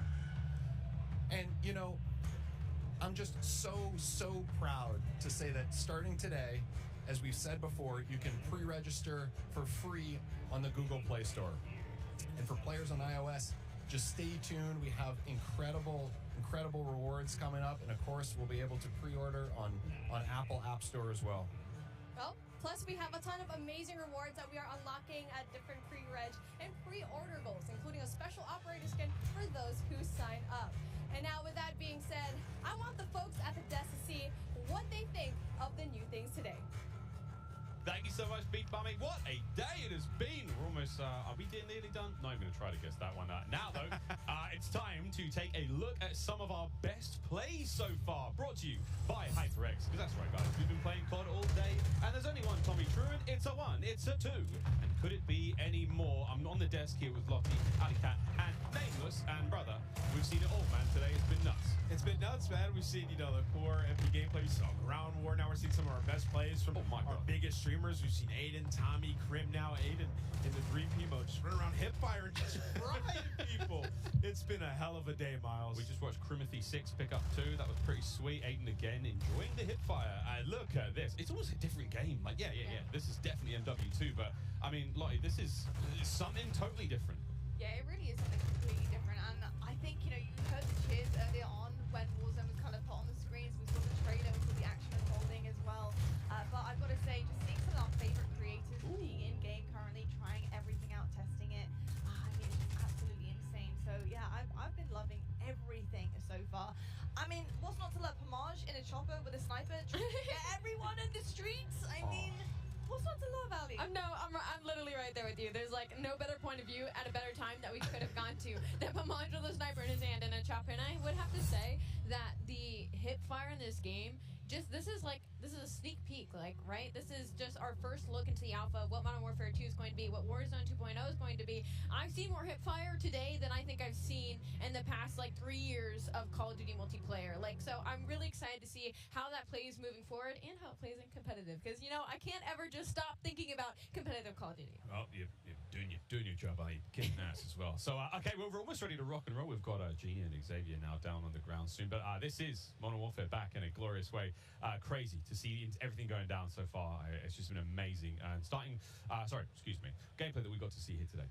Starting tomorrow, over the next week, you're telling me that we want to play all of this in the beta as well. So that's 2 weeks of gameplay. We're all going to be able to get our hands on across all the various platforms. Cannot wait to see how that goes. We're going to take a quick break in between the gameplay now, take a little bit of a pause. We're going to be setting up for, drum roll please, Warzone 2.0. That's right, the debut of Warzone 2.0 gameplay is right around the corner. Stay tuned. But for now, we're going to toss it over to Gina and Xavier down on the floor. Ladies and gentlemen, Austin Creed, Gina Darling here. Now, we got streamers who've been playing Call of Duty all morning. We got computers running. We got production people running around like crazy. It's time for lunch, and it's coming in. This is so good. You gotta get a slice of this, man. You're gonna eat during the. Yeah, why not? It's here. Like, I got all these for myself. Did you get any? Half of this is mine. No, it's not. No. Hey, listen, we got some pizza. We got some Mountain Dew. Shout out and thank you to. Listen, I love pepperoni. Okay. Shout out to Mountain Dew and Little Caesars. We love you. Now, we're gonna take all this pizza, eat it ourselves, Mountain Dew, drink it ourselves. You guys listen to some words from our friends at Call of Duty Endowment. Bye. Well, alright, take this. It's all ours in here. Let me grab this one. I'm gonna get more. I need more. Xavier. Come on. Xavier.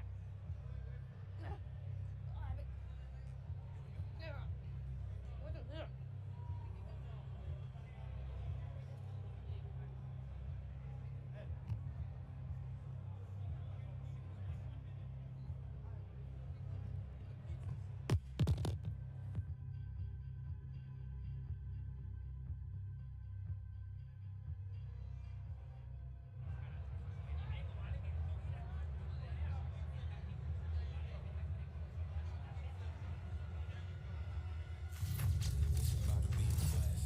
We have 200 creators here on site, marching down the green carpet with one mission in mind: to be the first players to play Call of Duty Modern Warfare 2. And there is so much in this game. There is almost too much. This is like one of those days where I enter and my hopes are so high. And what are you looking forward to most when it comes to Warzone 2? Prisoner rescue. I'm looking forward to using that inflatable soldier decoy to mess a lot of players. Kill streaks, I think. I'm honestly here just to learn as much as I can to prep for Old Men of Optic because those guys are very old now. So maybe some OG maps coming back. A map that everyone can play. Honestly, give me a broken shotgun. What's your favorite game mode and Mountain Dew flavor combo? Search and destroy Code Red. Capture the flag, Code Red. If I'm going hard with the boys on a long night of S&D and I'm trying to get some nasty in-game comms, I'm drinking Baja Blast all night. Terminal or high rise? Easy terminal. Ooh, terminal. Most people have terminal nostalgia. Terminal. Terminal, 100%. I just replayed that recently and I realized that spawn trapping is horrendous. Easy. Straight. High rise. High rise. Terminal. What's your favorite flavor of Mountain Dew? I've grown up on Code Red, so it's still Code Red for me. Honestly, I like the basic one, just Mountain Dew itself. Dang, I was gonna pick Code Red too. Can I get a second one? All right. Baja Blast. Starting October 17th, unlock dual double XP, COD points, and also an exclusive Mountain Dew skin in Call of Duty Modern Warfare 2 when you buy specifically marked Mountain Dew. You kidding me? Is you kidding me? Ripping everything that I'm forgetting to show you.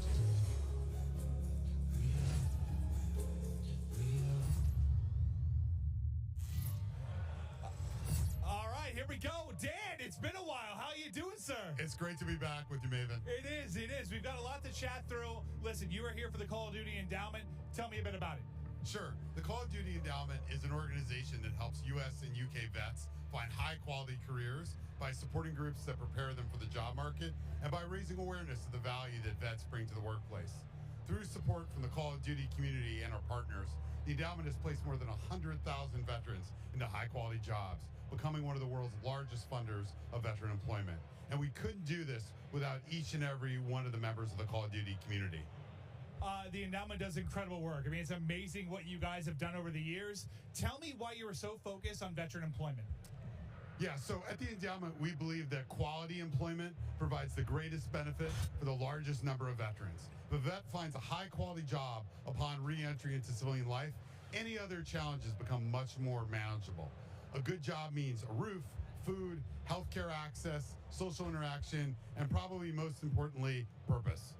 Last year, the endowment placed more veterans into jobs than any previous year, and we are excited to continue our mission to place the next 100,000 veterans. It is truly terrific. I thank you for all that you do for veterans. I know you have an exciting announcement. Tell us more about that. Yeah, absolutely. The Call of Duty Endowment Bowl, or Code Bowl, returns on December 16th. Hell yes. I've had a blast with these. And now, as some of you may remember, the U.S. Space Force shocked everyone and took home the last Code Bowl trophy. We're thrilled to be bringing the event back and can't wait to see who will take home this year's title. Also, We're grateful that USAA's support is helping make Code Bowl 3 possible. USAA has been serving the military community for 100 years. Personally, I've been a proud member of USAA for 32 years, since I was a young Navy officer, and I'm thrilled to have their support for Code Bowl 3. Yeah, this is incredible. I've been a part of these. They're an absolute blast, and what an awesome trophy it is. Can't wait to see who wins Code Bowl 3 presented by USAA. Here's a sneak peek of what's to come. Call of Duty Endowment Ball, presented by USAA, is back on December 16, 2022. Watch as U.S. and U.K. military esports teams compete to be the Code Bowl 2022 champion, featuring some of your favorite Call of Duty creators and Call of Duty League players. Super proud of the boys. We're here to represent. This year, the Call of Duty Endowment reached an amazing milestone of placing 100,000 veterans back into high-quality jobs after their service. To celebrate this incredible achievement, the Code Bowl will be bigger and better than ever. Get ready for thrilling Call of Duty competitive play alongside some of the top names in the scene. Be sure to follow Call of Duty Endowment on Instagram and Facebook, and Code for Vets on Twitter for more Code Bowl announcements. And tell us which team you are rooting for. Get ready for Call of Duty Endowment, Code Bowl 2022, presented by USAA. We're back again. Hi. We are so excited to have gotten the opportunity to work with such a huge name in the sneaker world. Woo! Working with Shoe Surgeon. Yeah, we got two shoes to show you today. We got the Neoprene Brute. Neoprene Brute. You're so excited. Boot. There we go. Excited. 'Cause Neoprene, it's really Neoprene. Neoprene Boot. In the iconic Call of Duty green. And also, we have sneakers inspired by Al Mazrah. We have parachute material here, parachute silks, and in desert tones. And both shoes come with ghillie clip-ons. As you can see here, you can take it on off because, you know, tactical reasons. Yes, exactly. And you could possibly win these. You could be one of the 6, well, maybe 5 or 4, depending on if we get a pair, to win these. But all you have to do is go and follow at Call of Duty on Twitter, and you got to tweet hashtag COD next and hashtag sweepstakes, or go ahead and scan the QR code below, and you could possibly win these. Good luck. You know you want them. Get a good look. We can traveling light? I have to. I'm carrying your weight. Better bring your A game today. That's the only game I got. Try and keep up. Hey. What do you think's in it? No idea, but it's mine. Line starts behind us. Guess you're behind me. Again.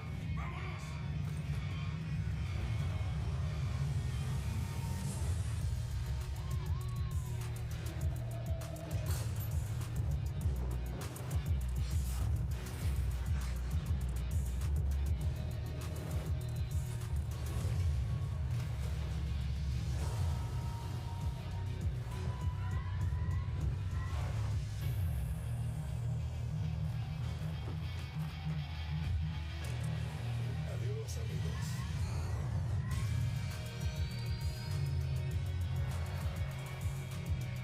You see any more of those? GMC Hummer EV reporting for Call of Duty. Well, Call of Duty fans, hopefully that got you fired up, because it's a pretty cool announcement we have here. We are excited to officially announce the all-new GMC Hummer EV pickup will be a drivable vehicle in Warzone 2.0. That's right, boys and girls. This is awesome, the first of its kind integration for the franchise, bringing one of the baddest cars on the planet to COD, right? Let's just get to the facts, all right? The Hummer EV is the first and only fully electric vehicle in Call of Duty Warzone 2.0. And it doesn't stop there. There are some amazing features to the vehicle in-game too, such as rapid acceleration and a unique sound seating, and for the whole squad, off-road capability, and not to mention the vehicle's badass look. So when Warzone 2.0 launches this fall, players should be on the lookout for the Hummer EV in Al Mazrah. And actually, the Hummer EV will make an appearance in MW2's campaign before its debut in Call of Duty Warzone 2.0 on November 16th this year. Clint, a new vehicle for Warzone. Our whole squad's going to be in there. We're going to be road tripping around Al Mazrah. I am pumped, man. And as we gear up for Warzone 2.0 gameplay and more Warzone mobile gameplay, we want to emphasize for all the viewers out there again, all that Modern Warfare 2 multiplayer gameplay you just saw, well, you're going to get to play that in the Modern Warfare 2 beta. That starts tomorrow for PlayStation players who have pre-ordered, then goes open for PlayStation players on Sunday through Monday. And don't worry, Xbox and PC players out there, the beta will start for you next week with an early access period starting next Thursday and with the beta going live for all players next Saturday. The beta is going to contain a ton of content, in-game rewards for playing, and by the way, if you have pre-ordered the Vault Edition of Modern Warfare 2, you get to use the Red Team 141 operators and FJX Cinder Weapon Vault in the beta. There's no excuse to not take part in this. But to make it super easy for you guys, scan the QR code below. Oh, and by the way, if we haven't even mentioned, by pre-ordering any edition of the Modern Warfare 2, you get to play the campaign up to a week early. This has never been done before in Call of Duty. Think about it. Getting to give campaign your full attention before diving in on day one into multiplayer. This is awesome. So you know what? I mean, that's not all. That really isn't. You've all been seeing a ton of great action on the groundbreaking Warzone mobile. But just to remind everyone out there, again, that you can pre-register for your free download of Call of Duty Warzone mobile now on the Google Play Store, just in case you needed a reminder. Don't forget, get your phones ready. I know you're going to be playing the game on your phone, but check this out. Hey guys, Berg here, and I am thrilled to be one of the first to pre-register for Call of Duty Warzone Mobile. And now you can too. Scan the QR code at the bottom of the screen to be among the first to drop.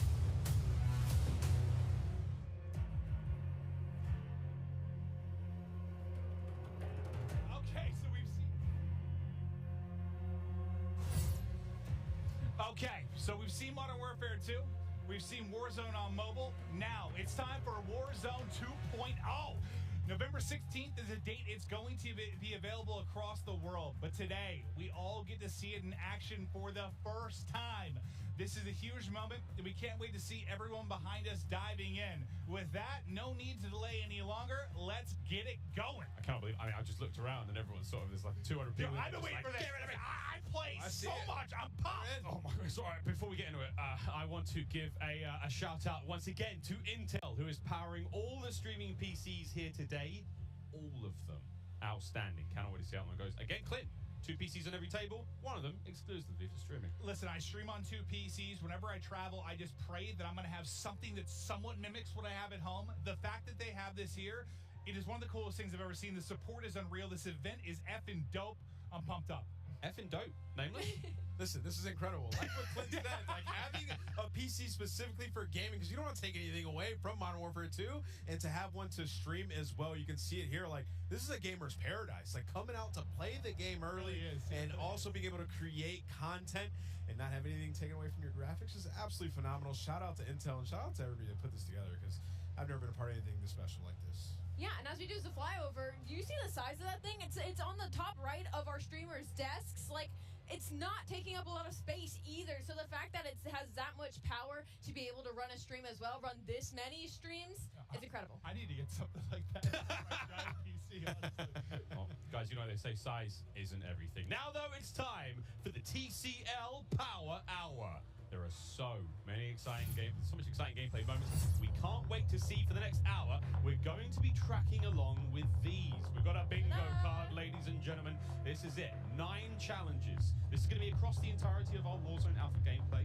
And basically, you've got to try to manage to nail a couple of these. Name us any fun ones? Yeah, I mean, fall damage, death. Tim's going to give Timothy. 100%. He has to. Ledge hang elimination. Like, I'm looking at some of the CDO guys, like looking at Zuma trying to get one of those Crim. It'll be interesting to see this bingo card. Who can complete it? Vehicle elimination. We've got so many vehicles now to play with. I'm so excited. Like, one of my first introductions into Warzone was with, the Berthas, was with all the vehicle kills. So now with also that hover being in, how dope some of that action's going to be. So tell us what you at home are most excited to see. Tweet at TCL_USA and let us know what you think. Don't forget to include hashtag CODNext and hashtag TCLXCOD sweepstakes during the next hour, and you'll be entered for a chance to win a TCL TV. I actually think we almost all have one of those. They're amazing. I got one of those. I got one too. I've used it ever since. That thing's elite. So make sure you answer. Oh, make sure you do enter indeed. Well, Glenn, this is it. We've waited. The world has waited. Warzone 2.0. I'm one of the greatest Warzone players on the planet, and I'm excited to see some gameplay. Listen. No, okay, I'm not at all, but We I'm have pumped. made it there. This is the Here power we go. hour. This is when the stream goes off the rails and some craziness happens. We're gonna have some fun. We've been so excited to see this, guys. We haven't seen too much of the Warzone 2 yet. We've seen the map, so I can't wait to see how it plays out. I'm getting my monitor ready so I can enjoy every single second of this one, as you should be as well. We saw DS Biffle there getting settings right, everyone getting that very first drop. And I mean that, the very first ever drop that most people outside of Infinity Ward would have ever seen. The world will see for the first time. Well, boy, am I excited. You could cut glass with these bad boys. We've prove it. No, we've talked a lot about some of the features that we're going to see in this. You know, we chatted through with the devs about different thoughts behind stuff. Like, I'm curious to see. They were talking about loot. Like, you know, if you're looking for a bandage, you're going to be looking in the bathroom. If you're looking for ammo, it might be in like a gun cabinet or on top of a desk. Like, there are some things that sound great, but I need to see them. I'm really pumped to see how it's going to play. Triple circles, like a Hydra. I don't know what's going on. We'll see. Ali, this is the change. A tremendous change for Huge. Warzone. And honestly, it gets me so excited. I'm not, a typical player that loads into Warzone nearly as much as Maven does, but I love to watch it. So now they're moving into Warzone 2.0. Not only, it's a new map, it also has sections that are very nostalgic that make me, as a normal multiplayer player, want to hop in. And then the new vehicles and the new circle mechanics, like, all of this is so exciting, and it's so exciting as a new player to Warzone to hop in. Here's the countdown. In we go to Al Mazrah for the very first time here in Modern Warfare 2. The streamers here at COD Next are getting lit. Yeah, I see some fist pumps. They are ready. Here we go. These guys. Look at Isaac smiling, bro. He's so happy. Yeah, I think these guys put the hours in, 8, 10, 12-hour days. So they're ready to see what their life's going to be like for the next couple of years. Yeah, right? And again, this is the largest Battle Royale map that anyone in the Call of Duty world has built. This bad boy is absolutely huge. Al Mazrah's got it all going. And here we go, Clint. The first drops. Where we dropping, people? No, like, I kind of want to drop near one of, like, the central hotspots, like, surrounded by water. It looks like I'm in, like, Venice or something, or... Like a boat. Yeah, I want a boat. I want a boat, floating proximity mines, and I'm going to kill someone with that. Think about Joe. He could have a little team called Boats and Joes. That's good. I stole that from Stephanie Snowden, Communications Director at Infinity Ward. Thank you, Stephanie. Clint is foaming at the mouth right now. I'm waiting to hop into I have my face in the monitor. Those at home can't see, but Mr. Evans is very excited. Here we go. The first boots have touched ground, and let's find out what exactly. Again, everything's changed. Loot has changed. All new. I mean, we saw earlier, it's like loadout or high loot spots. It's going to have AI around it. You have to kill. Dude, I thought maybe fall damage there. That was going to be the I think he did. No, he did. Definitely did. So there's still loot crates. Looks a little bit different in the UI when you open it up. Okay. Oh, you can pick what you want? Okay. We're all learning here, by the way, friends. It doesn't just pop out when you open it. Like, it's a list, and you just pick it. Yes, I kind of like that, because one of my complaints lately has been like the sheer amount of like clutter that'll be on the floor. It sometimes have like gotten me killed. Yeah. Because there's so much loot on the ground. There's like somebody laying in there. It disrupts like my visual line of sight. I mean, whoa, that's a first aid kit on the wall. Okay, I just grabbed a self-revive. Now that toilet was lit, by the way. That was 2 stims and a self-revive. Wow, first one we see. That was fantastic. What a bounty that was. Again, so we are still playing at home for those who the TCL Power Hour. Does this? Oh my hello. God! You can use the elevator. That's Where are we dope. going? What floor are we headed to? Do we have elevator music? Oh. Wait. Get overhead aside the elevator. No way. Please keep your arms, legs, and heads inside the elevator at all times. Oh, sorry, George. That is how TST first gets into the new map. Hitch killed Jorge with an elevator. Oh, it's going to be a good few years. I didn't even see what happened. Like, his leg just get chopped off. Was he a little too close to the door? I just seen him dead, and then I just saw him dead. He just started dying laughing. That was great. Oh man. First looks again of Al Mazrah here in the Warzone world. Warzone 2.0 already. Content. Nothing but content, Ali. I'm not over it. I'm still not over it. So guns are still on, like, just on the floor. Okay. It seems like it's not as much, like, all over the ground, though, which I actually dig. I guess I'm just curious to see how much loot there actually is, because obviously you need enough to loot everybody up in the game. I'm also interested to see what happens when we kill a player. You know, we see their belongings will hit the ground. I feel like that still has to be a thing. I just wonder if there's like a item sorting thing to it. Maybe. If it's all over the ground. I don't know. Yeah, really interested to see how that one goes down. Again, already liking the, you know, the quality of life, the user interface changes there, the way plates are laid out, everything is a real item that sort of sits in the world. That's dope. Cha-ching! Just cashed out. Just literally robbed the register. I love that. Everything has meaning here. You can find it in the spots where you'd expect to, which is really cool. I like these changes. You know, it's just like reimagining what Warzone already is, making it better. Yeah, I think it's one of those things that, like, it'll probably seem a little bit slow right now with like players doing it for the first time. Yeah, Ripped and dropped. Iceman Isaac hitting his shots. I want to see somebody maybe try some of the objectives that are there. Like the stronghold. I want to see that because I know they mentioned AI earlier around the strongholds, and there's going to be like high loot spots there. So interested to see what you can grab. I thought that was proximity shot for a second. The down guy was screaming at him. Help me! Yeah. That will be a thing though eventually. I mean, that's the ledge hop. There's a ladder right there. Oh, nearly. Isaac, smooth moves, a little bit of parkour. Into the gulag, first time. Here we go. This it's is 2v2. Wait, it's now they have to pick up. the random person. Wait, so They have to Go the ground? Mingod has apathy. There's weapons on the floor. Loot up, get into the fight. Here we go. How big is this map? No, so there's also AIs in here too. Oh my distraction AI. What? That's not a real person. That's a distraction. Whoa. It doesn't make him any less dangerous. Apathy. Help him. Help your teammate. Who's not really a teammate. So not only do you have a teammate now, there's distraction AI bots, and you have to pick up loot off the ground. This is wild. This is way different. You could see like question marks on his face. That's the first time you've been in there. Sorry. Yeah. So it's 2 versus 2. You can have a random enemy team as a teammate. Yes. Then plus I didn't realize there were AI Yeah, I in didn't there realize as well. that either. Spicy. It didn't look like you could kill the AI either. Like as many shots as he put into it, it just kept pushing at him. You got to earn your way back for a second life. You got to fight your way back in this one. Here's the first look at the heartbeat sensor with battery life. So this is something we've been talking about for so long. Players who, you know, say rely on the heartbeat sensor a little too much. That battery life. Oh, she's dipping. Okay, I was actually very anti heartbeat invert. I was. It was like an unlimited UAV. What do we call it? The baby monitor. Yeah, the baby monitor. But now with the battery life, This that's thing's interesting. stacked. And we saw the buy station for a moment there, but didn't get too many looks on it. We'll get a look at that later on. But now, first look at a vehicle, we have a fuel gauge. Again, this is a big deal in the game. Your vehicles will run out of fuel. You have to visit a gas station. Wow. Check out the prices, of course, before you go in there. You've got cash to be spending. I actually don't know if you actually have to buy it. And also, if you're running that GMC Hummer EV, I mean, it's a recharge station, surely. Gas prices like mimic real world prices. There's a surge this summer, unfortunately. Just can't fuel up. Yeah, the vehicle meta kind of dies for a week or two. Everyone's on foot. It's just so expensive right now.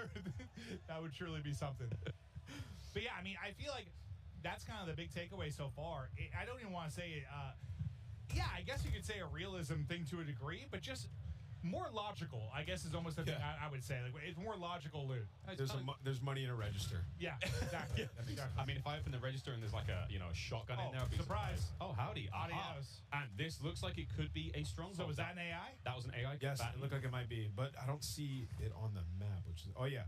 Yeah, yes, we do. We see it on the right side. Buy station over there being marked as well. Also to note, the backpack down on the D-pad there on Pramage's screen. See what that looks like if he presses it. Pramage, let's go, bro. We've got a lot of people to infotain right now. Yeah, it's true. We haven't really seen what that looks like. Here's Tim. Maybe you might have already fallen to his death once or twice. Not entirely sure, but Tim and Ninja. Look at this dynamic duo. Wow, what a duo. Tim's just excited, happy to be here. It's like a looting system, bro. You gotta pick stuff up. I love how he's explaining That's it. a good assessment. You gotta pick stuff up. Tim's like, okay, you can't just put the food in your mouth, you have to chew it. Yeah, you have to chew it before you swallow it. Like, yeah, man, you gotta pick it up, brother. He cannot get through this window. Oh. Is that a bot? He shredded that guy. That was the AK-74U. First time I've really seen that played with today. Tommy, Clixy, and Swag. What a fun team that is. They have activated something on the top side of the screen. I've got no idea what this is. Jack, Jeff, Joe, if you're here, we need you. We are excited, but we are ignorant. Yeah, this is one of the new objectives. And I just saw your text about assisting you with your situation. I was also mid-segment. Just FYI, I wasn't ignoring you. I just saw that. Thank you. I just looked at my phone for 1 second and needed help with travel. That's my guy right there. Yeah. So look at that. Just let you know, I was thinking about you, buddy. Looking out. We have actually got assistance here. We might be able to get We might be able to get some IW folks up here to give us a little helping hand with what looked like it could have been in a contract, but I am completely making that up. No, I mean, it must have been some sort of objective. Like Miles, you are a cerebral genius. Yeah, I'm just really like mastermind. The circles how they play out. Very, very smart. Skills up to here. Aiden on the right hand side of the screen having a good time, just running around, flowing. Actually, he might be in the lobby. He's pretty dead. Chatting it up. He's pretty dead. Yeah, I think right now, I mean, you're seeing everyone kind of learn and explore and just.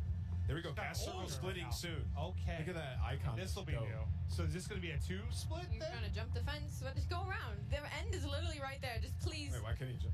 Yeah. I don't know. I can't jump it, but like, just go around. I At feel that like point. he should be able to mantle that, and maybe that'll be something. Maybe test from this side, trying to mantle it. Booyah doesn't, Well, gotta hit those shots. Booyah doesn't have the hops. All the shots, apparently. Got the bushes. Nice new bushes. A little bit of bush action. Miles, this is where you spend. Yeah, dude, you see me dive into the bushes. As soon as the trouble hits, The Australian outback. Oh, but then I'll Dude, Clint, these are deep bushes. I'm gonna lose. I'm gonna get absolutely torched from one of these. You know, I'm looking at this and I'm just thinking Molotov. Do you think the fire spreads? We'd have to ask about Do you that. think the fire spreads? We when go you back toss a to, like- Molotov? That'd be a lot of fun. That would be At awesome. that point, you gotta have like destructible environments. You're like shooting a building and it's falling apart. So what are we thinking of the map right now? It looks some pretty cool points of interest. Like It looks clean. I mean, it looks great. I just kind of want to wander. I mean, I feel like a lot of them are in the mode I would be if I was playing. What? Oh, it's a bot. Yeah. So there's quite a bit of bots. Like whenever That just you like find protect vehicles, loot, yeah. That's a lot different. Like Yeah. Well, I think the main thing is just the audio, maybe from the act of like killing one. Like you're going to loot, it might alert somebody that you're there that wouldn't have otherwise noticed. Oh yeah, Gulag coming up. This full squad's not down. We have 47 minutes, give or take, remaining here on the TCL Power Hour. Don't forget, we've got a lot to get through. And that bingo card, don't forget you can get involved as well. And we have to catch it on the main stream. Wait, he got paired with Crym.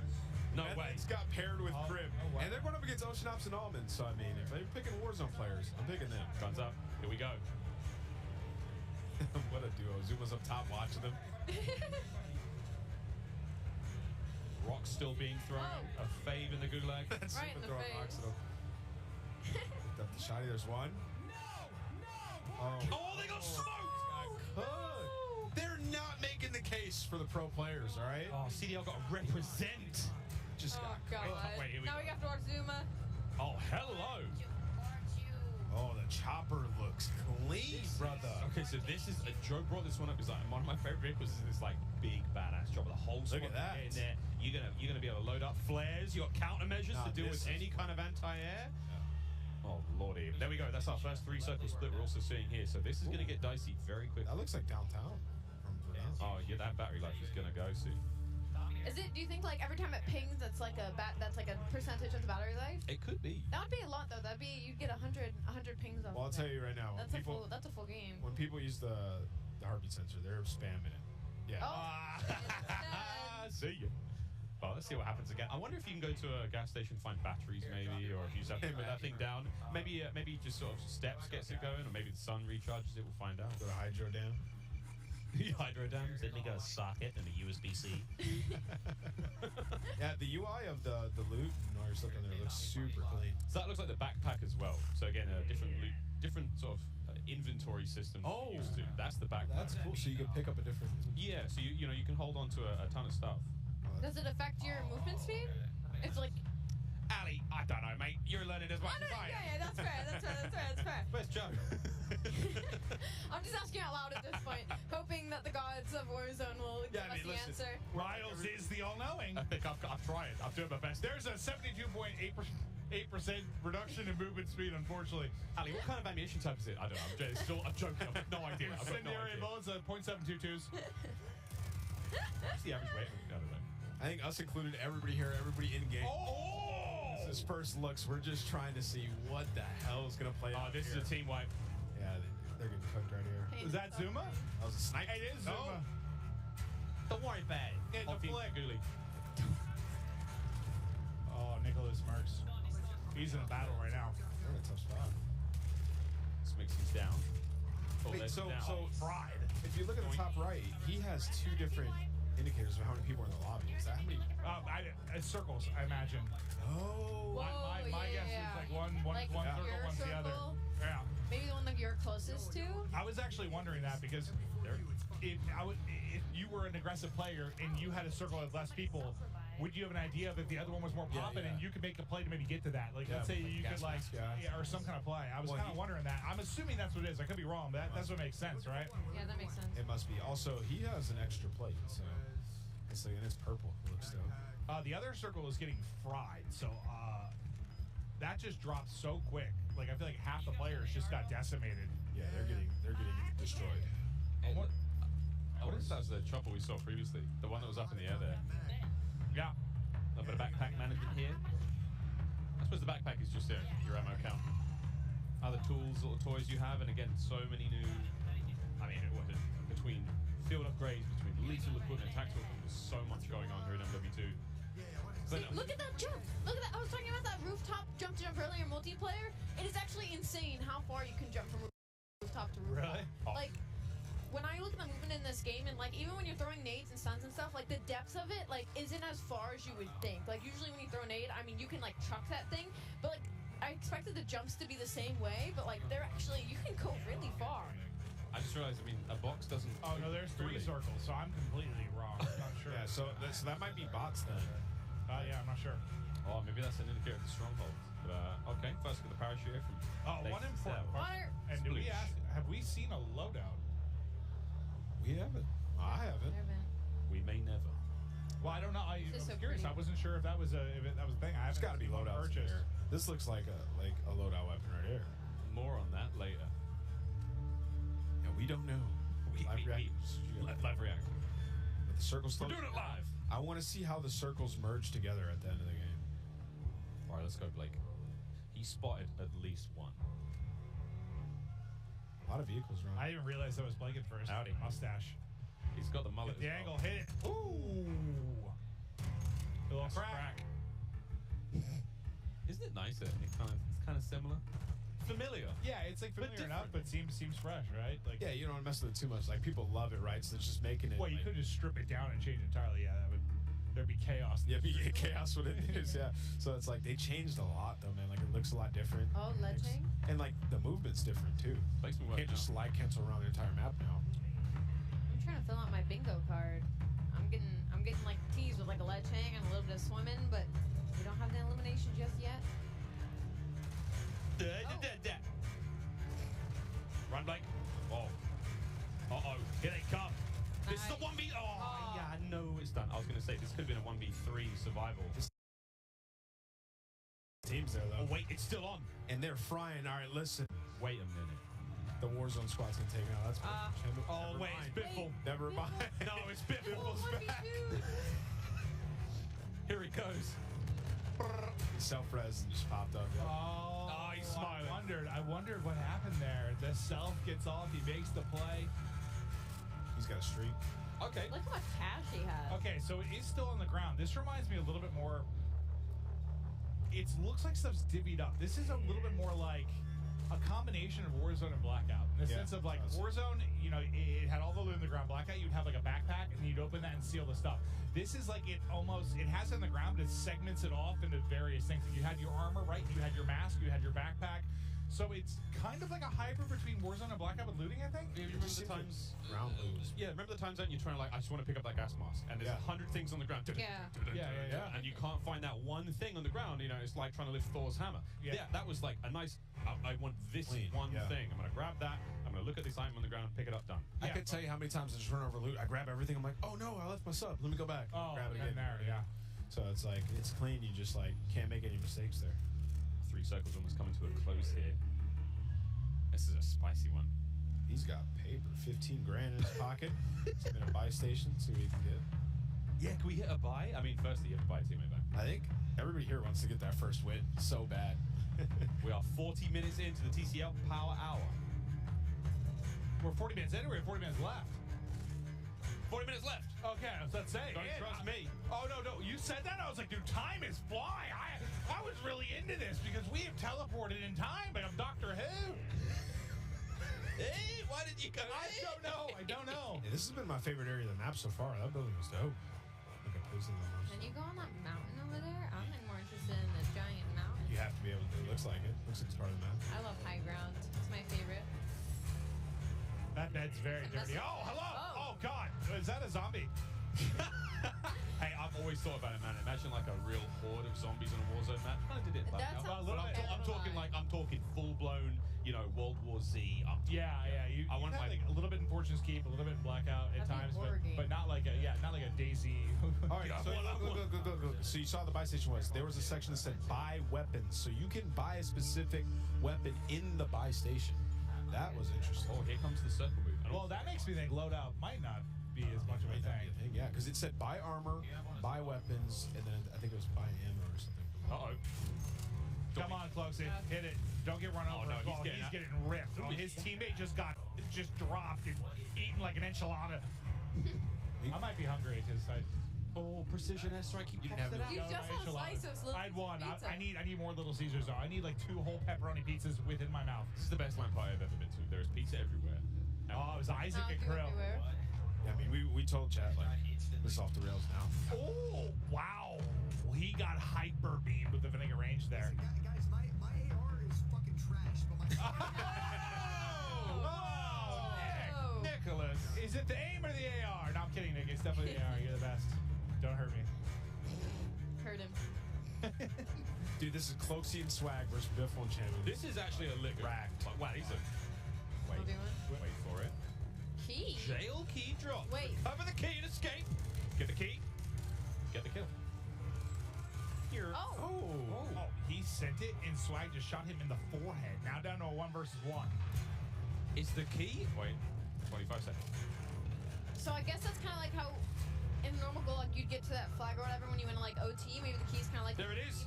Freedom. Oh, did he his dip? He dipped. Curious. There was a door at the back. He cracked the key. Just walked out. He did. Awesome. I'm not sure. That was great. You picked up a key and just ran for it. I'm out of here. Okay, so that's actually pretty cool. I would lose full though. Nah, yeah. If somebody did that to me, I'd be so mad. Dude, imagine that. Like, you just lose. 2v1. You're like, where is he? He's got the key. It's another cool little area of the map. Again, it's a big old map. Yeah, it is. Al Mazra. Bring comfortable shoes. Word to the shoe seller. Well, there's a lot of vehicles on the map. I've been seeing them on the mini map. I just haven't seen many people hop in them. We saw SEAL Team Crynx. Yeah, we saw that. Pull up and absolutely destroy. But I want to see the Big Bertha. See what it looks like. Well, there's different kinds of vehicles. So there's like little sedans, family wagons, whatnot. You know, they're all going to have different properties, which is really fun to think of. If you have like a military class vehicle, get in the hatchback, Jack. I feel like there's somebody close. You can see like buy weapons and you can upgrade your weapons. So I'm real. The clutch up. He has popped up his teammates back. Yeah, I'm intrigued to see how that works though. It's like, what do you like? Buy a weapon with some of your attachments, then upgrade it to the attachments that you have, or is it attachments that the game sets for you? So we'll see. Oh, so many questions. Yeah, I have so many. I'm seeing a lot of highways as well. This is a lot of fun. We're going to see, I think there's a little bit more of a lean towards vehicular combat, which I'm very, very excited about, given the fact that like there's 19 ways to battle each other in cars now. Well, the one thing I'm kind of digging, like, yeah, there's going to be some new versions of combat, but like at least what we're seeing so far, it doesn't look like you have, and that might be the loadout change too, but I think just with 5 attachments, like you can't beam someone with an AR 400 meters. Like it's going to force closer range combat. You're not going to be terrified to cross any open gap, which I think ARs have been too easy to shoot. Like this, that has more recoil than I've seen in 3 years. Yep, that was that M16 was kicking. And Crynx was like, I'm gonna rethink this fight. To get my mind. But I think in general, like it's better if it's a little bit more difficult to shoot at long ranges. It just needs to be, in my opinion. This is what I wanted to see. How powerful is it? Can you finally shoot them? It's running out of gas, Sam. It's running out of gas. This is Greeds, one of our streamers or content creators coming from Japan. That's awesome. Also, though, man, shoot them tires. I'm just thinking out. I mean, my mind's going forward. Solo YOLO is going to look real different when everyone's driving around with vehicles with no tires and like running out of gas. Running out of gas in the end. And it's like, and there's one person at the end that's got this like super high tech military vehicle, or who has the Hummer EV? Who's got the Hummer EV? It's like I don't need gas. Oh my god, that's the meta, dude. Find having Hummer. the eco-friendly vehicle. Go green for the green. This is a duo. The Hummer here. Big He's got a key. Wait, what is this key about? Wait, you see the key on his head? I'm not sure. Bobby's got a key. He's got the key to my heart. But that could be one of the sort of special loot locations. There's some subterranean spots. Chilling, dude. These are the guys I hate in Warzone. Camp in a staircase with Phoenix. Yeah. I need that proximity chat. I need like the people walking up to me like I know you're in that staircase. The way he's playing, I feel like Bob's AFK and he's protecting Bob. That's what I'm getting from this at least. Bob has not moved. Because the Symphony I know does not run up and down staircases 400 times. This guy has to be in fights over and over. He literally has to hold forward. So I mean, if you think I figured something was going on. This is a really important map. Like whoever wins this, like they hold the record for most wins. Like it's your stream title right there. Get it up there. Yep. Just get it up there right away. World record holder. There's a lot of those in Warzone. Getting a very sort of strong. I'm liking the different areas we've seen so far. This is the most sort of urban area we've seen. Like high, I mean, there's a parking lot here. We've seen some high tower. We've seen some stairwells again. What was that? I hate when Symphony just aims at randomly the wall. aims in. Such It bothers me. Oh my god! The internet is already like sus. He's sus. Well, shout out Ricochet will be available stand day behind one. him. Day one. Day one. Coming for you. I always wonder about like length of games, and I always think I prefer when it's around like 20 minutes. I'm wondering like how long a map is right now. Well, this has been 30. Seems like so far. we're like. Did we start 30 right? minutes in, yeah. Did We started right away, yeah. Yeah. So this is. Well, we're also hopping in and out of I think maybe 2 different games. I think it's. Or it's still late. I think it's at least. I think it's 3 because I think we've seen solos. This is trios. I think. No, it's all the same game. It's all the same. So there's solo people on. Oh, that feels bad. So what I'm wondering like is just length of game. This might be a little bit longer than it's been in the past. Seems like it, yeah. Probably because people are just figuring stuff out. To be honest. Well, probably part of it, but I think just from a circle, just size of the circle, I think it's a bit longer. Like these might be running about 5-10 minutes longer. While these guys are fighting, I'm like, oh look, the gas station's a POI on your minimap. I'm dead serious though. If I pull up in my Hummer EV, is there going to be a charge station for me? No, it's unlimited, dude. No way. That's too OP. I mean, don't get me wrong. I'm How down. many do you I'm think down. there is on a map though? Like, do you think there's just one? Like, there's the one golden Hummer EV. I don't know. Or maybe. I'm excited. I'm just talking out loud. I know it seems like I'm asking Miles, like you have all the answers. I've got a piece of paper in front of me that it's the bingo card. Again, we haven't seen a vehicle elim, ledge hang elimination, most wanted card. We haven't seen any of these just yet. Here we go. Fall off. Die to. So this is. It's still the bright spot of this for me was Jorge dying. Oh, that kind of doesn't count. It doesn't count. Come on. Doesn't count. No, he got shot. This is really where I'm gonna count that. I'm counting it. I'm putting that on my bingo they're card. now in the 6th circle. There's 20 people left, so this is about to get insane. about to get insane. Oh, the National Bank of Vidal. I wonder if you can go in there and get some cash. I am very much behind. I'll lose a little dive in for the res, but I'm very much behind like crazy end games. I love the leaning coming out of Hitch. It's like he's in game, actively moving. Yeah, he is. Look how leaned up he is. Oh, here we go. No plates. Oh my god. Oh, this is a welcome team looks a sight. little bit more decked out. Wait, decked out? They've got different color armor. Most wanted target eliminated. Well, that team didn't hit the bingo yet to survive that. I think that was a Claymore prox mine right to the shins as he went through the door. There is a different kind of plate. 3 plate purple. I have questions. Yeah, we saw Nick Merckx have that earlier, so I think it's maybe you hit the shop and you just buy armor. Oh, maybe it's okay. Swanky, expensive armor, branded. Yeah, I've always wondered if we'd have something where it's like a helmet in game, where you don't get knocked by one snipe or something. I'm not sure if that's the case, but oh, that looks like Crynx. I mean, we've only seen one M16 in the game so far. Is that Crynx one? Is he dead? Is he down and out? Might be. Observatory ahead of us, one of the higher points on the map as we've seen so far. So this is, I mean, look at Al Mazra. She's gorgeous. See you, Jack. Oh, Jack is dead. Absolutely. Oh, that's Jorge. So they got out of that situation they were in, I think. They were able to get the kills. They look like they crept through the wall. Yeah, let's stay on board here. Look how small the circle is. We're going to see who ends up taking this one, but it looks like it's just Hitch. He's trying to save the squad. Blake's down, and there's a thermite sitting on. He's holding them back with a thermite. Yeah. The fire looks. They got to rotate though, so we have to be careful here. They've been sniped. Oh, here comes the bingo! No. Here comes the bingo! Here comes the bingo! This is love and trust right here. I got him! That's a bingo! That's Sorry, a bingo. that wasn't actually a bingo, but it is definitely one of the extract elimination here. It is. One of them died. No, they're not dead yet. I mean, you got one. No, he's dead. Yeah, he's dead. Jorge. I mean, we're looking at no plates, nothing here. Like, this is going to be tough. They're going to have to leave this rooftop as well because the gas is going to push them. They need to just get a kill. Lads. Blake is down and out. I really like that dude out of the backpack. I think it's just one of those things I like once I get used to it. It's just gonna take a little time. Oh, here we go. Ooh. He's only got one in the clip. He's got the I was two-piece. hoping maybe it was the fall damage there, but Jorge, he's gonna drop. I didn't see how he got the kills, but yeah, it looked like he was able to knock 2. 7? Was it 6? It looks like 7. 7. There's a handsome man blocking the view there, but over to Nick Merckx. Final 4. Oh, they're in a great spot. Rotation coming in here in a second. This looks dope. This little tent that they're in. I mean, this would be nice if there wasn't. Oh, so it looks like you can only plate up. I see. You can only plate up to 2. You have to get something to go to the full plate. It's a big fight. Oh! I thought it was maybe like a helmet or something like that, but I see what you're saying. Nick's chilling. Still has plates to go with. I didn't realize it was limited to 2 at first. Let's see the gas mask, how that operates. Reload. Just there you go. To the dub. 3 teams remaining, 6 players. They got what? 2 left up, so it might be like a 2v2v2. He has the inflatable decoy to play with as well. That could get really funny. Oh no, you're in trouble. This is a good decoy time. Just pop it. I love mixing endings. This ending is dope. This is so sweet. Coming out the gas, still across the bridge. You get the knock. It's just Nick. It's just Nick. Here they come. Oh! Oh! Oh! Oh! So 1v1. 1v2? 1v2, right? 1v2. Oh, no, he's right. You're right. It's 1 player up because his teammate's still up. 1v1. Oh. Where are they? There they are! Oh, that head's not going to be fun. Get this!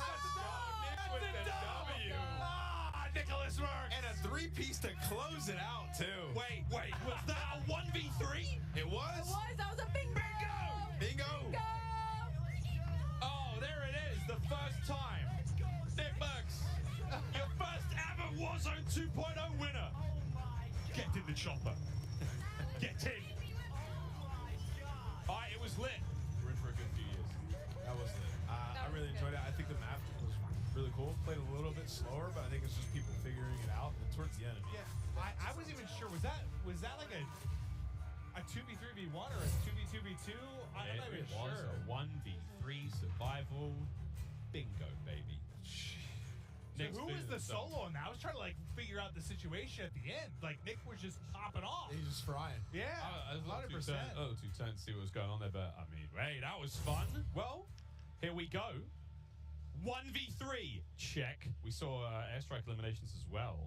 I believe on that whole rooftop. I don't think we got bingo though. We didn't get, but we got that at the very least. Ooh, no one got multiple grenade kills. Okay, 2 down. Unless we missed it. Please tell me someone fell to the death. I gotta see a decoy elimination. That would just be so funny to me. If somebody gets smoked by a decoy, I'm gonna be in tears. Tears. True tears. GG's once again. Congrats, Nick Merckx, the first ever Warzone 2.0 winner. World record holder. World record holder. Yeah, no, unbelievable. Of course it's Nick now. Dude, when we were watching him earlier, like in the 3P game mode, he was looking disgusting. Like he looked like the best player we watched in the 3P. He has a lot of experience there. Now just hop right into Warzone, making plays. Guys. I'd love to see it. Guys, we've seen Warzone 2.0. Initial impressions? I mean, again, like there's no one here from IW. We're just fans.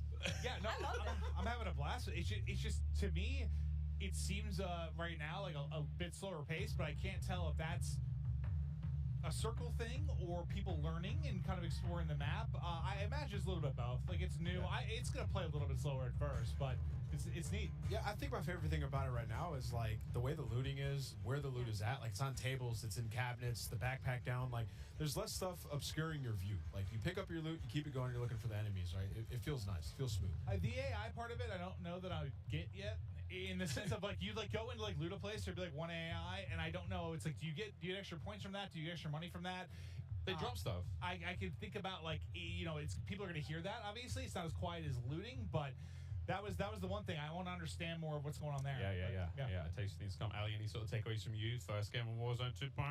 I'm excited to load in. Like I said, I don't really play Warzone that often, but this new 2.0 Warzone, I'm very, very excited to load in when it drops. Well, now we get a quick look at that first win. We're going to see the POV of Nick Merckx once again as he goes up in that 1v3 situation. Thanks to the guys at Elgato. Here we go. Where's the W button on that big bad boy? Bang! This was the final play on that bridge clip. So he killed 2 people. Yeah. So it was 1v3. Good teammate call out. Good comms. Dude, he is just I was worried, like, if Storm wasn't as close to him as it was, like, he was going to get on that heady and just smoke him. But he was so weak, he got, like, one bullet and just fried him. And then I think the guy he shot, like, laying down the bridge, he, like, got all headshots. He smoked him, too.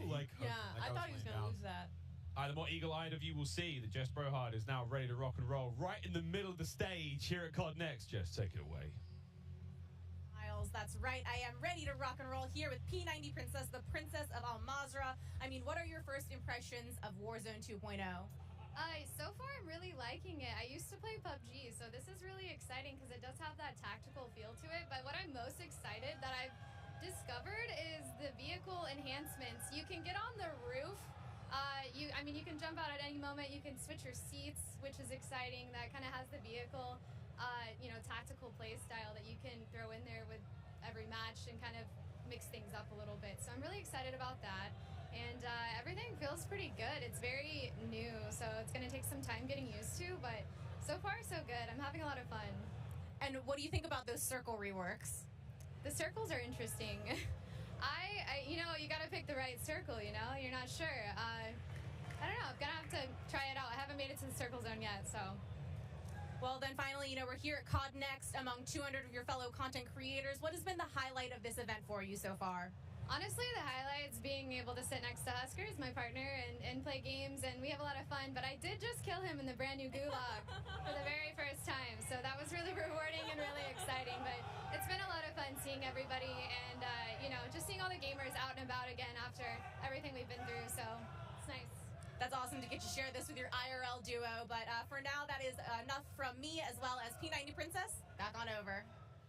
Thank you very much, Jess. We're back at the desk. Jack O'Hara joining us once again. Mate, we could have done with you a minute ago. We got a lot of things. We had so many questions. Yeah. Very, very fun, though. Super excited to see more of that later on. But first, if you are just joining us, Jack Links have an incredible giveaway. Here are all the details. Each Jack Links supply drop includes a brand new copy of Modern Warfare on the platform of your choice. Delicious Jack Links limited edition products, epic in-game items, and check this out on how to enter.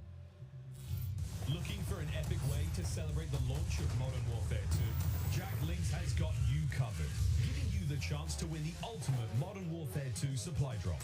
Keep an eye out during the broadcast for the Jack Links Sasquatch to appear on screen. If you see it, grab your phone and scan the QR code, following the prompts to qualify for entry.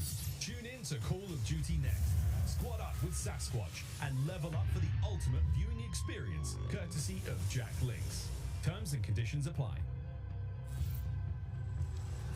All right, folks, there you go. Keep your eyes peeled and spot the Sasquatch on the screen throughout the show. No, I'm not the Sasquatch. I know what you're saying right now, chat. Scan the QR code and enter all your information for a chance. Absolutely. Win. What are you talking about, Mid? You've been doing that quite a lot today. Yeah, I don't know. These accents come out of me. But all right, I do have some questions. Okay. First, the one thing I was really curious about, like at the top right with the player number, there was like 2 different columns. What were the different player numbers? So that one is explaining to you the different numbers of people that are in each circle. Okay, so that's what my first guess was. Okay. Yeah, and the old information of like who's alive, how many squads, etc. So the top bar I think was like your normal numbers, and then the next one. I play a lot of Warzone, so I'm gonna get a little bit nerdy. I just have questions. Other thing, we didn't see a loadout. Is loadout in or not in, or did no one buy one, or what's the deal there? So right now in the build, the loadout drops are not in, and you're using you're going to buy stations and you're going to strongholds to acquire the rest of your loadout. So you can go in, you can select, have weapon setups, etc. That you'll then find the buy station and inside the strongholds as well. That's one of the big questions I had. I was certainly wondering about because we saw like you could buy. It was like a weapons tab you had. When you went to the buy, we didn't get to really look at it much because we're hopping around. We didn't get to see a whole lot of it. What with the AI that were in different buildings, like when people were going to loot something, there'd be a random AI in there. Well, I guess I want to know, what is the impact on game? Because obviously, if you have to fight that, someone might hear the shots, right? You're not like looting silently, but what is the impact on the game within that, like, I guess, system? So we have obviously the AI that's concentrated around the strongholds, etc. And then we do have some smattering of AIs for the buildings that are there as, an extra target that you can kill, you can get their weapon, you can get some ammo, etc. So a little extra loot. Yeah, and then they can also serve as a warning that there is another player there. So right now we're experimenting with having them in various different play spaces and seeing where they're the most effective and the most entertaining, basically. Jack, as far as armor plates go, like a little UI thing here, there's a full-plated character has purple colored armor plates versus the blue ones. What's going on there? So there's two sides of armor plate carriers essentially. So you're picking up the 3-plate carrier, and that means you can go to 3 plates essentially. Okay, that's a lot of fun. Okay, all right. Now I also noticed within the backpack we saw Nick Merckx carrying C4 while also having a frag grenade and a smoke grenade. So if I've got a backpack, is that a separate pickup on the ground as well, or is that something that your character comes equipped with because they're already a badass? So what you have is you have the strip at the bottom, which is your loadout, and then your backpack. You have a starting backpack that is a certain size, and then in that you can put extra items and you can hold duplicates of things that you want to keep. That's a lot of fun, yeah, because we saw him run a C4, and at one point he's like, I don't feel like C4 right now. This is very useful. He's able to swap that out in real time, and excellent. Oh my god. So I know in a lot of ways, Blackout was the first iteration of this, and you had Warzone come out, which improved on a ton of things from a quality of life standpoint, but it feels like there's at least from a looting standpoint, some similarities there, because you used to have the backpack where you could carry multiple items. Then we shifted everything on the ground. This seems to be a middle ground to kind of meet both qualities of life, which I find pretty dope. Yeah, we wanted to let players to be able to accumulate kind of the arsenal that they're going to carry through the match with them, and kind of be able to equip some items, some that in other game modes might be persistent, etc., that they might want to keep inside their backpack and then carry out of the match with them, etc.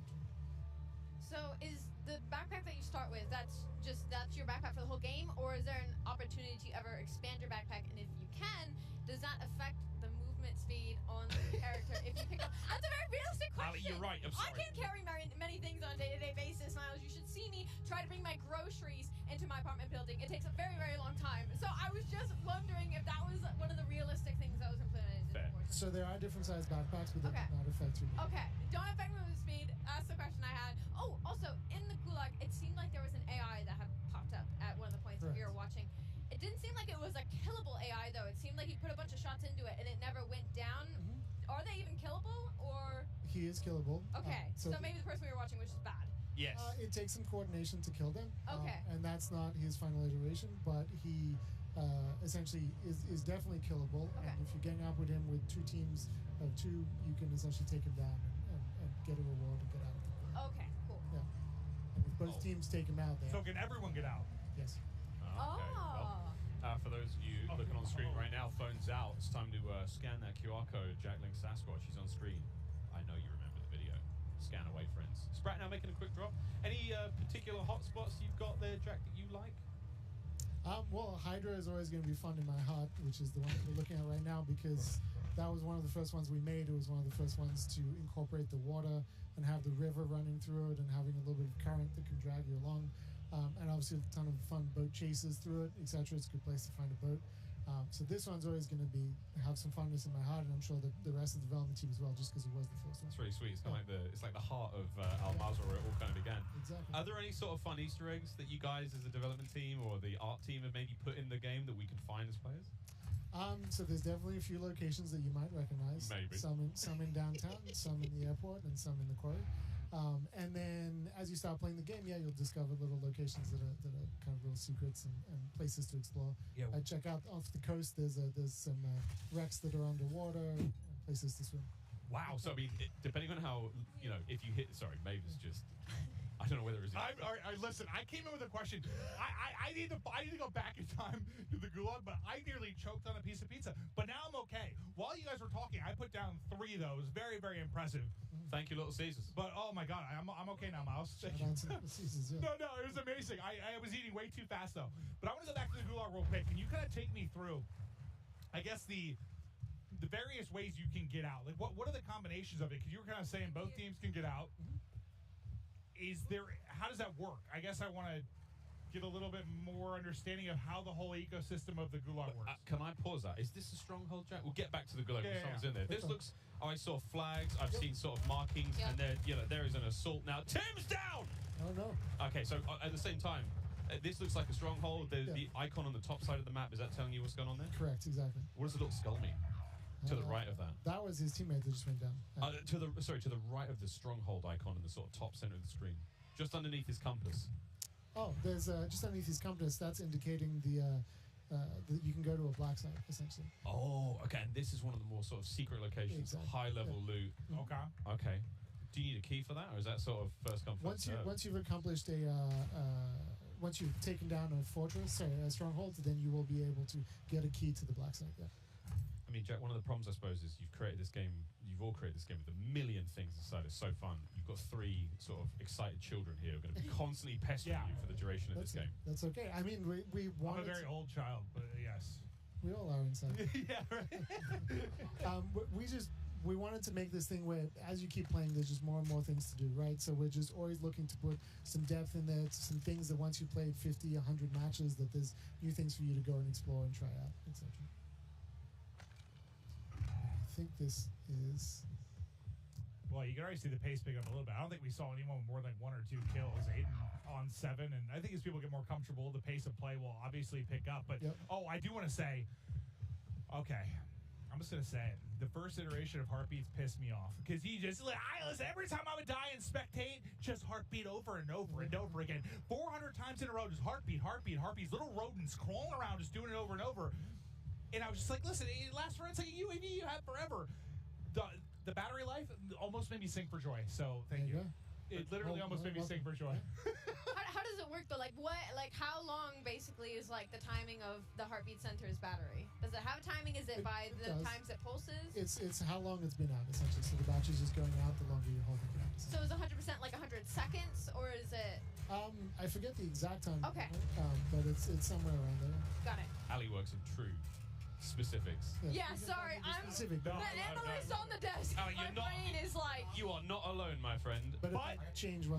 Is there a solar panel on it? So from outside, does it last long? And once the battery is one of those ones that you can't take out. So once you're done, you're done.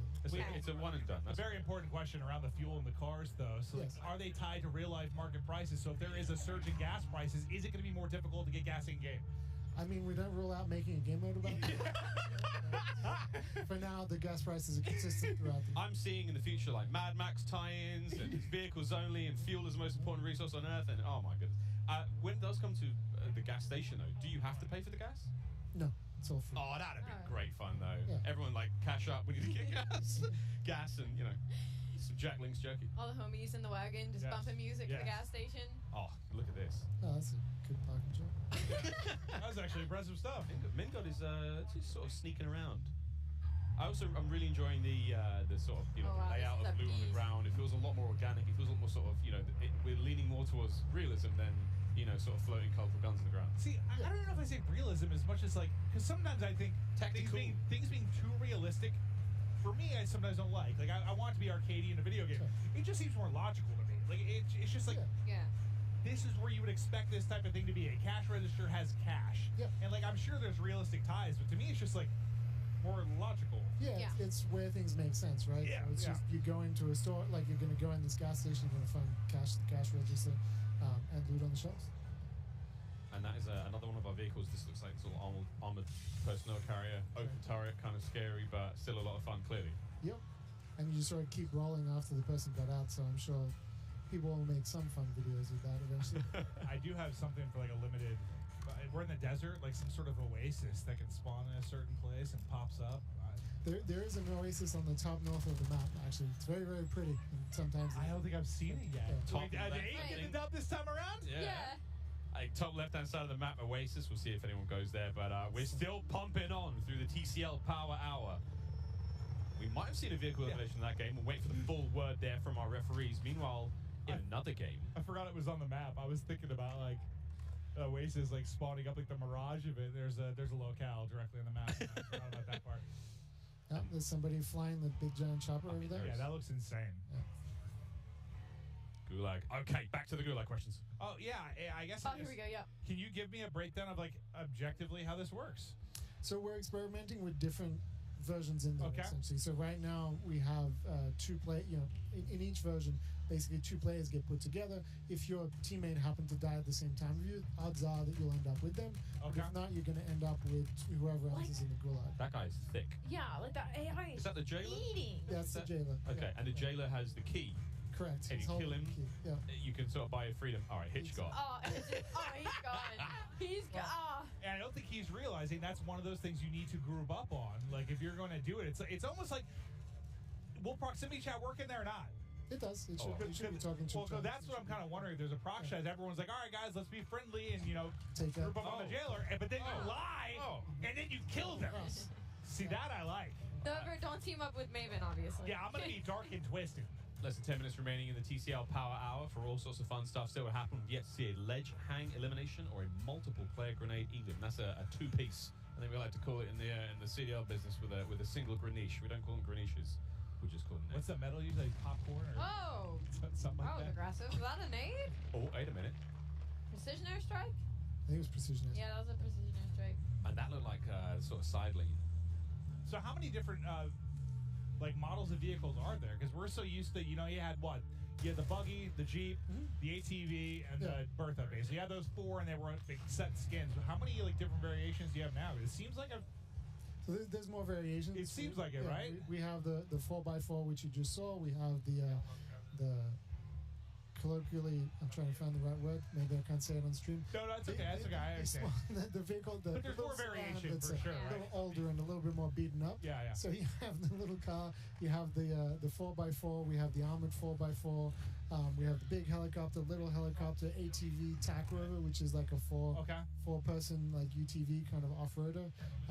There is also a crop top 4x4 as well. So that one's fun, I have to ask now: is there a car showroom where we can sort of see all of these vehicles in a single place? There is not, but maybe we should put them in. Yeah, it turns into like a Gran Turismo showcase room where you have all your vehicles, you're decking them out. I see potential there. That would be honestly cool. A little pimp my ride type thing going. Yeah. Well, we've seen, we know vehicle skins will be in the game. They're in the menu right now, so that's going to be a lot of fun. I have to, maybe you can't answer this one, Jack, but of course the GMC Hummer EV, different skins, right? Yeah, eventually. Of course, why wouldn't we? Huh. It's going to be a lot of fun there to see that go down. And also, do we know how the refueling situation works there?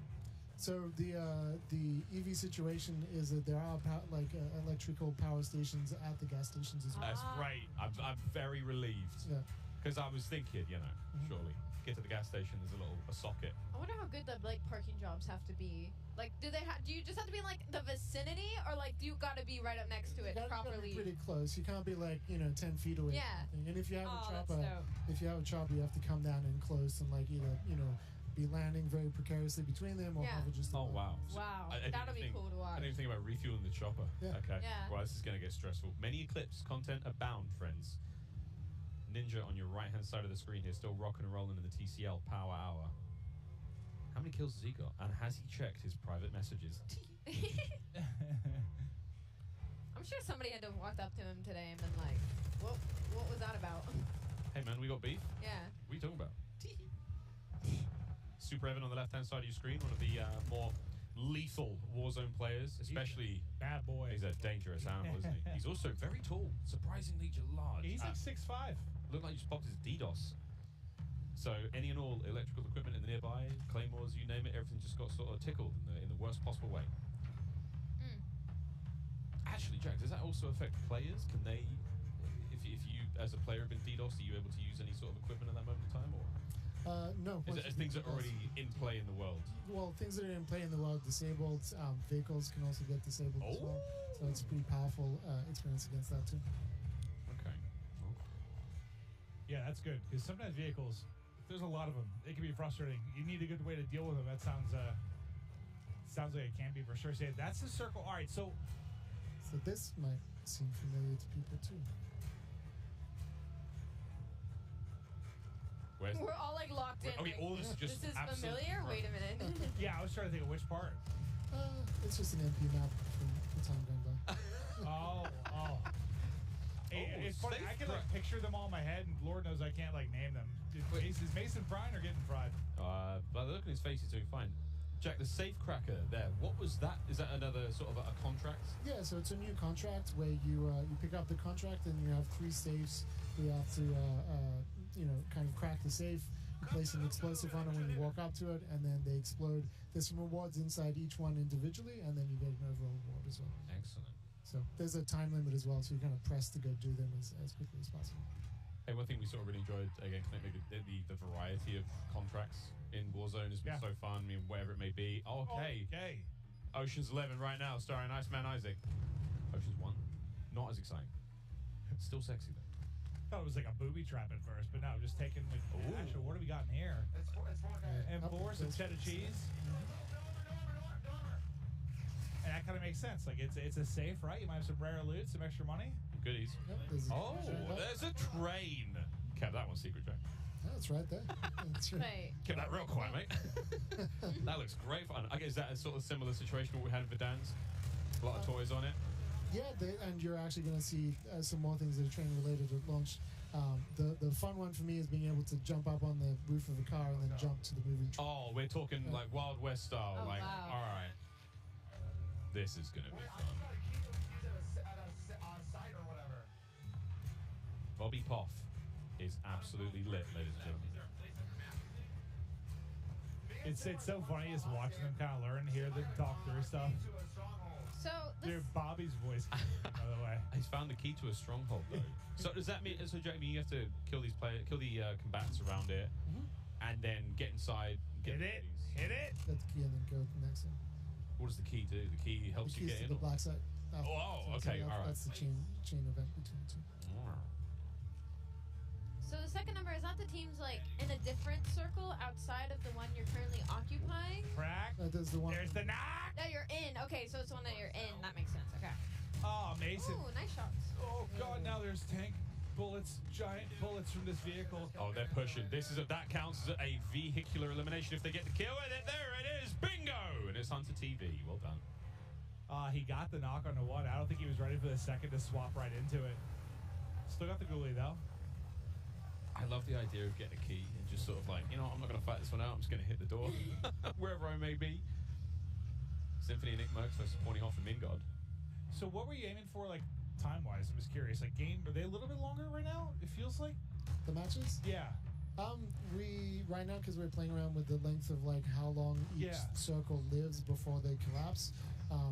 You know, it might feel a little bit longer. Yeah, it felt like it was like closer to 30 minutes than like 25 somewhere. Just felt like a little bit longer. The circles do something interesting where sometimes you get a little bit more of a pause in the middle as each circle kind of resolves itself before collapsing. So it can lead to some like different flows. Interesting. That's kind of cool. A little variety. I've got a question, Jack. A specific one. Can we sort of like perform a takedown on the jailer? Not right now. Okay. That's a good idea. We'll hold on to that. Imagine you're going to take him down, then I get behind you and go to take you down. And then we get a takedown conga line and it gets real awkward. Yeah. And meanwhile, our other teammates are just sort of staring at us. In party chat, like, hey, did we go to college together? I'm like, oh, maybe. How many kids you got? I'm like, help me. Prox chat alone. Help me. Prox chat is going to be something. I'm coming for you. Come on, Isaac. Show me something special.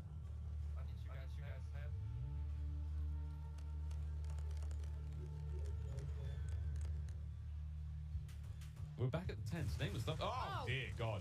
Hey, you know what? Parkour, baby. Hitting the shot. Parkour. They hit the other roof. Oh, look at them. Dude, that shadow, he looks so badass. He's like flying over the top rope. Great. Well, there we go. TCL Power Hour still rolling, friends. Actually, we should be nearly finished with that one, but we've definitely had we've had a couple of bingos. We'll get back to those in just a moment. Yeah. Sorry for the bombardment.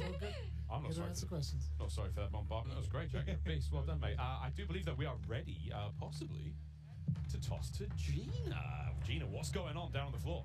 Hi, how y'all doing up there? Look, I'm here with a very good friend of mine, Diesel. What's up, dude? It's been a while. It has been a bit. Yeah. Look, the energy here is palpable. Everything has been going so crazy. How does it feel to be here today? It feels good. I mean, we've been talking. I've been playing Warzone since it came out, so it's good to finally get your hands on Warzone 2, which feels incredible. Everybody will get to play it eventually. It's a little bit different than I was expecting, but all in a good way. So you are definitely no stranger to Call of Duty. No. So many things were announced today. What are you looking forward to the most? Probably just playing the beta with Old Men of Optic. Just us getting together and playing again. It's been a bit since we played regular multiplayer, so the beta tomorrow will be a lot of fun. So looking forward to that. So, there are tons of streamers here today, all around the world. Who is someone out there that you're hoping to get into a friendly little firefight with? Probably May. Yeah. Who's my girlfriend? She's playing back there, so running up, that would be a fun car ride home, I think. Yeah, I think it would be good. I'm going to tell her you said that, and we're going to be looking out for that specifically. Shout out to May. That's all from me here, y'all. Let's go back to the desk and see what's going on over there. Thank you so much, Unit. Guys, once again, we're going to get into another drop. Before that, though, each Jack Lynx supply drop includes a brand new copy of Modern Warfare on the platform of your choice. Epic Jack Lynx limited edition products. And check this out on how to enter once again. Looking for an epic way to celebrate the launch of Modern Warfare 2? Jack Lynx has got you covered, giving you the chance to win the ultimate Modern Warfare 2 supply drop. Keep an eye out during the broadcast for the Jack Lynx Sasquatch to appear on screen. If you see it, grab your phone and scan the QR code, following the prompts to qualify for entry. Tune in to Call of Duty next. Squad up with Sasquatch and level up for the ultimate viewing experience, courtesy of Jack Lynx. Terms and conditions apply. All right, so this is your last chance. Keep your eyes peeled. Spot the Sasquatch on screen throughout the show. Scan the QR code, enter all your information for a chance to win. You saw the goodies. You won all the goodies. Platform of your choice. And all the yum-yums. Can't wait. Guys, one more drop, one more big one, and we're going to roll onwards through the show. It's been a sensational day. Call of Duty next. I mean, good God, I'm pumped for tomorrow. Listen, man, we've seen everything. It's a lot, dude. It's a lot to take in. Like, I was looking at that Warzone game that we just watched. I was like, man, Warzone 2.0 looks sick. But then we got mobile, MP, the new game modes, new weapons, new gunsmith. Like, it's going to take a while to get through all this stuff when we get to the beta. Telling me, mate. Well, again, we want to say massive thanks once again to TCL. The Power Hour comes to a close. TCL Power Hour was a lot of fun. And, hey, while we were waiting, I do believe we got another one. That's right. A vehicle elimination went down, and we may have some footage, ladies and gentlemen. Let's see it. Let's have a little cheeky peek at how that one went down. Again, there's plenty of vehicles, whether you get run over, dropped on, explode, taken care of. We saw it on camera, didn't we? What am I saying? It was Hunter. We screamed his name aloud. Here. Oh, when he got Mason. I'm sorry, I got so excited. He got Symphony, that's right. But there we go, the TCL Power Hour You were comes to a talking about close. replay, you got me excited. I thought someone got smashed by a truck or something. I was ready. Crazy. But also, don't forget to share your favorite moments from, of course, the TCL Power Hour. You saw the hashtags. We want to see your favorite moments. All these streamers, 200 of them. Clip them. Send them to us, at TCL_USA. We want to see those clips. Can't wait. Twitter's going to be popping. I mean, I've already seen some crazy clips. Popping. Dirty got like the first quad feed. He tweeted that one out. He got a couple of them already. They're spamming the timeline. I'm sure. You go on there right now, you're seeing clips left and right. It's going to be good. We've got one more drop, guys, here. As you can see, the Timothy, the Tatman. I do believe this is it. The last drop here in Warzone 2.0 before we will say adieu until November 16th when you get to play this for free at home. And oh, looky, Sasquatch. Phone's out. Scan the code. What if I said no? Ali, that's just rude and strange. I'm sorry, I was kidding. I didn't mean it. My phone's literally out. You can see it on my hand right now. She's disrespecting. Listen, I have a question for you guys because I was on standby with no audio next to the stage. Yeah. Ready to come back up. Did you get an answer about the loadouts? You got a lot of answers, actually. I think in the current build right now, no, but they plan to be. You can upgrade your weapon. Yeah. All sorts, dude. I mean, what we are seeing now is still alpha gameplay. Yeah. A lot of this is likely to change. Stephanie Snowden was up here earlier saying the Gulag's likely to change. They've gone through different iterations. Who knows what the buy station you saw might not be the same on November 16th. So really, like, strip this down. What do you think of the maps and stuff like that? How the looting system works? Like, they're gonna change some stuff. No, that was cool. Circle speed, they change everything like that. That's why I really want to pick his brain while he's up here. I mean, as much as it's fun to get hyped about the big moments, have a blast with it, but all these guys are streaming too. Well, we had a dev up here. I just wanted to, I wanted to hear what he had to say. Like, I want to pick his brain, and he had a lot of great answers for us. I'm going to do what I can to get Jack's number and just get him on a regular basis. God bless that man, putting in the hard work and answering our questions, as ridiculous as they may seem. You know what this map reminds me of, Almazer? It reminds me a little bit of like Verdansk and Caldera mixed into one, because like you get these areas like this reminds me of Airport from Verdansk, and then you jump out and you're walking around, you're in the desert. So I don't see a ton of skyscrapers, so I'm happy. Yeah. Personally, I just thought there are too many tall buildings, but in this there's like, I don't know, 2 to 3 story. There's a couple bigger ones, but nothing too wild. Well, we haven't actually seen this. I think there are 2 major city locations in we haven't been there too much. Haven't really been I haven't there? seen how tall those are. You're right. And again, there could be some big ones. Again, I'm loving the buffering. Yeah, I was literally going to say that. I love the first aid kit on the wall. Again, it's the logic you brought us up, Clint. It's not necessarily that, the loot's crazy or anything, but the idea that I can visit a location that I know is there and go, all right, I'm looking for this. I need armor. I need ammunition. I'm looking for money right now. The idea of, like, regain, we talk about that when, like, let's say your whole team's been wiped, you're the only one to survive the gulag. Now you've got a game plan almost. 100%. I mean, I feel like you have to. I just don't know. I don't know if there's anything like with the AI, if there's like rechargeable loot or anything like that. Like that became a thing, like rechargeable chests in regular Warzone. I find myself, I get so used to like ballooning everywhere that it's like weird for me not to even see balloons. Like it's just a big change. This comes out, Clint. Like when we drop into the map. Oh no, I will destroy you. I will. I definitely aim straight at you. You might have a better mind for combat. Like you just never. I just had to put that on broadcast. You were never very talented. Clip this. Oh. Whoa. Whoa. And in the goalie, it's we've got methods alongside somebody going up against Hanky and Zagori. This is the last one we're going to see. One down. It's a 2v1. Come on, Zenny, show me something special. Oh. That's 2 gulags. He's got pride. Zenny, you're letting me down. It's not even Biffle anymore. Crushed. You know what? Cut the gameplay. Cut it. I've seen enough. Zinni is the reason the broadcast is done. Right. Focus up, team. Once more we go. Now it's time to take a look at some more epic best plays brought to you by HyperX. Check this out. Look at how big that thing is. Oh my goodness. Thing's massive. I mean, we had some cool plays all day long, right? So, seeing Tim here, we didn't see too much of him. Tim got killed by that chopper. Does he? I think so. Oh! What a throw! Oh no! No! What? Oh, he got. Did he try to run into it? I was very confused. I'm surprised he didn't die. He was able to hit the. He's a mastermind for clips, so. Yeah, guy knows what he's doing. This is another gulag clip. Oh. Zuma. It froze like a perfect time. That was crazy. Crynx 6 flying around, kills with him. Oh, this is the Fennec as well. He's about to shred someone. 3, 2, 1. Stems in. Jiggle P. Oh, I think it was just a rip him off that heady for a second. Nice shots. That Biff was disgusting. That hipfire looks really good there. Yeah, it does. Ooh, looks steady. It doesn't even look like Biffle was looking at his monitor. This this they were surviving, man. Yeah. Driving each other back. This is friendship and trust and love, though. That's brotherhood. We love right TST. there. AKA don't. All right, there we go. That was our highlight plays presented by HyperX. And guys, I hate to say it. Don't say I it. think we're done. No. It's time to go. You were great. You too. You were great. High five. High five. You were great. And you were great at home. Thank you for those of you who've been with us the whole day. Thank you so much. Guys, final thoughts. Clint. Listen, it's so much. I can't wait to like break it down more.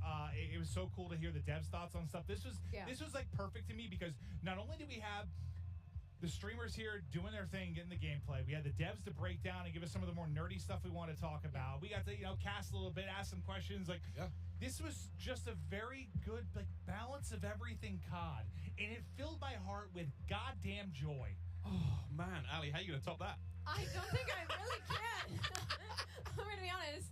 I will have to say, I'm going to echo in my own wording. I mean, it was a lot of questions answered, right? It was so many what's going to be happening with the upcoming year, and we got all of it in just this mosh pit of Call of Duty. I mean, it was just half a day of just COD, and like, it was an absolute pleasure. And honestly, I have to say, I'm so excited for Warzone. I never thought I'd say that out of my mouth. It was one thing about Warzone that it kind of turned me away because it was so chaotic, right? I couldn't predict things. I couldn't really break down a whole lot. Circles were chaotic. Loot was chaotic. And it seems like they've taken that, refined it, and now there's a little bit more stability. You know where loot's going to be. There's 3 circles, so it's not like if I'm across the map, I'm screwed, Like, there's so many different elements now, so I just can't wait for November 16th. Jeff, Joe, you hear that? You got him. You got another one right there. And what about you, brother? I mean, it's amazing, and there's still so much more to come, right? Like, we heard a little bit about DMZ. Like, what is that? Tell me more. Yeah. We're going to learn in the future. Spec Ops as well. They talked about it a little bit. We even heard earlier rank play coming in the future. So we got so much Call of Duty. And today wasn't enough for you. Like, there's going to be more. Oh, so much more. We do want to remind everyone, though, one more time that Modern Warfare 2, it launches October 28th, but is available to pre-order right now. Pre-order and get early access to the open beta that starts tomorrow on PlayStation and next week on Xbox and PC. Don't forget that the pre-order Vault Edition, if you get that one, you're going to get those amazing-looking red Team 141 skins you saw today, but not only at the launch, you get those in the beta as well. So that's lit. Also, the FJX Cinder weapon vault. You guys have seen that in action today. That's the fully decked out M4 weapon platform. And that's certainly something you're not going to want to miss out on insane. Oh, also, don't forget, pre-order any edition of Modern Warfare 2 and play the campaign up to a week early. I'm a campaign guy. Absolutely love to do that. You all saw this Warzone mobile action live today as well. And don't forget, you can also go right now to the Google Play Store and pre-register for your free download of Call of Duty Warzone Mobile. I mean, frankly, guys, there's a lot. Whatever platform you're on, it's all yours. But that is it for us, guys. On behalf of myself, Maven, Alley Cat, Nameless, all the other talent here, everyone behind the scenes, thank you so much. We'll see you on the beta.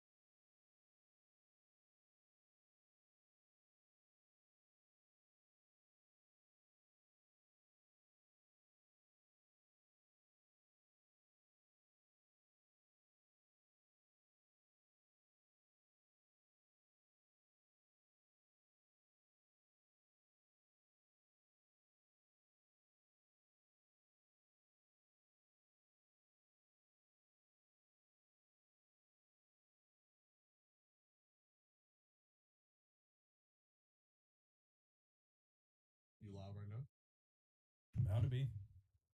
When was the last time you went live on YouTube? Forever ago. Damn, that's crazy. All right, time to see if this thing actually works. Oh, the TikTok. Hey, let me No, go. I got the little Talkerson going. I'm gonna go on there right now. Oh my god, yours is the first thing that pops up. Damn. Yeah, it looks good. Your text is just too big. I don't see your. It says, yeah, the Y is cut off and the K is cut off at the end of Chuck. Okay. That's it. Other than that, yeah, it looks good. I can see your screen. You're centered, yeah. It's just your text. I just messed with it a little bit. Waiting for chat to start coming through on YouTube. What's going on here? There you go. Yeah, you're good now. Nice. I say, can that gonna load up? Oh, there we go. Oh, I wasn't even seeing nothing. What's going on, MG? Assassin. Mario, how's it going, man? Ooh, hey, what's up, Cole? Yeah, we're live here on the YouTube and everything. Hey, Sniper, what's good, dude? What? Yeah, that's No way. Yeah, that's the fella. I see the AVI. Where's my Discord audio mix? Yeah, I see him. Man, I can't wait to be able to see this multiplayer reveal. Hey, fellas, I hope I don't get my stream clapped.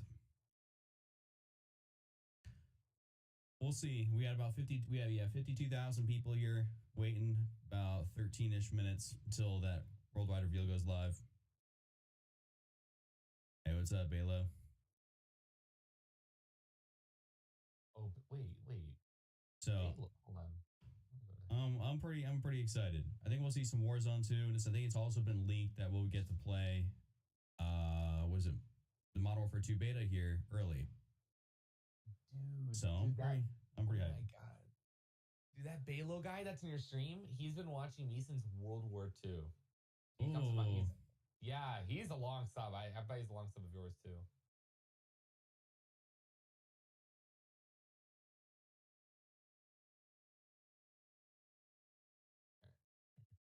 I have to download the beta tonight. I'll look at everything after I get off work today. Yeah, Cole, definitely download it. Because I think it actually may be even live by the time you get off work.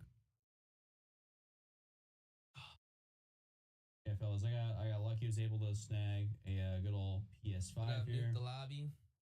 So got the PS5 Kylan? ready to go. What's up, Vert? What's up, Gold? What up, Izzy? What's up, Imagine? What up? Man. What up, Adam? What up? We got 12 minutes, y'all. We got 12 minutes. And the beta, what time does the beta start? It should start in about 5 hours, fellas. 5 hours, because I on don't know that's PlayStation true. France. Should. On PlayStation possible. France, I 5 think they hours It's possible. is the time. So the beta should be going live in about 5 hours, fellas. So after this is over, we should be able to jump on that beta whether you got the PS4 or the PS5. Now, I'm praying, fellas, because my PS4 ain't here yet. I'm praying that PS5 ain't here yet. Hopefully I get it tomorrow. Hopefully I get it Saturday that it's actually decent on the PS4. It's not gonna be. Dude, the Vanguard It was could be horrible. straight. It could be decent, man. You never know. Man, I don't believe that. It could be straight, man. I don't believe it. What up, MJ Fields? What's up, Reen? False hope saying the beta's gonna go live right now. Hey, by the way, fellas, the cube. Yeah, Larry, do me a favor, drop a like on the stream. That'd be awesome. I really appreciate that. In all reality, does help out. Does help out. I think it will. It makes sense because the event's gonna end and then they'll say it's live. Like, hey, here we go. Everybody, it's free. By the way, for anybody realizing or not realizing, or wondering, I am here sitting with Ears and then Frizz Eyes, next. and also Big Cardi Ears here in the stream. But he won't. He's just not talking right now. I think maybe some other people will join up. We'll see. Hey, just So I'm just gonna be reacting to this, pretty much like everybody so far. brother. We're just gonna be all in here, just like chilling, hanging out. No problem. It'll be kind of a fun, chill better stream. for the new gen consoles, I guess. Oh yeah, it's obvious. What's going on, Gemmel? Hey, what's That's up, gonna Sad be a Devil? Big bet. Me realizing when I was sub, but I've been watching a good like 3 months. Hey, damn. At least you realized. In 10 minutes. In 10 minutes, the COD Next event's about to start, bro. We're gonna literally What's see going on, gameplay in Glow? about 10 minutes. Yeah, hey, no, I got you, Leonard. No problem. What up, Glad Johnny? guys like the weapon builds. Much love from the UK. Hey, appreciate you. Wow. We about to check this out. What guns am I excited to see? Honestly, I'm excited to see everything, man, because I already know like you're gonna get a lot of like fan favorite guns, all that stuff. Should be dope. Should be dope. Oh, it just hit the 10-minute mark. Hey, what's going on, Gustavo? Yeah, under 10 minutes until this thing goes live, we see our first ever bit of multiplayer gameplay. They've been good about not like showing us like anything. Like we've seen the gunsmith yesterday, but like we really haven't seen nothing. Hey, appreciate that $5 super chat. New to the lobby. Appreciate you. Hey, what up, Keith? Start doing open lobbies again, like back in Black Ops 4. I'll mute just for a little bit of a second here so I can answer some of y'all questions. Is there an FOV on the next gen multiplayer? Yes. So from everything we know, there should be a FOV slider for next gen, or actually, well, just consoles in general. There should be an FOV slider. That's the general like understanding so far. So that's something I personally am happy about. I mean, granted, listen, I just bought a second computer, so I'll have a dual PC setup, and I've been on PC anyways, so that doesn't affect me as much. But for those guys out there that maybe are just playing on console, something like that, like PS4, PS5, Xbox One, Series X, like that will be huge. And also, I mean, I'll be playing on PS5 here for the beta, and also I'm just gonna see what's going on. Hey, what up, Cotton? You're welcome to join the Discord, by the way. If you want to, me, Ears, Frizz, Cartier, we're just gonna be chilling here. We're just gonna be like live reacting to this. So if you want to join in, come through.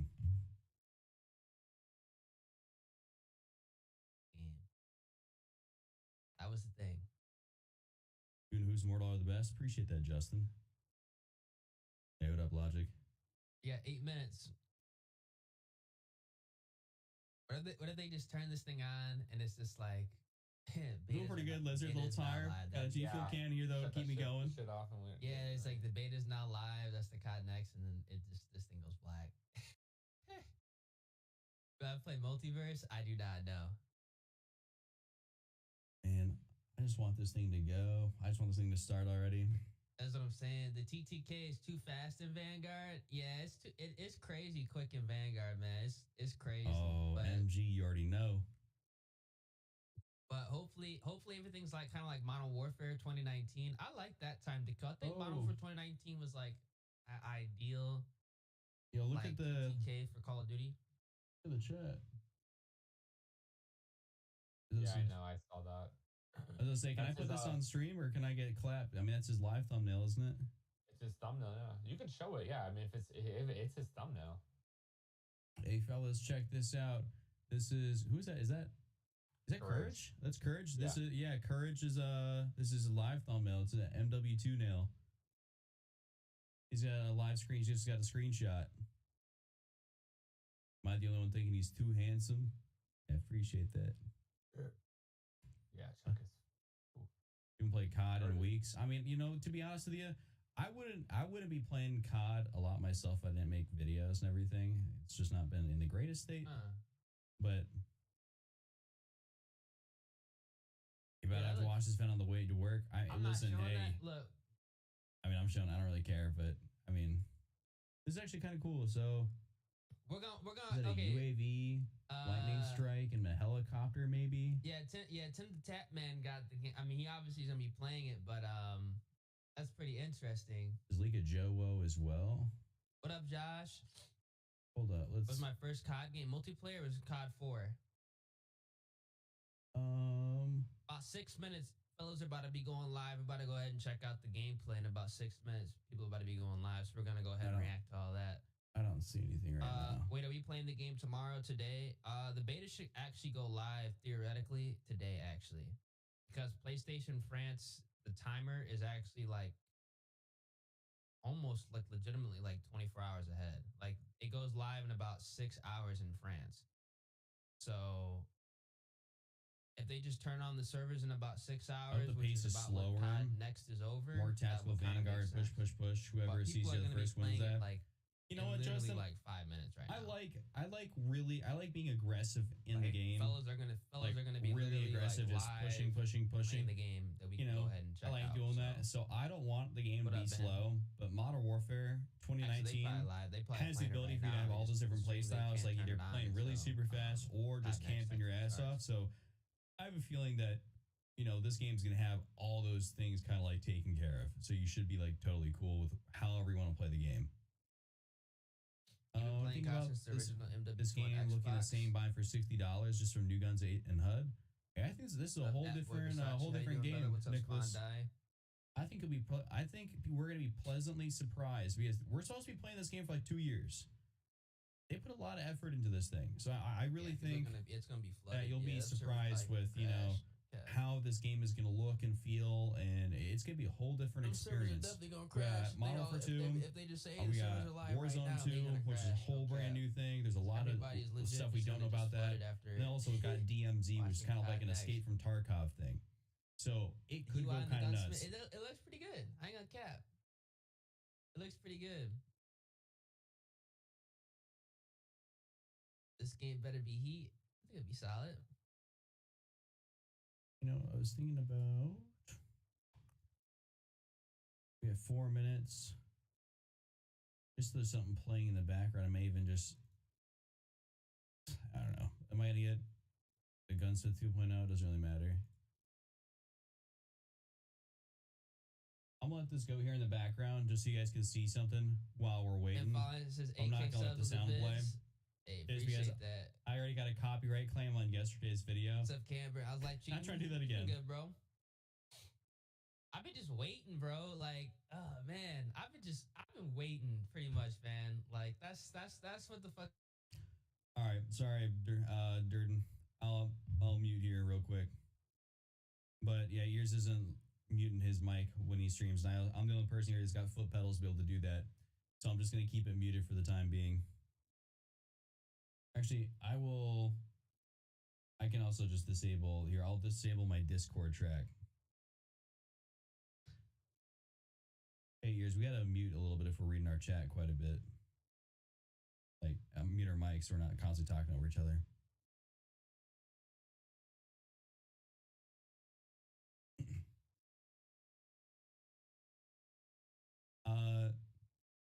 Oh. Okay, so can someone explain what DMZ is? Have you told your chat about DMZ? Nah, go ahead. Oh, okay. So DMZ pretty much it's like if you know what Escape from Tarkov is, it's where you drop in to a map, you have a spawn location, and your goal is to get loot. It's like obviously kind of like a big, large map, and you're able to then pick up different loot, and you have to extract out of the map. And what you bring in with you, if you take it in there and you die, you lose it permanently. You have to go back in and get it, and then you can take it that loot out with you. So you kind of have like a built-up inventory. So if it's anywhere close to that concept, it should be pretty cool and like very, very tactical, a lot more like slow paced than like something like Warzone 2. But we don't know like anything about DMZ at all. So maybe we'll see something like that today. Yeah, I think it's gonna be like Blackout. To be honest with you, someone like Blackout or like a Tarkov, kind of like mix. What I'm most excited for, getting off of Vanguard. I think everybody's excited for that. Hey, listen, Vanguard has been bad as a multiplayer game. No cap. Warzone Everybody game. excited. Hey, get off of Vanguard. No more World War II. That's what everybody excited for. No cap. But we got a minute 30, y'all, and we're gonna be watching this gameplay. Yeah. Whether it's Call of Duty or what's that one guy? What's his name, man? Real quick, cause that fool on. They started the live stream right now. Who stream?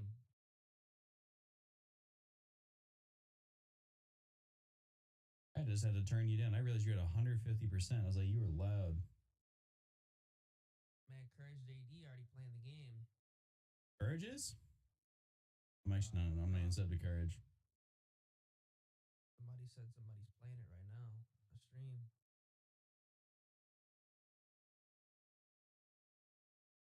Man, oh my god. That'd be the quickest way to get on their blacklist. If somebody got early access and they just said, and they Dude. just turned that thing on. Uh-huh, Here's that'd be crazy. There's There's 135,000 people waiting for this thing right there's now. so many people waiting. Wait, Swag live playing the game right now? Yeah, Swag just went live. I accidentally just clicked on the Zenoti. You playing it right now?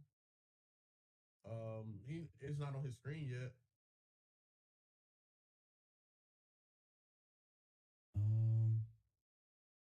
Y'all on the stream, man, make sure you guys drop a like. Y'all the vibes. Oh, we're waiting right now. Oh wait, it just turned on. All right, y'all. Do y'all care about the copyright or y'all gonna mute up or what? It doesn't I'm probably gonna get claimed regardless. Yeah, at this point. Here's, do you have the Modern Warfare 2 game title? Yeah.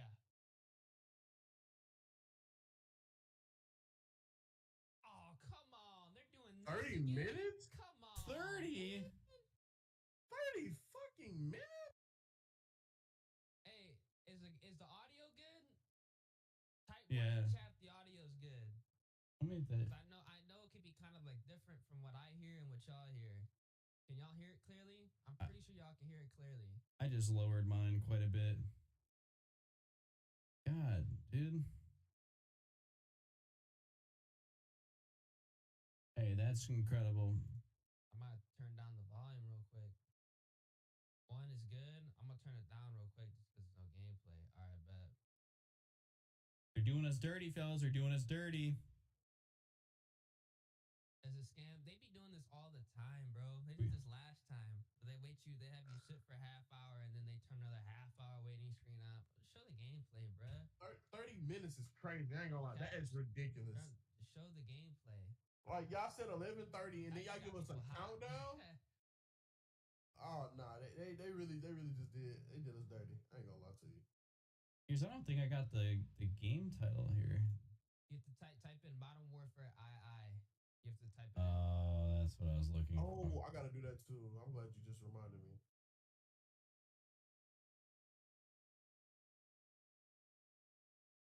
Modern Warfare I. They did not just do that. What? 30 minutes is crazy. That is crazy, bro. All right, we just saved that. Hey, listen, fellas. I mean, we gotta wait. That's all we can really do. 30 minutes. That's cat. Yeah, no, they said 9:30 Y'all a.m. just got excited and then they just hit us with that.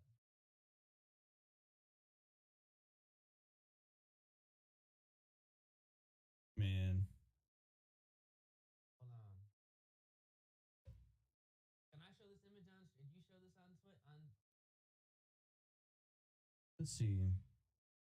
Did you show that? Did you show what Courage JD did on? Did you show that image? No or no? Yeah, I showed the courage. Hey, look at this, y'all. Fuck it. Look at this, y'all. This fool already on the game. That's what I'm saying. They already got the game. They already ready to go. I hope y'all can see this. But look at that. By the way, chat, tell me if my audio is too much. Oh wait, they're doing some interviews. Oh, okay. Yeah. Yeah, that's next to. Hey, when they put Nadia, when they interview Nadia, we gotta go look at the chat. We gotta go look at the chat when they interview Nadia. I'm about to see. Did that ever turned off? Nope, the chat on. Oh, it is. Yeah, you gotta refresh if you don't see it. Okay, we gotta look at that chat, y'all. Hey, what up, Elite? Look at the chat. Oh my god. Yeah, just a second, refresh and we can get some chat. You can't hear nothing. We can't hear. Oh, was it really that quiet?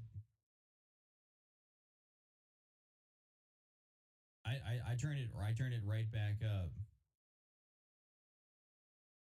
Nadia on land's about to be hilarious. Nah, because there's people that think we cheat, so it's gonna be funny with the chat. Hey, Cartier, are you registered now? Warzone Mobile? What you want to say, Chuck? Can you go to my stream and tell me how the volume is for this stream? Because I can't really tell. Yeah, I got you. Because I have it on technical blast on my desktop. It's at 0 on OBS. if you have the music, like, can you hear the music of the MW2 thing, like what they got in the stream? Yeah. Yeah, we can't hear it. Oh wait. Hold up. Let me see. Is my Flags at the event right now. Oh, that's Butters. Yeah, can't hear it. Familiar, but new. There we go. I just Throwback, right? Are you excited to kind of replay an old classic? I just changed over to track 1 because desktop wasn't coming through. COD of all time, 2009. That was my very first Call of Duty that I ever owned. I am so ready to experience just that nostalgia again.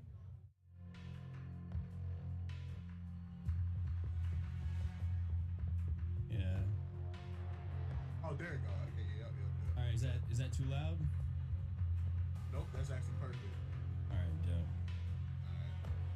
Because I'm about to be listening to menu music for the next 24 minutes with some sporadic interviews. They doing a few interviews, like, oh man. Hey, appreciate you, Xanax. Yeah, sorry about that, fellas. I didn't have my desktop audio turned over to be able to be heard. Oh, what?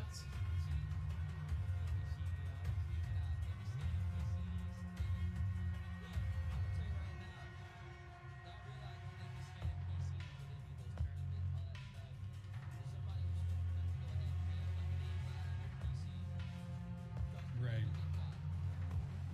You get clapped. My thing is she would have been got banned.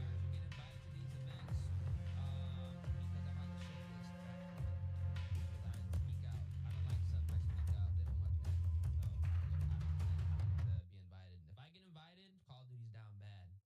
And if Call of Duty's that down bad, trust me, I ain't playing it. I'm gonna be completely honest with you. Apparently they invited Thunder.